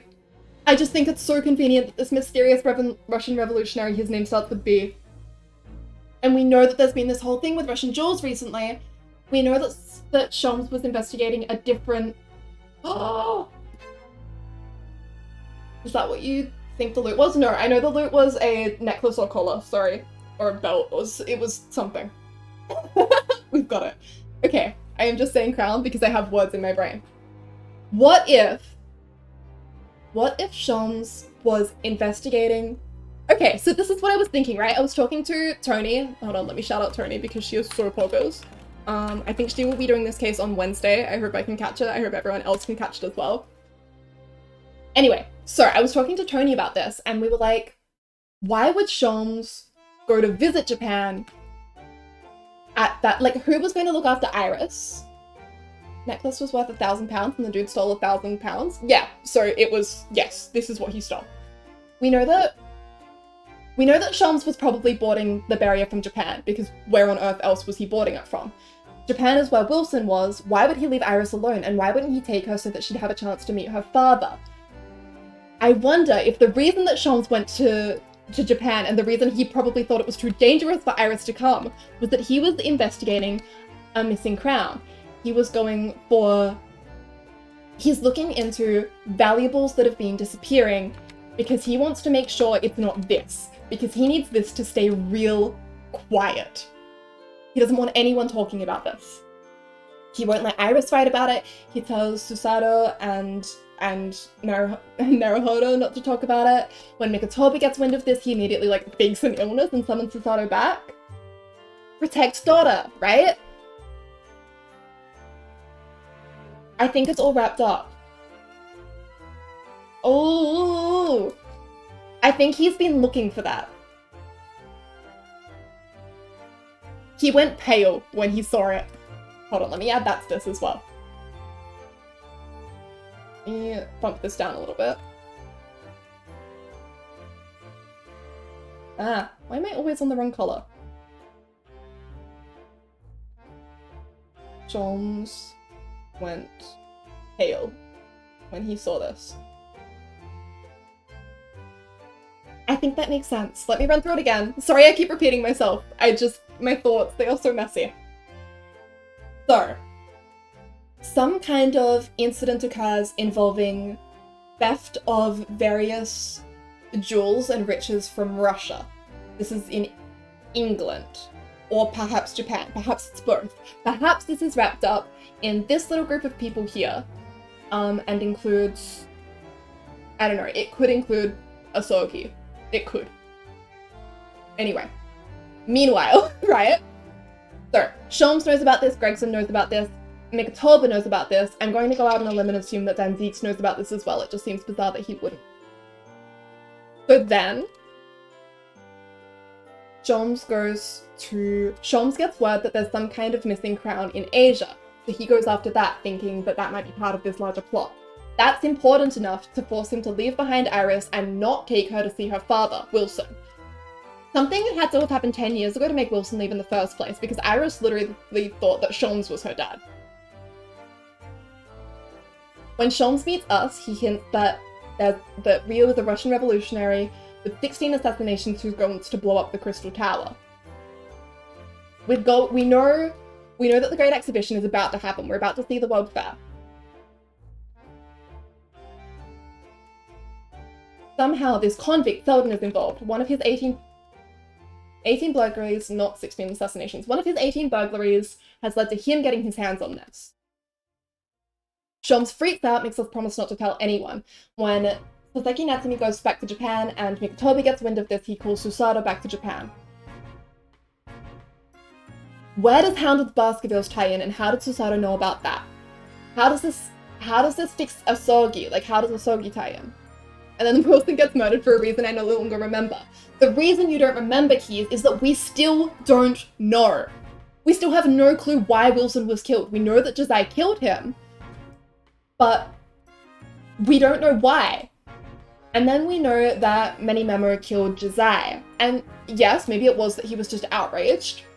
Maybe it was something bigger. I think he was outraged. But he is the one who swears that Mikatoba was involved in the cover-up, and we don't know where he got that information from. Ah! My head. Oh my god.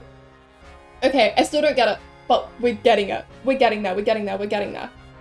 I'm sorry, Raven and Queen and anyone else in chat who's finished this, I'm so sorry that you're having to listen to this. Oh!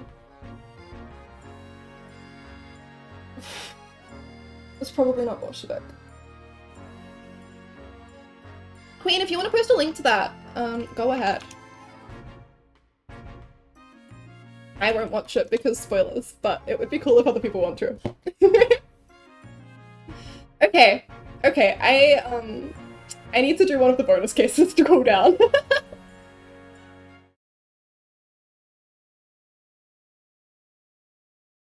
Oh boy, okay. The Return of the Great Departed Soul. Oh, look, the World Exhibition. Great, cool. The Austrian Empire, the Ottoman Turkey. Great Wheel of London, the United Kingdom, the Great Exhibition of London. The Great Departed Soul. Why does my little brain give me a soggy? Ah! Thank you, Queen! Oh. It's not a soggy, you piece of shit, Tim. But what if he really was Julietted? Oh boy, double music in my ears. Okay.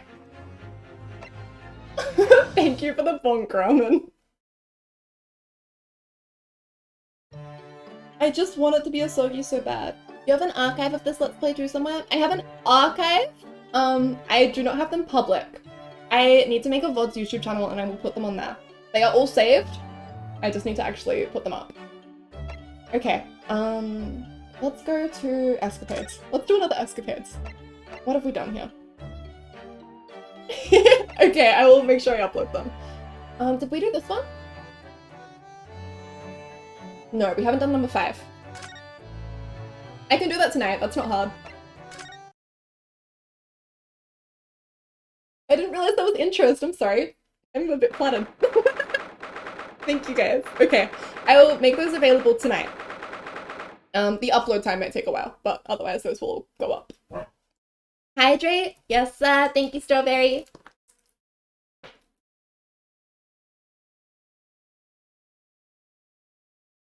Head pats! Thank you! Upload them so I can sleep to my best friend's voice, thanks. Aww.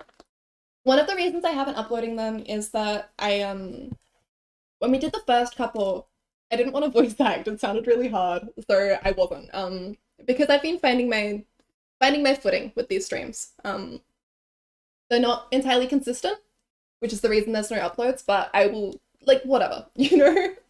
I will go ahead and put those up. Alright, okay.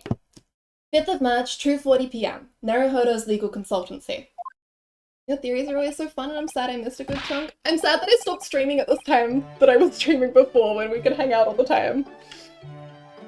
This ended up just being way more easier for me. Okay. Hello? I'm back!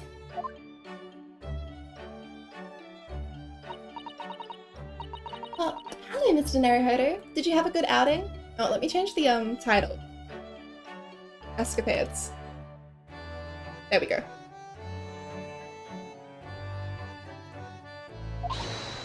Hey, Bruno! What's the matter? Your eyes are as big as a dinner plate. My sweetie and I look through your theories all the time even though we finished. It's really amusing. What? Aww. I hope I don't sound too deranged. Or maybe I hope I do. It's funnier that way. I'm glad I can hang out on weekends. Yeah! I definitely am trying to get the bulk of it done on weekends. Oh, next weekend I have a convention. I'm gonna be way too tired to stream, I'm so sorry. There will be a gap in streams next week. What's the matter? Your eyes are as big as dinner plate.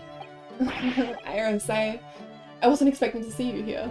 The deranged part is the fun part because that's how we felt. That is how it be.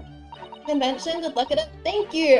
I think it'll be fun, but I've been placed at the, in like the very far corner right at the back where people forget to check. Which was bound to happen eventually. I've had a lot of conventions where that didn't happen to me. So, finally it has. But it's nice. Last convention I had was really hectic, so I think it'll actually be nice to go a bit slower. I've just made some tea, Mr. Naruhodo. Would you like a cup? A couple too! Yes, definite tea! Haha! I can't wait to tell you the funniest joke we made because of how obsessed my sweetie was with who Aishin was. Please. One day I'll know all the answers. I'd buy all your things if I had money. That is how it be. I would make them free if I had money. I played like all of DGS 2 in 3 days. It was very no thoughts, head empty gaming. Well, that's how I played Ace Attorney, right? I just like went through it. But I'm streaming. So it makes it a little harder. And it also makes it significantly slower. Is it one near me? No, but I am booked for conventions near you this year. So hopefully we can catch up. Alright, Runo, what's going on? You're acting extremely strangely. What? Me? No, not at all. You already give us tons of free content, to be honest, we're blessed. I just wish I could afford to give it all, you know? Nothing I do is for profit. I mean, it has to be so that I can make more stuff, but I wish that it could be free. It's actually shipping that drives me the most bonkers. Shipping is so expensive, which means I have to charge people so much for it. I wish I could lower that. Oh well, it is what it is. I am privileged to get to make much at all. Thank you, Ellie, for making time for me. I really want to see Beauty. I want to give her scritches. Shipping is nuts, for real. It cost me like $18 to ship out of Australia. What? Me? No, not at all. I'm as normal as normal can be. Normality itself, see? Headpat! Thank you! Not again, Mr. Naruhodo. Rita is gonna be 19 or 20? That's insane. She's old lady. Sorry. What again? What do you mean, Susie? Whenever he goes out on his own lately, he always seems to come back with a peculiar new purchase. Peculiar? What's peculiar about the things I've bought?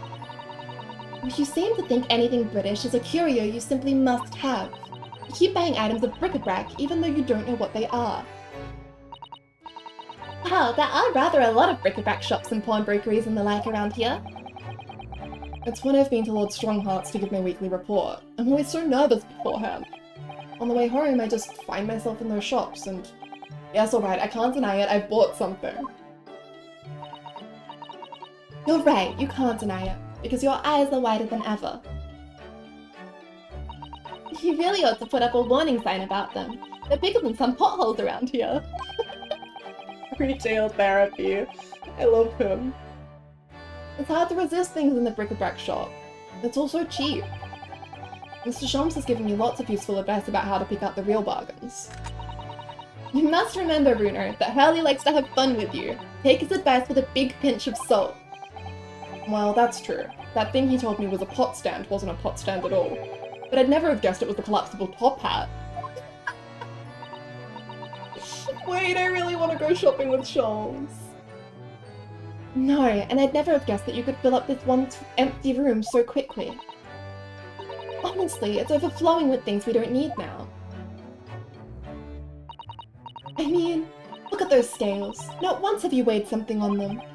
I know, but ever since I first stood at the defense's bench in court, I don't know why, but I've just really wanted my own little set of scales. Lawyer compulsions. Let's see it then, Mr. Naruhodo. What have you come home with today? Oh, well, it's, it's one of these.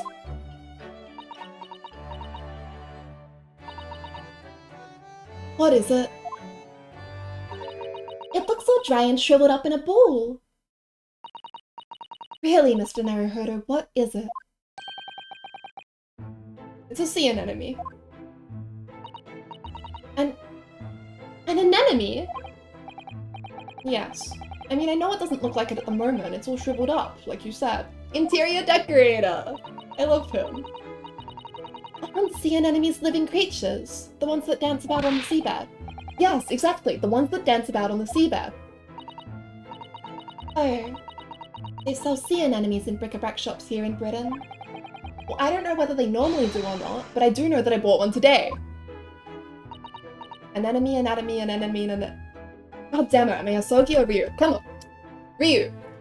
Anemone, anatomy, and enemy, and enemy. Hey! Asogi wishes. But why, Runo? Well, yes, for the aquarium, of course. Aquarium? I don't know that word.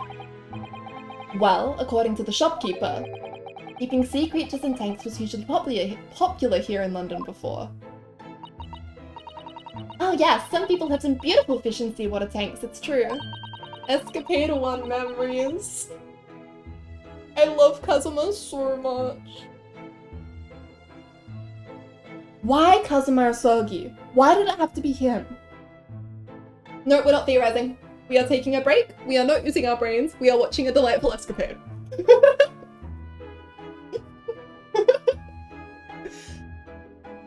He's our Mia, but significantly more suspicious. Having an aquarium became popular because the old glass tax was abolished. He absolutely bought a dead anemone. Bless his soul. There it is, again, rearing its ugly head, the subject of taxation. Pull it out for Kazuma. Can we get our 7th in chat for Kazuma? It was a real craze for a while. Everyone in London had one. For a while? Yes, it didn't last long. People's enthusiasm soon waned. It's just far too much work to be changing the seawater regularly in a city like London. Never a truer word said, I'm sure. Thank you, Queen. Thank you, Keys. You'd really think people might have realized that from the start. You'd think people might have realized that from the start, really, wouldn't you? Thank you, Strawberry. Thank you, Ramen. Shitakumi really was like, you are going to hear about all about my research on Victorian taxes. For real. Thank you, Cheeky. Anyway, that was long before I was born. So now, everyone jokes that there's an unloved aquarium covered in dust in every attic in the capital. And it's true, there's one in this attic too. When I told the man in the bric-a-brac shop about it, he had these words of wisdom. That's why this is the age of the sea anemone. And that made a lot of sense to me. It made sense to you, did it? But Runo, this anemone is completely dried up. You just need to soak it in water overnight and it'll be as good as new. That's what the man said. Himbo moment, God bless.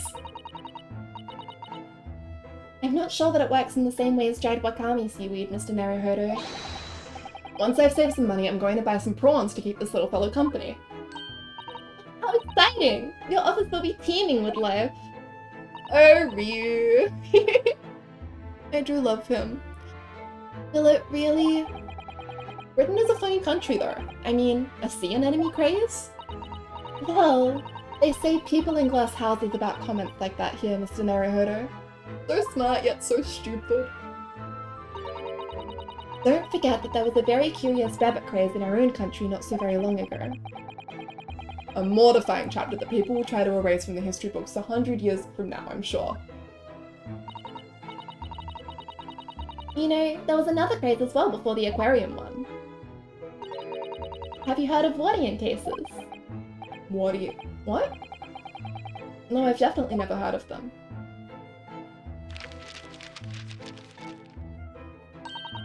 The Rabbit Island, much like the Cat Island. They were little glazed cases for growing plants indoors, I believe. Oh, I see. For plant lovers to raise their favorite tropical plants. That's right! Like different types of ferns. Ferns? You mean those rather dull plants with lots of fronds for leaves? Dull? Susato, you ruined me. They're not dull at all. Ferns are lovely plants. I think people wanted to recreate the exotic foliage of the tropics in their own homes. He can only use 2 brain cells at a time, but in court sometimes he can turn on between 3 and 5. It's very impressive. That's sort of a right family trait, right? Naruhodo descendancy. So they grew ferns? I mean, ferns, sea anemones. Londoners suddenly have a knack for the obscure. He's the specialist boy. Well, thinking about it, my grandfather loved the moss on his bonsai. He looked after it better than the trees. Sorry, that was the wrong voice. That's okay. Well, thinking about it, my grandfather loved the moss on his bonsai. He looked after it better than the trees. Susato has his brain cell in a safe when not in court. Yeah. The Naruhodo's really said if it's not about lore or boys, I simply will not use brain cells on it. Frankly, I am begging Ryu to put some more brain cells towards Osoki. He's using a couple. His conversation with Susato earlier was good. He was thinking about Kazuma's motives, he was thinking about what he was really doing in London. Think more about him. I am not convinced we are anywhere near the bottom of that case. It seems like the more obscure something is, the more it interests people. I'd argue that while Ryu has a turn for the stupid, Phoenix puts his brain cells on being a petty bitch. This is true. This is very true. Maybe. Anyway, the Wardian case craze didn't last very long. Now most of those little glass cases are just gathering dust, I think. Haven't I seen one in your room, Iris? Very observant of you, Susie. Yes, that's right. Mine's certainly not gathering dust. I grow tropical herbs in it.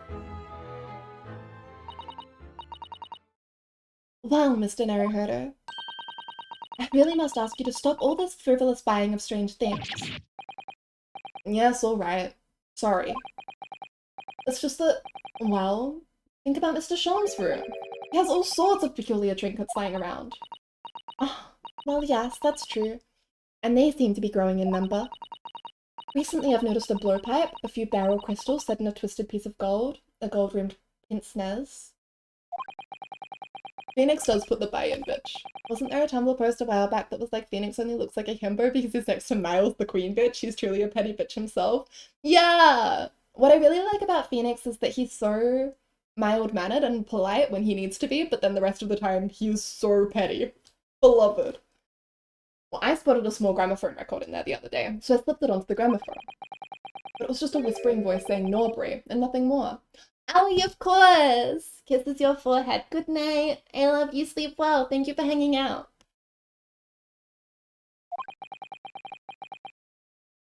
What could it possibly be about?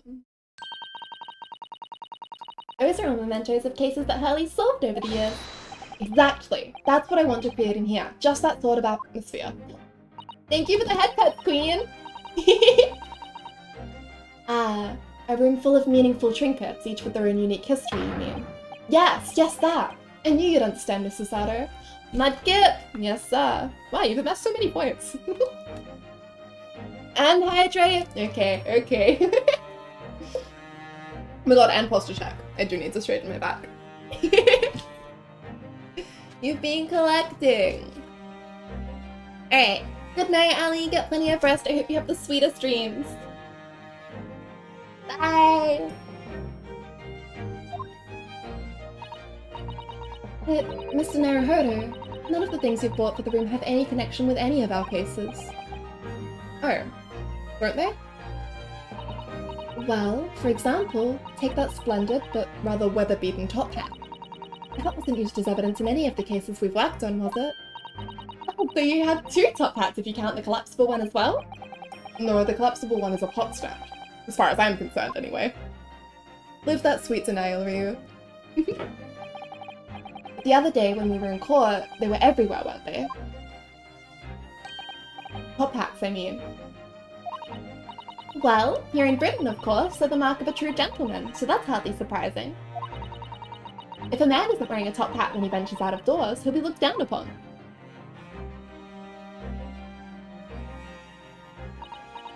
Gosh, it has very strict rules, doesn't it? The English gentleman's code. Well, I've been wondering how I'd look in a top hat recently. After all, my university uniform is black as well, so I think it would be very in keeping. Ryu, please don't start wearing one, please, please.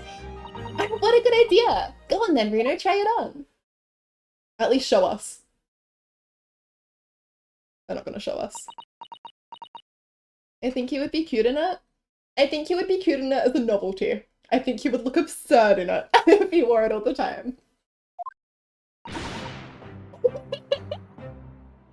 We have been live almost 5 hours. Sorry about that. You should probably also sleep, Josh. You are incorrect. It is not 12:15 AM. It is 12:45 AM. You forgot that we have half an hour between us. You should get some rest, Josh. Go to bed. I'll either wrap up soon or stay for like 3 more hours. One of the two. The Superior? How could you? You wound me. I lived there once. The lesson here, I suppose, is that the juxtaposition of student and gentleman is just so strange and wrong. Well, I'd rather it didn't suit me anyway. I mean, these hats are ridiculous. I'd be willing to bet every foreigner who sees one of these for the first time thinks exactly the same thing. Why is that man wearing a chimney on his head? 10:45 AM? Wow, we've got miles between us. People in glass houses, remember, Bruno? What do you mean? Well, what about Japanese chomage top knots? Those haircuts are the height of ridiculousness. 8:45 AM, 9:45 PM? Oh my god. Miles. Miles. Ugh, true. At least you can take a hat off. Once you have a chomage, it's on your head for good. 4:46 PM? We've got so much, like, diversity. East Daylight Time Zone. East Daylight Time Zone? I should get rest, but I am lurking in other streams and not doing what I should be doing. Yeah, I get it. Sleep? Oh, not as fun. I'd be willing to bet every foreigner who sees a chomage for the first time thinks exactly the same thing. Why is that man wearing a cannon on his head? I suppose that's what it means to have different cultures, isn't it? I'm not waking up early or anything, so I keep missing your stream. I'm sorry that you have to wake up so early for it. I do like to stay up a bit later on weekends, so... Oh my god, I hit the button on accident. On the subject of hats, The one Mr. Sholmes always wears is really very strange, don't you think? Hey, Rady! Mudkip. I beg your pardon, Mr. Naruhodo. What a thing to say.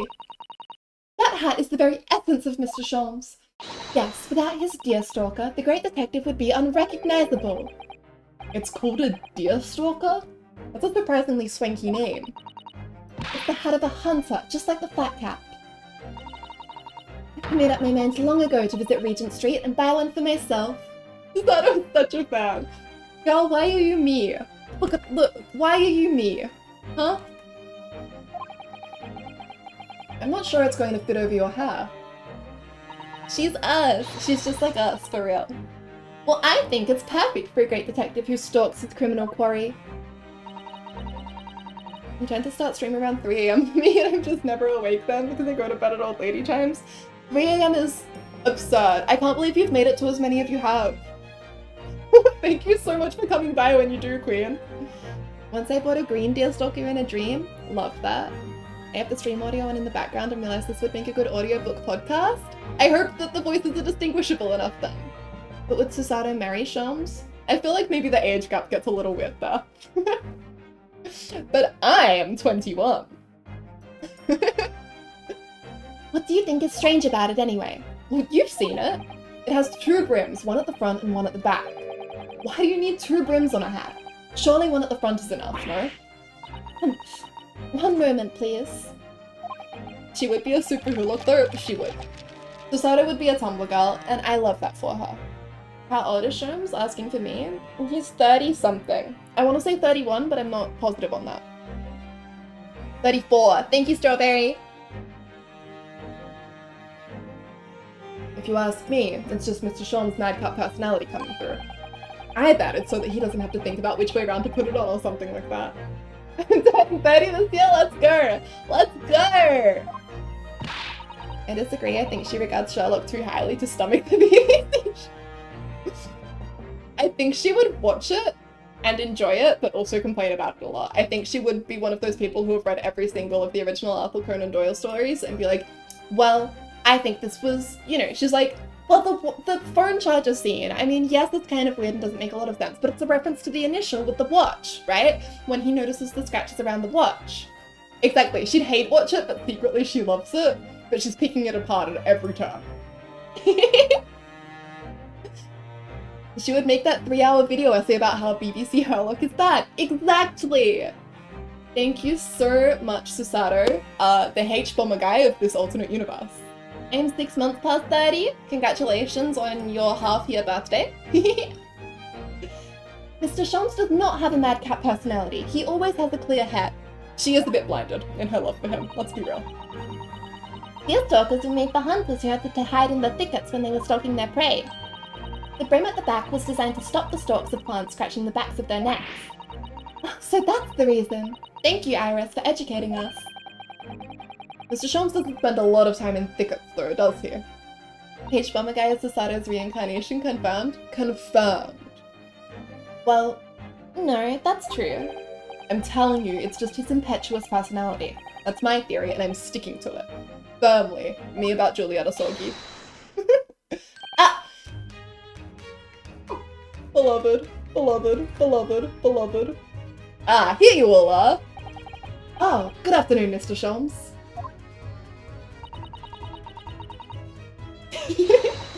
I've not long since made some tea, Mr. Sholmes. Would you like a cup?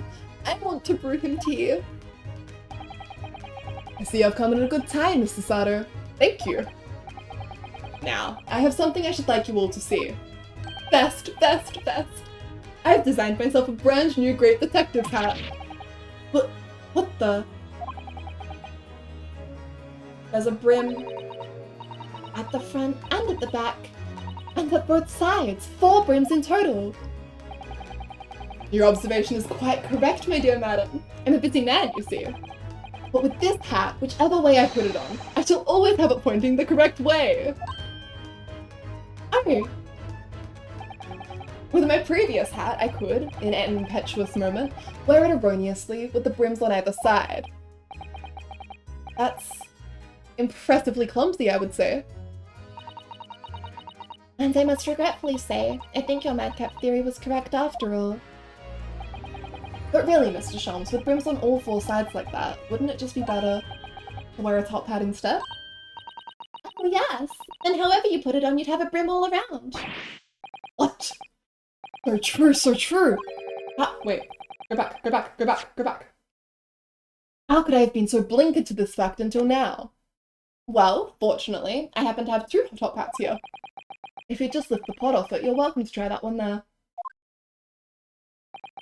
Indeed I shall, my good fellow. Much obliged. So true, besties. Please. Damn it! My disappointment is immense and my day is ruined.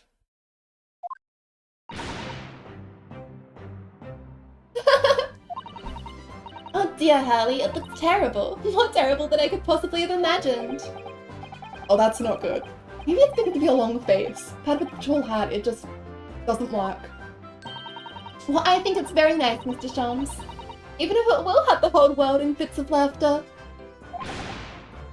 Yeah! Should never have meddled with it. Give me a deerstalker forevermore. And give me my regulation university hat forevermore. There's still hope that you'll graduate one day, Mr. Naruhodo. Don't give up.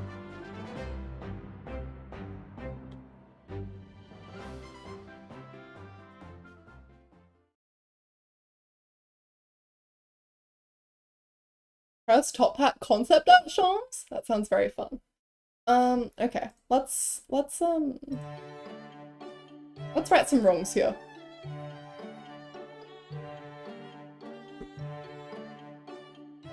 File, open. Let's just use this one. What does a top hat look like? It's like this. Zeke's top hat? Might be able to pull that off.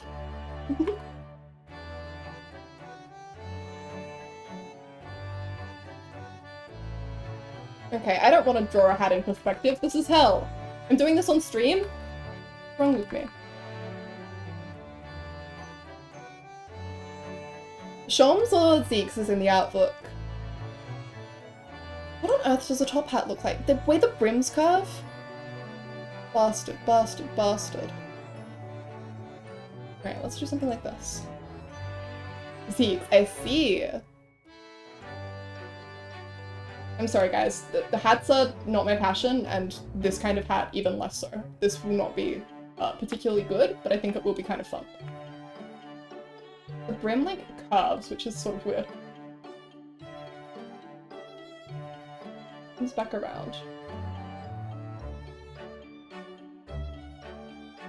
They have that weird like this. So your head is so big I can't see where it is through the hair. Like that.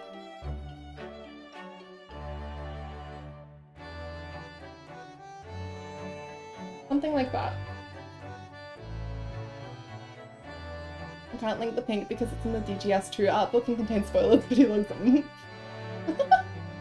Beloved.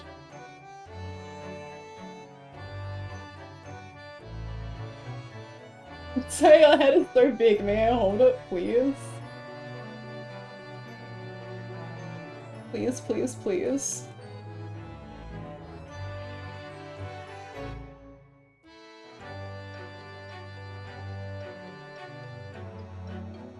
Oh, you do look awful, sir. So you do look really bad, though. So this looks fucking terrible on you, though. So this is a cry. He looks like... It's cute, right? But I also, feel like he would misogyny at me. I'm with Susato and Iris, this is absurd. Simp delusional. This is BBC Herlock. He would absolutely be laughed at. Especially when you consider the fact that he also has his, oh my god, what does that look like? Like this. He also has his pipe. Like, that's just laughable. You look like a parody of yourself. Deranged. Fury of secret attack. For real. Okay, as Josh so aptly pointed out, we have been going for roughly 5 hours. However, I'm not really sleepy yet. We could theoretically start the next case. How would you guys feel about that? Let me put that to a poll.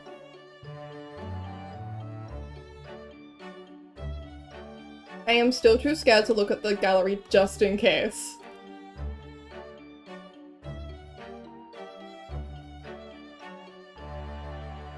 If we don't do it tonight, we'll probably do it like tomorrow night or perhaps Tuesday night. Like, it won't be long.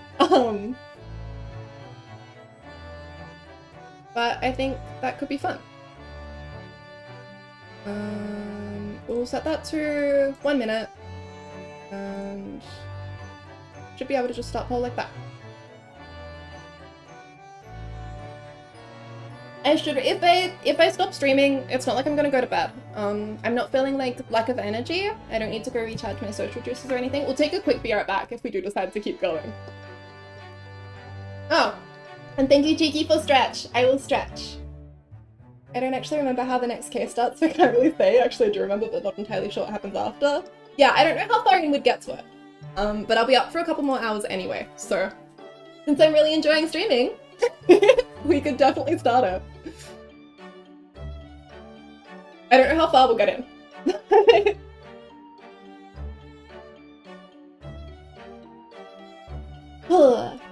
Okay. If not, maybe we do like one more escapades. And go to bed. Next case is a fave. I'm excited. Yeah, I could also do the next escapade. Alright, looks like we're leaving it for next time. Okay, probably tomorrow night then, since I really want to keep going. In the meanwhile, let's do another escapade. And then maybe I will call it and get some rest.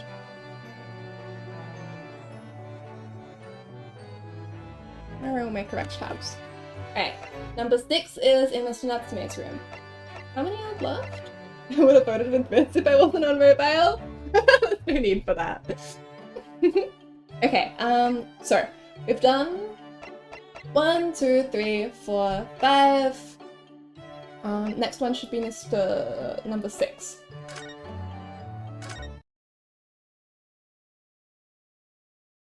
With this escapade, I'm caught up. Have I done the one after this? I know I've done the last one. Okay, 23rd February, 6:09 PM, Mr. Natsume's room. So, Mr. Natsume, compared to the last case I did, I see. Are you really returning home? To Japan? Yes, indeed I am. Everything is arranged already. We'll be sad to see you go. And after Bruno worked so hard to prove your innocence as well. What a shame. Feels like it was all a wasted effort. Don't say that. I know what you're suggesting.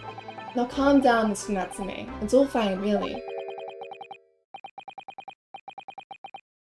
You are in good company here, sir. If you fear the Reaper, you needn't hide the fact. I am a proud citizen of the Empire of Japan. I'm not a scaredy cat. But you are a cat. Don't call me out.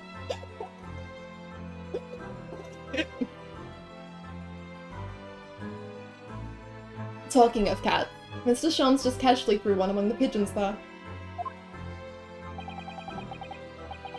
A man like me belongs in Japan, not here. That's what I've come to realize. I wonder. A moustache such as yours is eminently suited to London, I would say. There goes Mr. Shams throwing another cat in. The moment I arrived in this city, I noticed. Everyone in London laughs at me behind my back, like hyenas. Hysterical hyenas, ha-haing horribly. I'll have to catch the VOD of your next stream, then I need to see you play the next case. Yeah. What? You said it's 3 AM for you when I normally start streaming. If I start... What time is it for you now, Queen? I'm sure that's not true, Mr. Natsume. 9:02 a.m.? Yeah.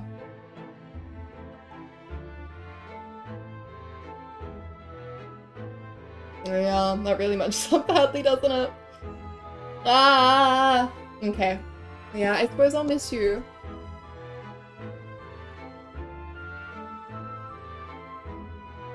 But it is. Whenever I turn around and peer down the fog-filled streets, all I see is foreigners everywhere.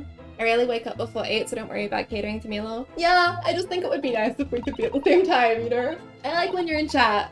And besides, if Zeeks happens to prosecute the next case, which He probably will. Then we need someone to give him his goblet. well, there's you, Bruno, and Susie in here, so that's 3 foreigners out of 5 people. I take your point. Only the other day, I was taking a stroll through the fog as usual, when a young man approached me from ahead. He was pale and gaunt, his back arched like a cat. Observing his wretchedness moved me so deeply. Ah, I thought to myself, I'm not the only one suffering in this hell. Thank you for the chalice. But, do you know what? Can you imagine? It was just my own reflection in a shop window. A stunning, stinging, stupefying surprise. Don't forget slap in the face. Everyone started laughing at me. Gentlemen thereabouts, ladies passing by, even the man in the shop window. Ah yes, and a certain great detective would like to be included among the mirthful. Oh, Mr. Shams is really going for Saseki-san today. Well, I for one think you're a very handsome man, Mr. Natsume. There, did you hear that? This 10-year-old girl thinks you're handsome. Isn't that wonderful? That makes me feel suspiciously warm inside. I should probably be the one to gift that sub. Perhaps I will. He looks genuinely delighted. Point is, we Japanese are humble and modest. Studying on foreign soil, surrounded by foreign people, how could anyone possibly enjoy that? No one could, it's impossible. If you're genuine Japanese. If you say so. Actually, it would appear that there is someone. It's not spending money on your jokes, it's spending money on supporting you. A Japanese man who studied in a foreign country and seems to have thrived on the experience. There he is.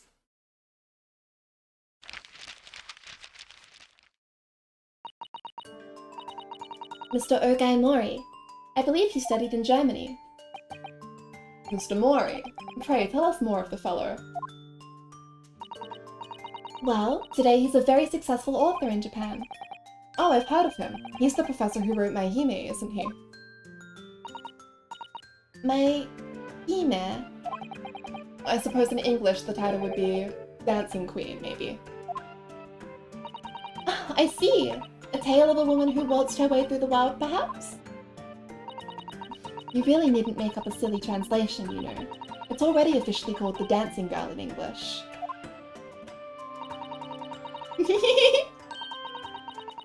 It seems Mr. Mori greatly enjoyed his time in Germany, became close with a local lady while he was there. Ogai Mori. Ogai Mori. Ogai Mori.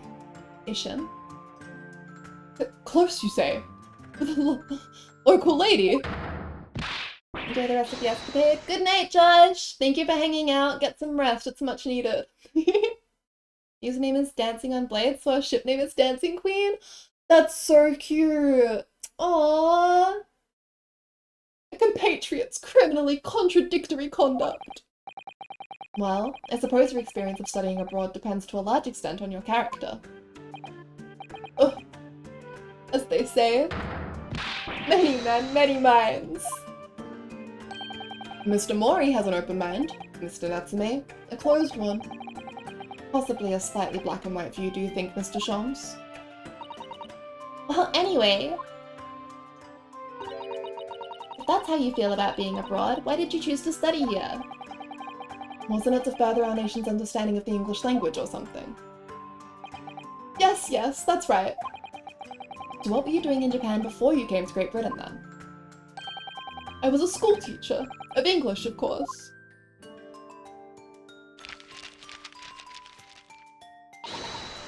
A bit cursory perhaps, but I've managed to discover some information about Mr. Natsume's teaching days. That's just a little outside the field of law, isn't it, Miss Susato? Well, let me pose you a question, Mr. Naruhodo. If you had to translate the English phrase, I love you, into Japanese, what would it become? Well, that's easy. Eishiteru or tsuki desu. Wrong. According to Mr. Natsume's teachings, at least. What? Would you like to explain, Mr. Natsume? Yes, of course. Your research was very thorough. I always used to tell my students that we Japanese don't express ourselves that way. Rather, we might say, "Suki ga kirai desu ne." My dear Mr. Natsume, I must interject. "Suki ga kirai desu ne" would translate as, "The moon is beautiful, isn't it?"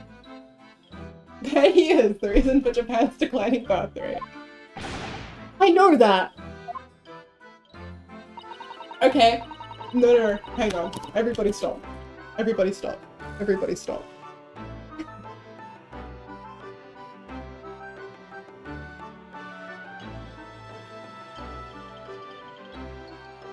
Where can I fit this? I don't fit this anywhere. You know who else is beautiful? Shams. Let's move the Russian Revolutionary down a little bit. Ah, oh wait. Sorry, I just didn't press. Ah.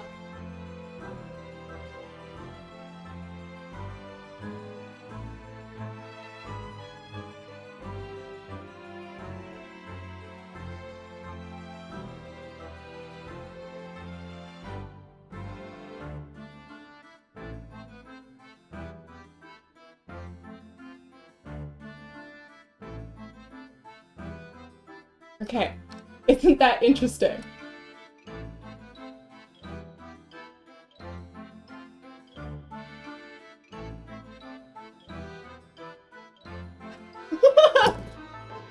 Sorry. This also, I don't know, I really have a bit of a, Heasogi, Mikotoba, Wilson, Shams, Gregson, Van Zeeks all interconnected crack theory. Shams we've confirmed, right? Which is important, actually. Which I swear is really important. Goose Maisie, hi! Yeah, we've got Mudkip. You speak Japanese! Okay, that, I think, to me more or less confirms that somewhere in Asia probably means Japan. It also confirms to me that he probably is associates with him and perhaps, I believe, with Van Zeeks and his mysterious Japanese friend from 10 years ago.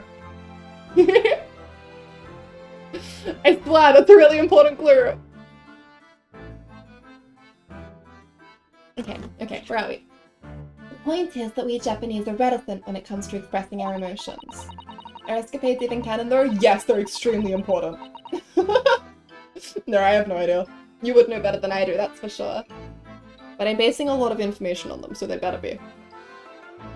We prefer to show our feelings of adoration, asuki, by appreciating the beauty of the moon, the tsuki. Ah, using the tsuki to express ski.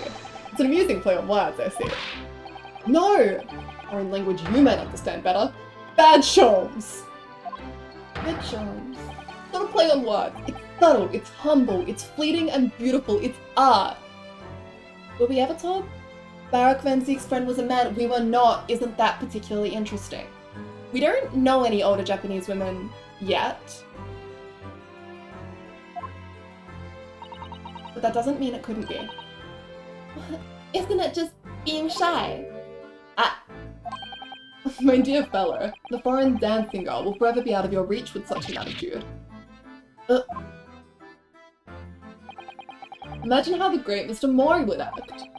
He would win the lady's heart in a flash with a well-placed and unrestrained "I love you." That smooth Mr. Mori! I'm destined to live in his shadow forever!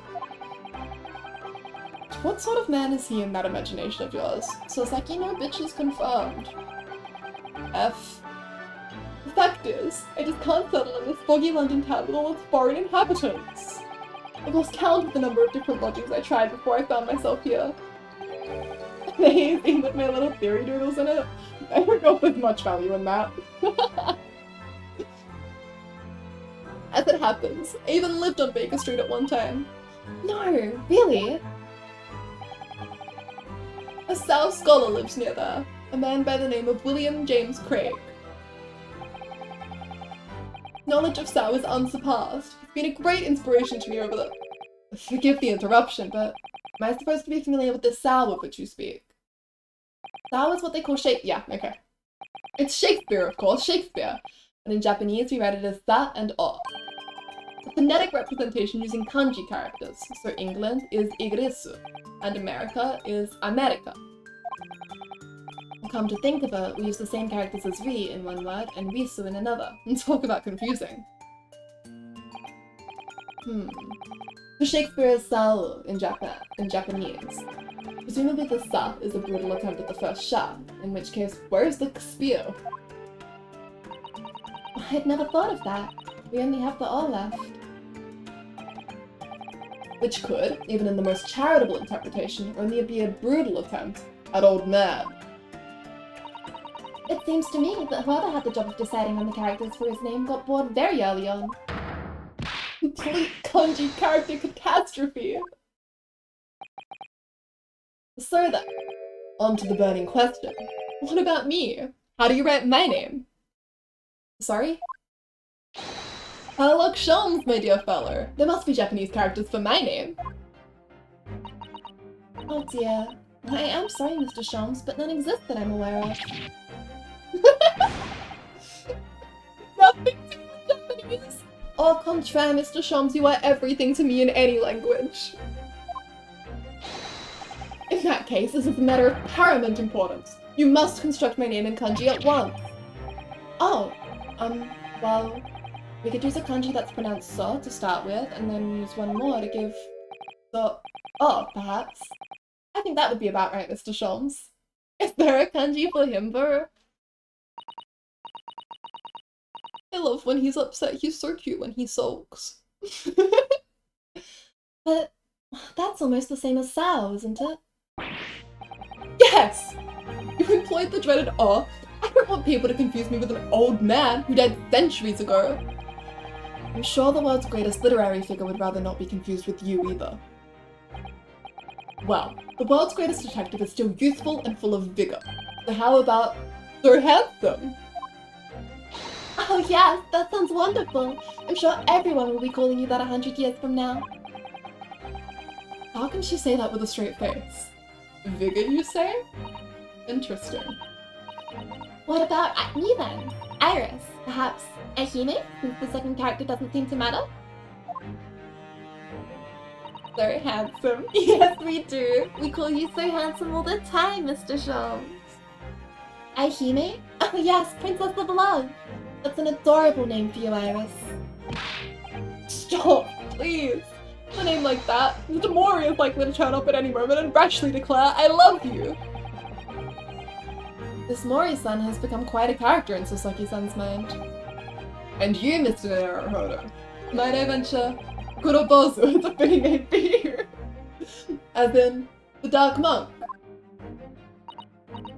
Oh, that's very good. It describes you perfectly, Runo. Do you think I'll be wearing this black varsity uniform for the rest of my days, do you? What did Sham say for himself? So handsome. But Mr. Naruhodo already has a Japanese name. I don't believe he needs another. Well, anyway. We were talking about your life here in London, weren't we, Mr. Natsume? You should just get out and have fun. Ugh. Landlady has said as much to me too. Mrs. Garrett? But it wasn't fun at all. It was frightful. Whatever do you mean? A cycle incident. An incident? On a bicycle? Oh yes, come to think of it. Oh my god, the bike law. There's an old bicycle park just outside, isn't there? This is so long ago, but Barak von Zeeks was portrayed by a guy. Just check this transcript. Thank you, Ramen! In-house fact checker. John's forgetting Ryu is Japanese. I think he just wants to tease him. In a sorry state, though. I tried to say no to her, but she insisted I took it for a ride. Perhaps my pronunciation was wrong. So I took... Sorry, that's Sasaki, not Ryu. tried to say no to her, but she insisted I took it for a ride. Perhaps my pronunciation was wrong. So I took my life in my hands and attempted to ride the steel spiderweb stallion to a nearby park. I really don't think there's anything wrong with your pronunciation, Mr. Natsume. Joan Garadeb just isn't the kind of woman to take no for an answer. Mia's out here meaning dragon and still getting disrespected. I know! Poor boy. If you're going to die, you might as well die in beautiful surroundings. The park was my first thought. After a whole day of dicing with death, I emerged with only relatively minor bruises. So, you got the knack of it? Don't be silly. Dying isn't something you can learn to do.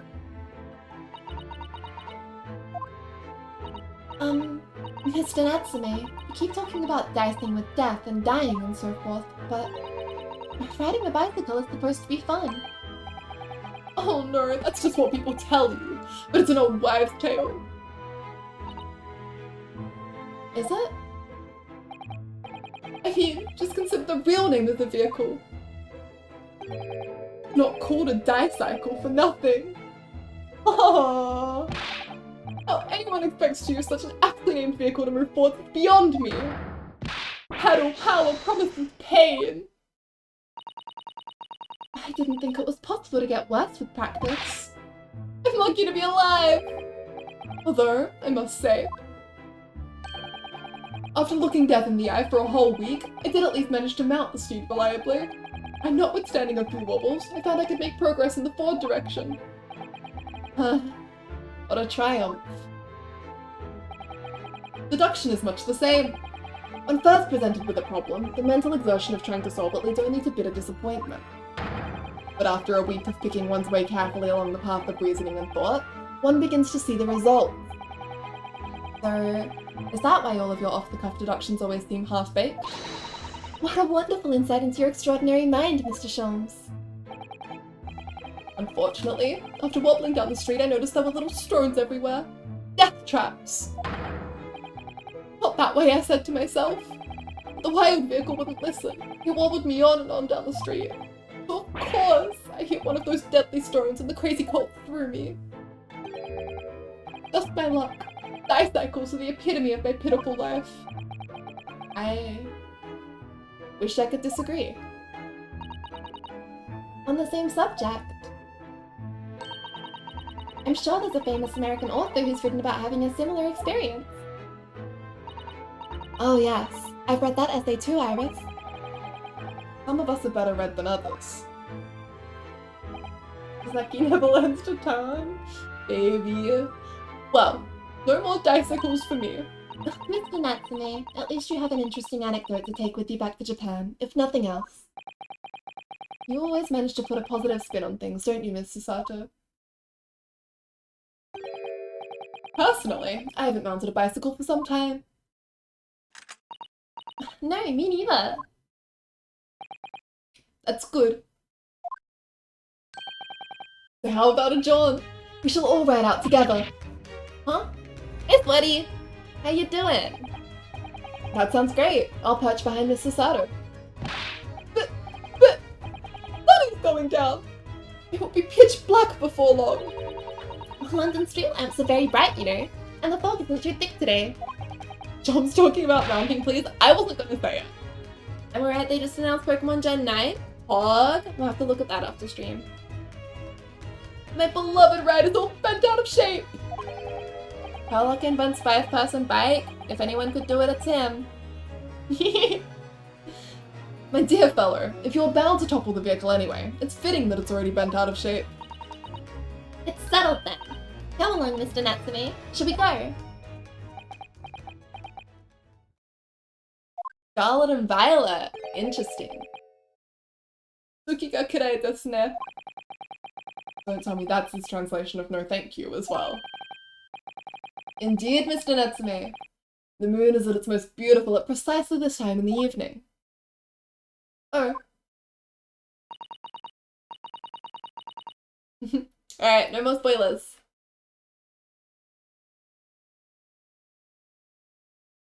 We're not Japanese. You can't beat around the bush with us.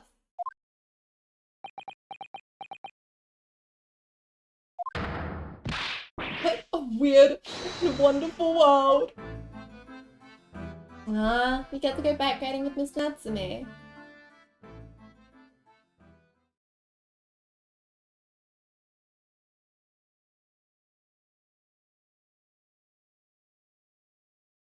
Okay. I suppose that's it for the escapades. Since this one... This doesn't seem to be spoilers, but we'll leave it for now anyway. Hold it here. It looks like our own lovely Lottie is streaming, so maybe let's go say hi to her. I'm not sure what she is playing, but it looks cute. Before you go, I got what Baroque said to Ryu about the betrayal if you want it for the murder board. That would be great, Ramen. Please, please, please. It's not one of these streams anymore if I don't revisit the murder board at the end. When I encountered you for the first time 2 months ago, it reminded me of a toasting friendship and trust with another Nipponese, only to find my trust betrayed. Through you, I hope to look into the eyes of the man I once knew and try to understand. Interesting. Okay. Thank you so much. Let me get up my little actual murder board. Okay.